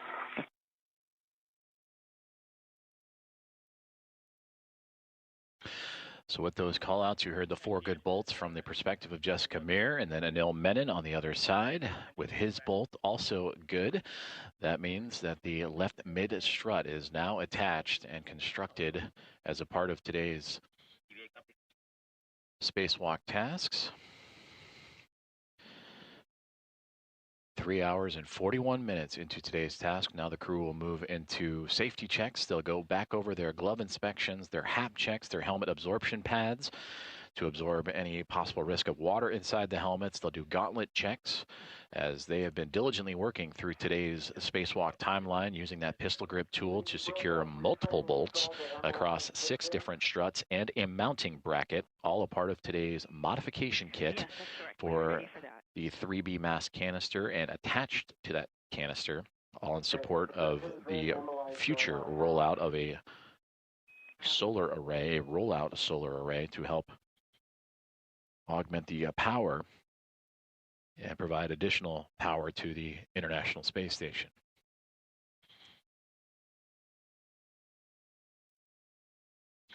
And again, we have had these glove, HAP, and gauntlet checks. Again, HAP, the helmet absorption pad, all throughout today's spacewalk.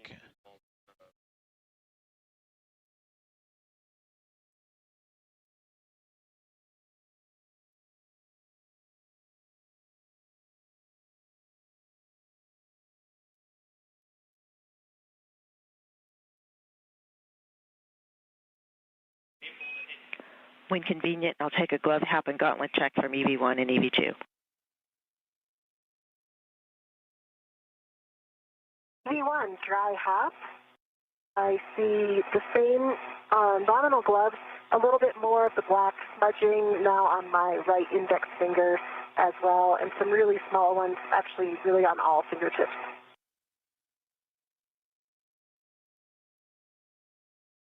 Copy for EV1, nominal gloves a little more smudging, especially on the right index finger and all tips. Dry HAP, check your gauntlets. And sorry about that, gauntlets are down. Thank you, appreciate the report.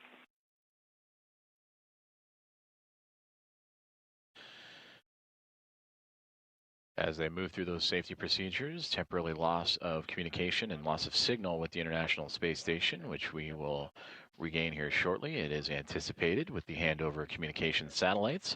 So we bring you back inside the International Space Station Flight Control Room at NASA's Johnson Space Center in Houston, Texas. We still have audio communication coming down from the crew as the flight team here inside the room, led by Flight Director Ronak Dave and his Momentum flight team, working through today's spacewalk procedures. To the left of Ronak is Chris Dobbins, who will support an upcoming spacewalk here in the month of August. Today's is the first of 3 this month. The next one, U.S. Spacewalk 97 on Thursday, August 13th, and then U.S. Spacewalk 98 scheduled for August 25th. So it is a busy month for astronauts inside the orbiting laboratory to journey out into the vacuum of space. Stephanie Wilson, the spacewalk communicator, was to the right of him, followed by Aki Hoshide, the Capcom, who's communicating to the other 5 members of this Expedition 75 crew. Now we return to communications and visuals from the International Space Station. This is from the helmet cam of NASA astronaut Anil Menon. He is on the very edge of the upper triangle build of today's modification kit construction. Nominal gloves, dry HAP, gauntlets down for EV2. EV1, perform socket swap to the 2-inch rigid from your trash bag on your PGT. York.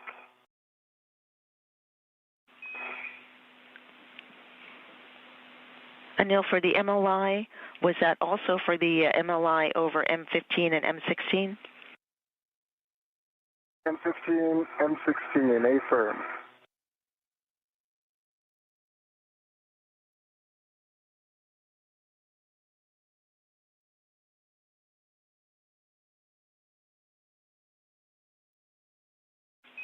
And we like the action that you're taking now. Thank you.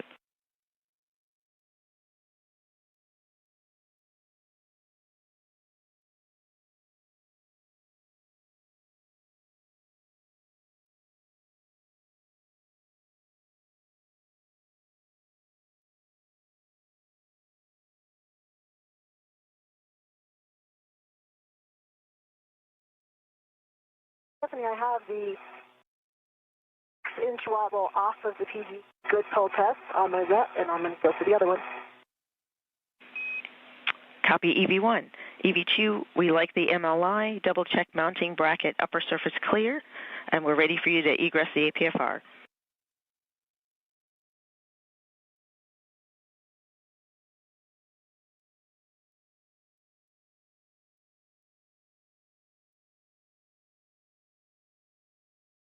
Line bracket upper surface is clear.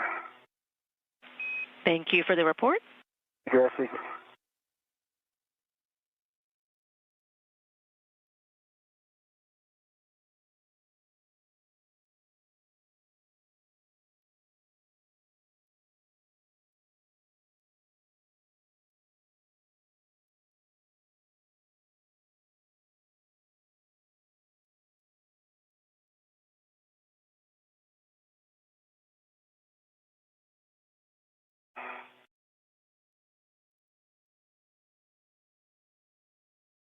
The 6-inch wobble is in my trash bag. Copy, Jessica.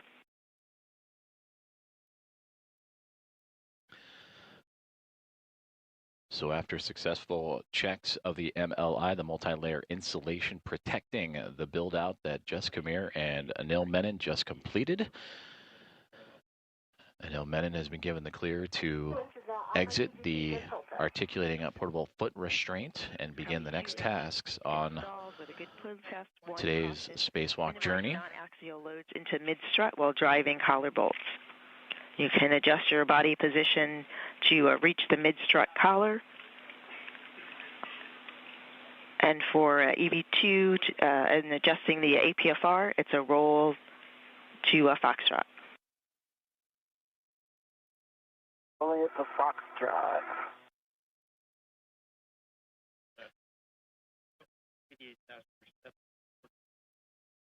So now the two NASA astronauts will dive into individual tasks. You see Anil Menon on the right-hand side. He is manipulating the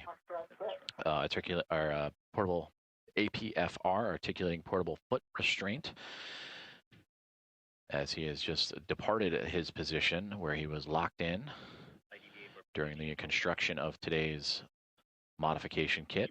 And now for Jessica Meir on the left-hand side, she will address and take a look at the left mid-strut collar as well as the right mid-strut collar eventually.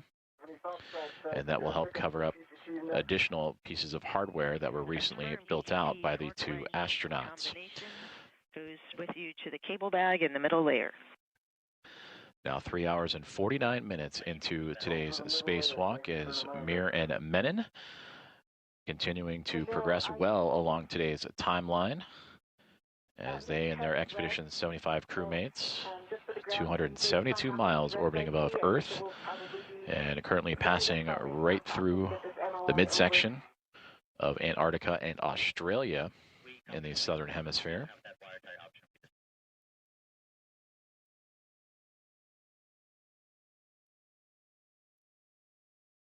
After egressing and beginning today's spacewalk officially at 7:33 a.m. Central Time, 8:33 a.m. Eastern, Anil Menon and Jessica Meir would make their way all the way down the starboard side of the International Space Station's truss structure, the backbone and support system of the orbiting laboratory, to the 3B channel and mast canister, where they would take a collection of 6 struts as well as the IROSA mounting bracket, and have since constructed all 6 of those pieces and the mounting bracket, and are now, for Jessica Meir, working on the left mid-strut collar. And for Anil Menon, with the body position, it's a good position to reach the mid-strut cleaning up the articulating portable foot restraint, and will now begin one of the next major tasks of today's spacewalk, which is preparing the IROSA cables that need to attach for that future rollout solar array. Was that Bravo 7 clockwise 2? Yes, that's affirmed. Bravo 7, clockwise 2. Okay, and I've got my BRT down. I will retrieve my PGT. And I believe we said the tab side first this time, which would be top one, M30. That's affirmative. All good. Your PGT, tab side first, M30 to torque.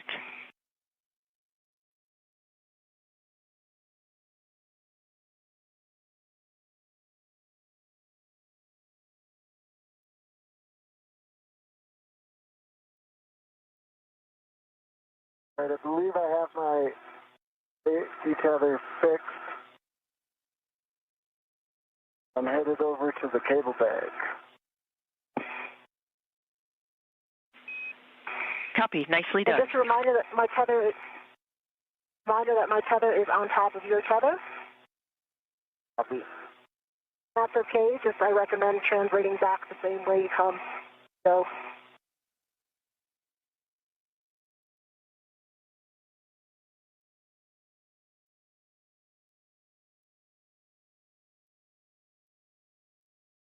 Bravo 7 clockwise 2 is set.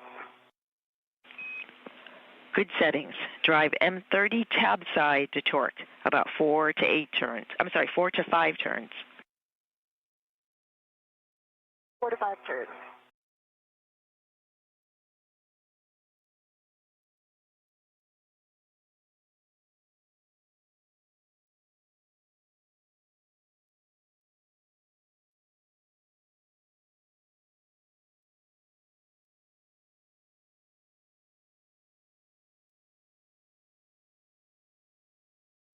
Hey, Stephanie.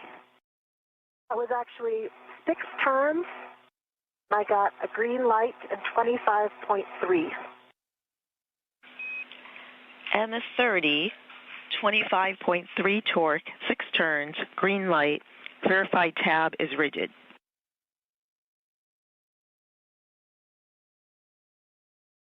But the tab is not rigid. Copy checking.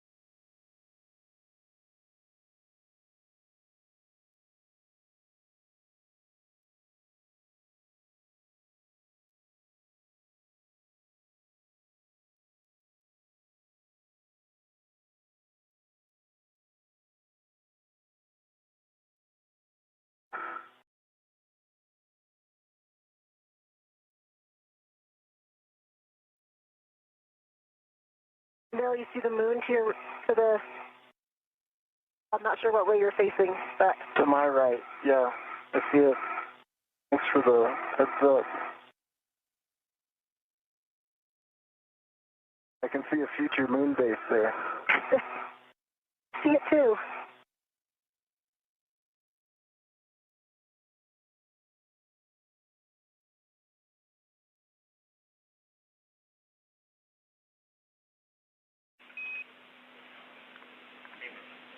For Jessica, we'd like you to inspect the clamshell interface for FOD or interference.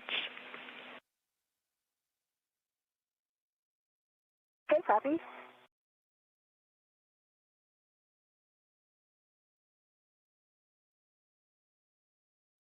Don't see any FOD or interference. It looks like it's almost all the way to the tab on both sides, but I can still move the tab. I don't know if you can see that in my view or not. But I would say it's definitely not, the two sides are not completely mated. I think I recall in the other ones they may have been a little bit tighter, but that may have been after I did the torquing with a manual ratchet.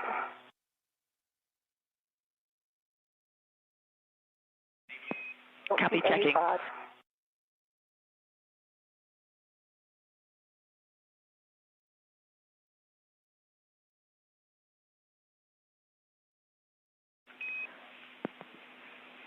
Jessica, we appreciate your words. We'd like you to drive M30 again, same PGT settings, Bravo 7, clockwise 2. Copy and work.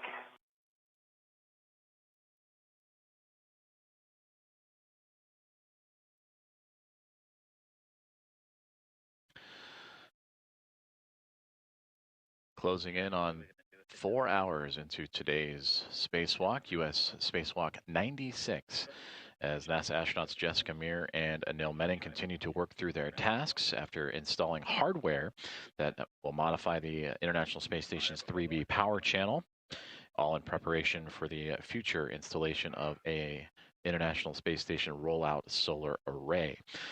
After exiting the airlock and beginning their EVA at 7:33 a.m. Central Time this morning, they have moved to the work site, the far side of the starboard end of the International Space Station, where that 3B power channel and mast canister has resided.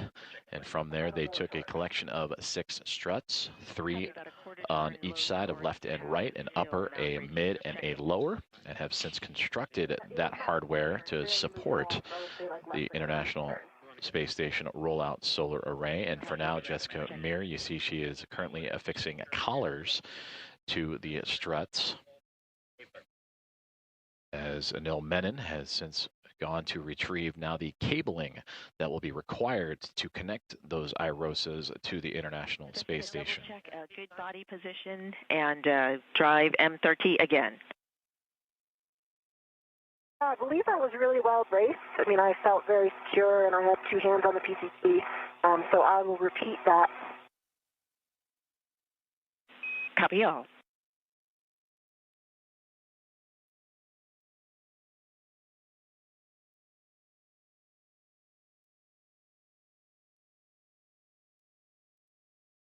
Okay, that was the same thing, barely moved. I got a good green light that time, 25.6 torque, and now the cab is almost rigid. It has a tiny little bit of play in it, but it's not moving freely like it was previously. Copy 25.6 torque, almost rigid, checking.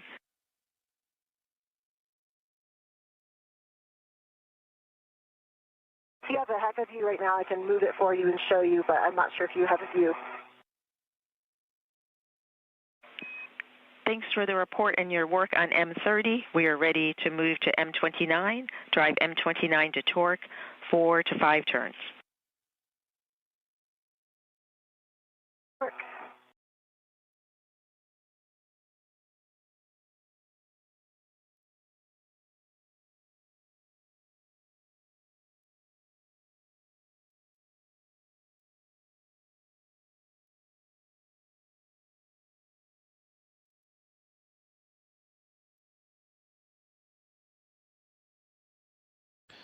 A view from the helmet camera of NASA astronaut Jessica Meir as she continues to torque down or tighten down the collars on the left mid-strut. I did get a low torque that time. It's actually reading only 5.2. Red light. So I can try hitting that again, try to brace a little bit better. Yes, we'd like you to drive M29 to torque. Anil, nice work with the cables. And a nice update there for Anil Menon as we continue to monitor Jessica Meir's tightening of that left mid-strut collar. She will then move over to do the right mid-strut collar, part of the assembly that they did earlier on in today's spacewalk.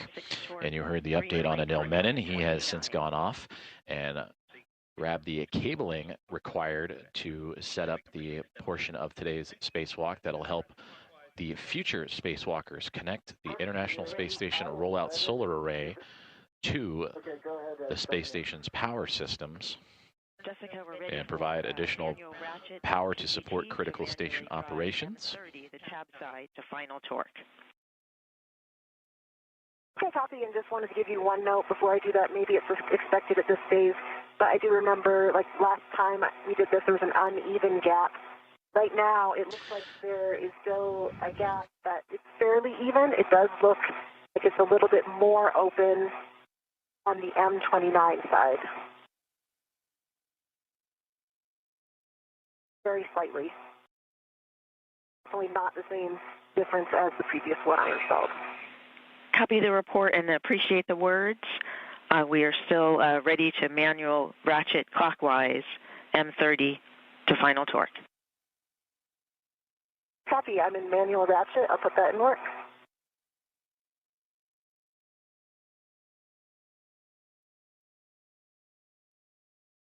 I have a confirmation question when able.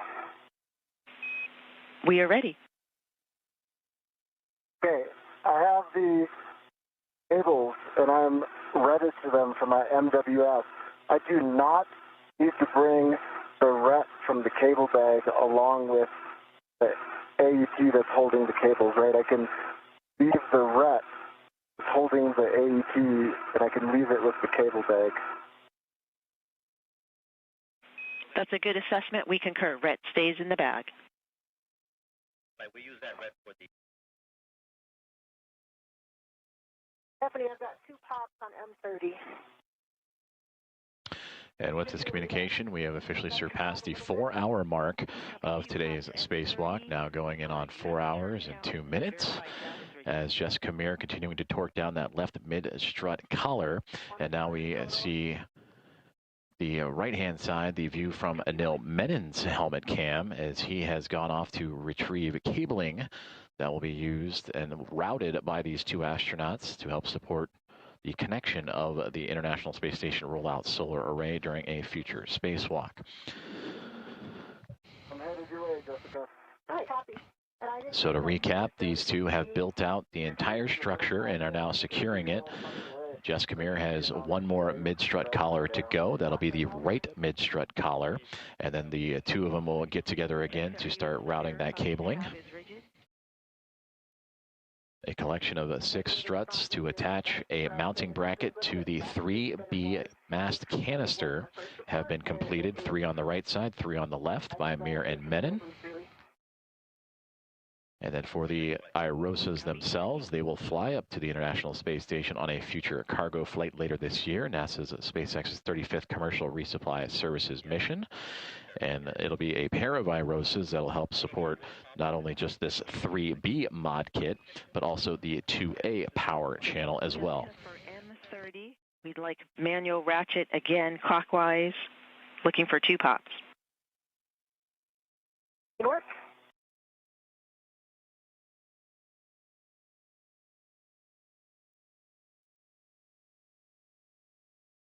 Pop. Didn't turn any further, it pops right away. Copy, no pops, no turns, but pops. First.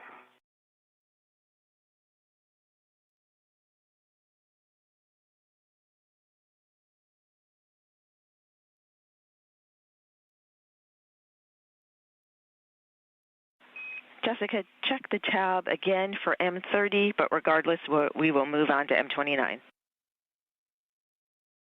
Unfortunately, tab is still moving. Copy, ready to manually drive M29 to final torque, manually drive with 2 pops. Copy, M29.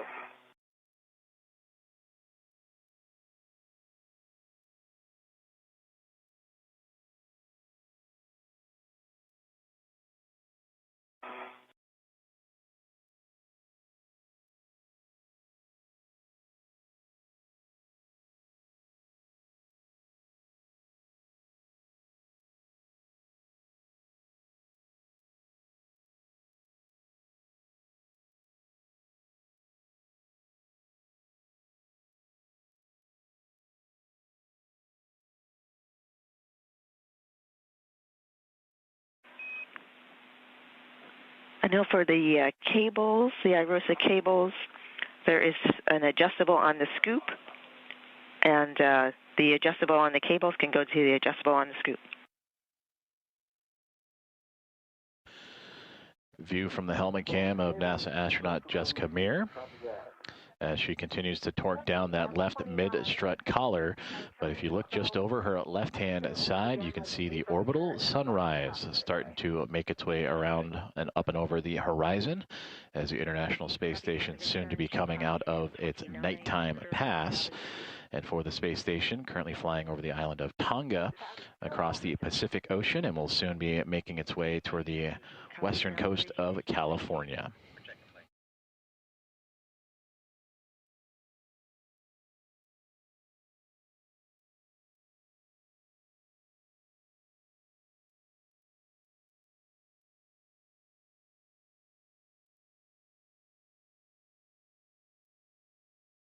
Cables on the adjustable.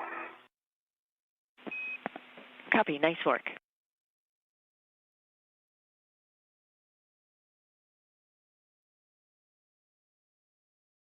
The space between each side looks fairly uniform, and I'm looking in. I've got a good view to see like the threads of the M29, so basically in that, I would say, less than a centimeter space. And I can see some yellow substance. I believe that's just the locking glue, but I can see that on one side of the threads.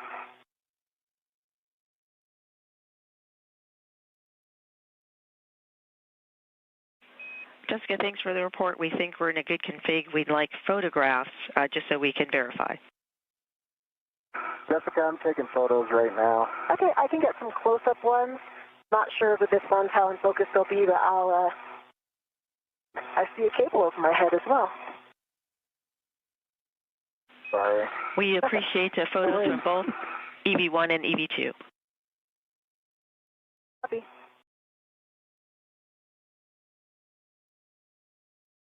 I'm going to get my PGT stowed first. I'm pretty sure we think we're done with it. Are we intending to drive this again? Checking.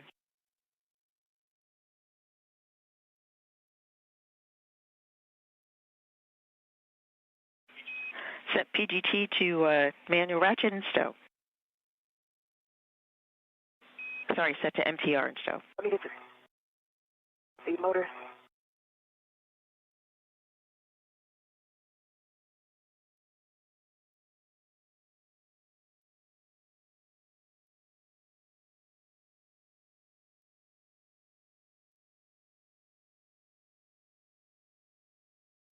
Okay, I took a bunch of photos from this angle. Okay, I'll get a few from over here. Not sure if I'll be able to get any of M30, but I'll do my best. Appreciate the effort. We're looking for photos from different angles.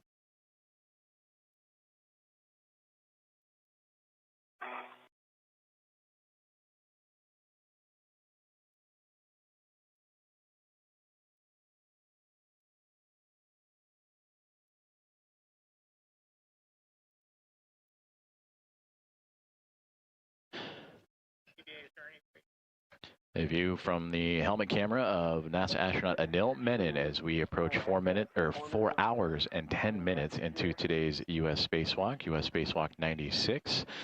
As Anil just moments ago taking some photos of the construction of the strut package that is now part and put together for today's 3B modification kit. And that is all in support of helping provide additional power to support critical station operations with the eventual rollout on this modification kit of a rollout solar array. We see it. Checking. So now, as Anil Menon looks at the mounting bracket, that's the view we see. The mounting bracket and upper triangle. You see the right upper strut and the left upper strut, aptly labeled as we see on our screen. Also mid struts for either side and lower struts from either side to help secure that mounting bracket safely to the side of that 3B mast canister. Anil, good eyes. Yes, if you can adjust that side that you're pointing out, that would be great to match the other side. And there you can see towards the left-hand side of your screen, NASA astronaut Jessica Meir with the red stripes on her spacesuit taking photos of her work. That was done for the left mid-strut collar, again helping secure all of these struts to the side of the 3B mast canister. And then she will eventually make her way around back to the right-hand side, where she will tighten down the right mid-strut collar. While Jessica was doing the left side, Anil Menon went off and grabbed the cabling that will be required to support the connections of the future rollout solar array to the International Space Station's power supply systems.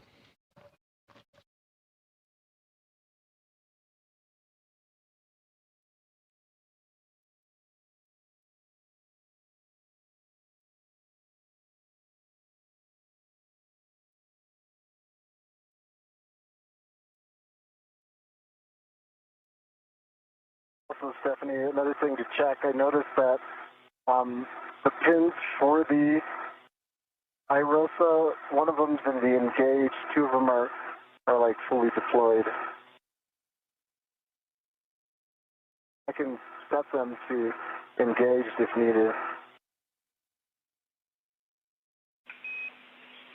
Anil, thank you for the report. We will take that forward to the IROSA team. Jessica, thank you for the photos. We're ready for you to install the collar pit pin in the final location. Copy, collar pit pin in work.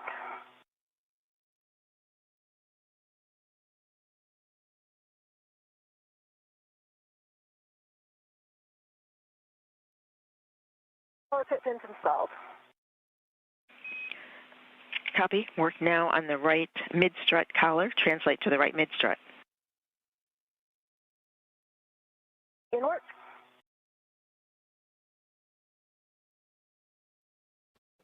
This is Mission Control Houston, and we are currently 4 hours and 12 minutes into today's spacewalk. As you just saw, Anil and Jessica took some photos of the assembly of today's 3B mod kit. Jessica just finished tightening the left mid-strut collar and now working to do the same on the right mid-strut. Anil is about to begin cleaning up the work site.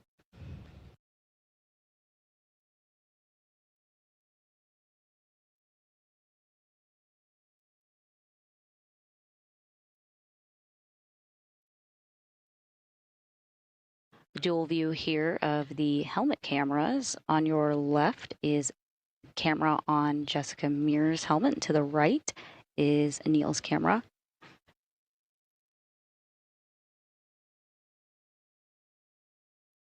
The work on today's spacewalk prepares the 3B power channel for the future installation of new rollout solar arrays, or IROSA. Canister, and I just think we saw these last time. I think the suspicion was that they were the mounting glue. They're very small.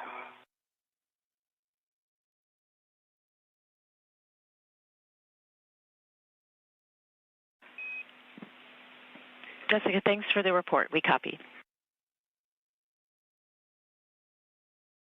The IROSA, or International Space Station Rollout Solar Array, that Jessica Meir and Anil Menon are preparing for, will arrive to the International Space Station later this year aboard NASA's SpaceX 25th Commercial Resupply Services mission.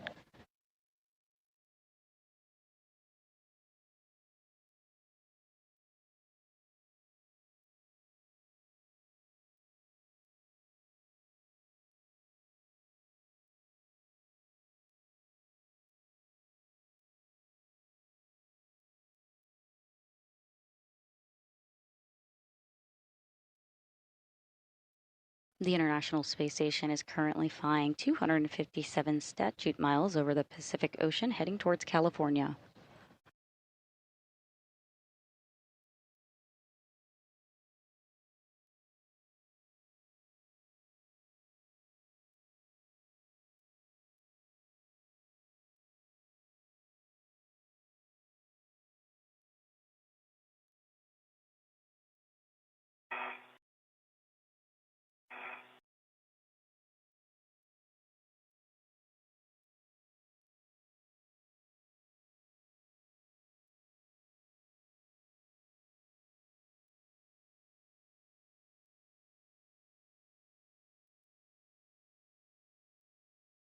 Now, where are you, just for my tether awareness? I am over your left shoulder high. Your head's pointing at me. And if you happen to see my tether, you could tell me if I got it. I think it's going off to my right. Please stand by. But just when you get a chance. It is between your legs again, going straight back. I'm pretty good at that. You are. Over two. The view you're seeing on your screen is from NASA astronaut Jessica Meir's HECA, or High Definition Extravehicular Mobility Unit camera assembly on her helmet. As mentioned, she just finished tightening the left mid-strut collar and now is making her way over to the other side, as you see her here traversing over that way to do the same on the right mid-strut.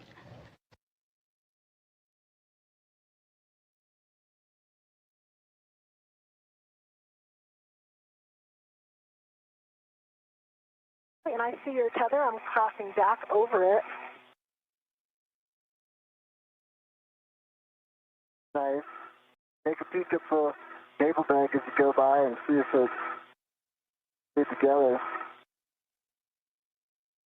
Your tether is air-led on a handrail over here on this side. I'm assuming that's not intentional? Not intentional. Okay, I will free that so that it'll go back to your side.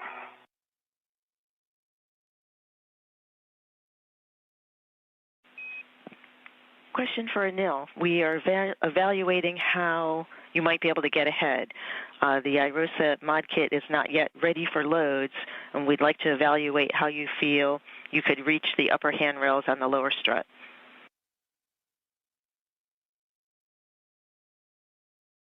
I can absolutely reach the upper handrails on the lower strut. And you feel you could do that without putting loads into it as you're doing some of the cable routing? Absolutely. Thanks for the info. Stand by. And now your tether is still between your legs, of course, but it's running straight behind you to your green hook like it was previously. That should be an easy save. I'll just do a little roll when I get out. Maybe Stephanie can remind me if she sees me getting out.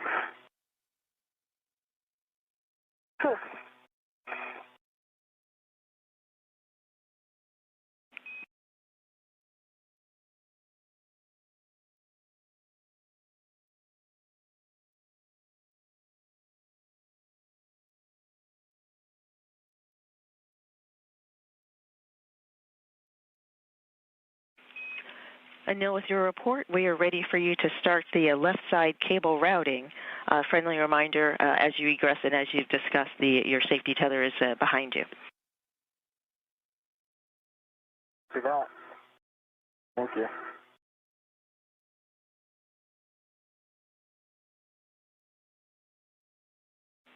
And my mistake, we believe you can do this while you are in the APFR. I'm just taking 1 foot out.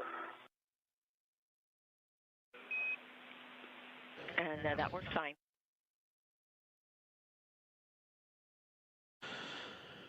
And just to be super sure, the red stripes go to the right, so I'm grabbing the left one. I'm taking off the first wire tie, and that one is going to go to the upper handrail on the left lower strut.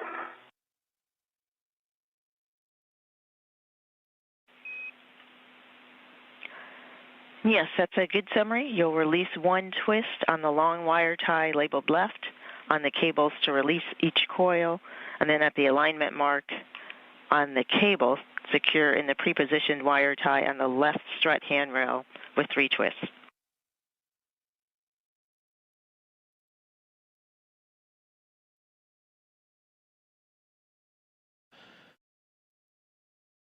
A view from the helmet cam of NASA astronaut Anil Menon as we have now reached 4 hours and 20 minutes into today's US 96 spacewalk. And he is receiving instruction on the cabling that will be used to help connect the International Space Station to a futurely installed International Space Station rollout solar array. Meanwhile, you see Jessica Meir on the far right-hand side of your screen, marked by those red stripes around the pant collars, around the knee. She has moved from the left side of the 3B mass canister around to the right-hand side, and there she will further secure the right mid-strut collar to provide further stability to the structure that has been constructed by these 2 astronauts today. All of this a part of the 3B modification kit to the 3B mass canister located to the starboard side of the International Space Station.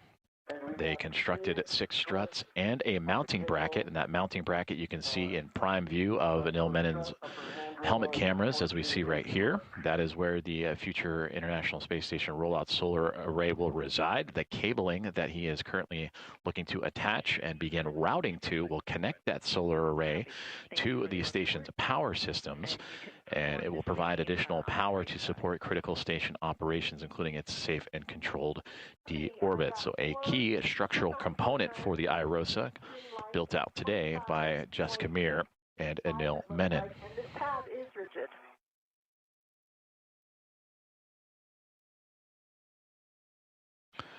Copy M26, 25.5 torque, 4 turns, green light, rigid tab. Drive M25 to torque, expecting 4 to 5 turns.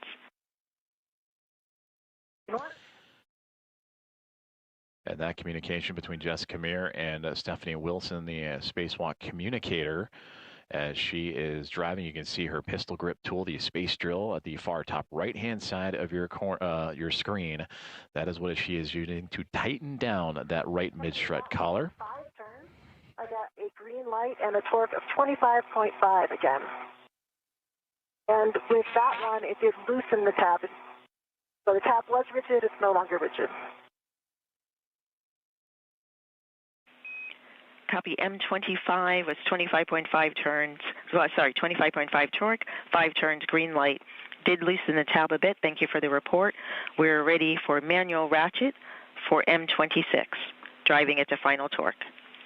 Expecting 2 pops. Good work. Manual ratchet starting with M20.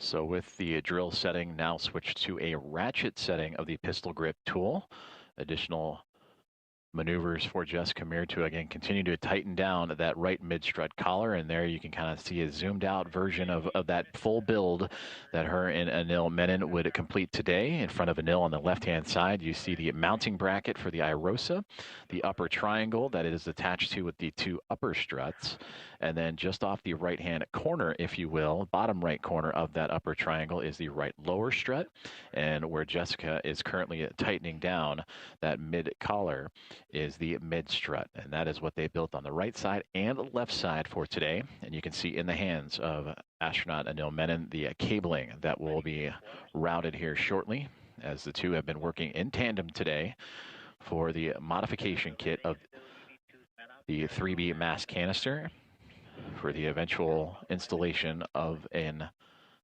rollout solar array. I got about a half a turn and 2 pops. Copy, half turn, 2 pops on M26. Verified tab is rigid. And from the helmet camera view of Jessica Meir with that pistol grip tool, you see the expansiveness of the solar array for the International Space Station up against the horizon of the Earth, as again she continues to work on that right mid-strut collar, and it's tightening down of the 3B mast canister. At the black mark. That's what I thought. Okay, just double checking. Just remember, you got to do the MLI first too, so if you do the mid one, we're going to have to do that MLI. Copy that.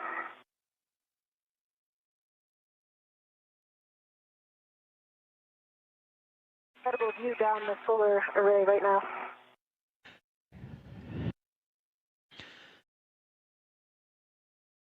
And NASA astronaut Jessica Meir relaying exactly what we were just looking at as well. The look down the space station's solar arrays facing Earth For the black line. as she continues to tighten down that right mid-strut collar. Okay, and Stephanie, I'm on M20. I just did M25. Do you want me to go back to M26 and do the manual ratchet again? Or do it again on M25?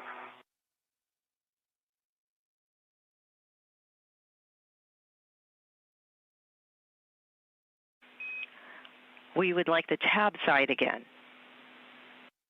Okay, in work.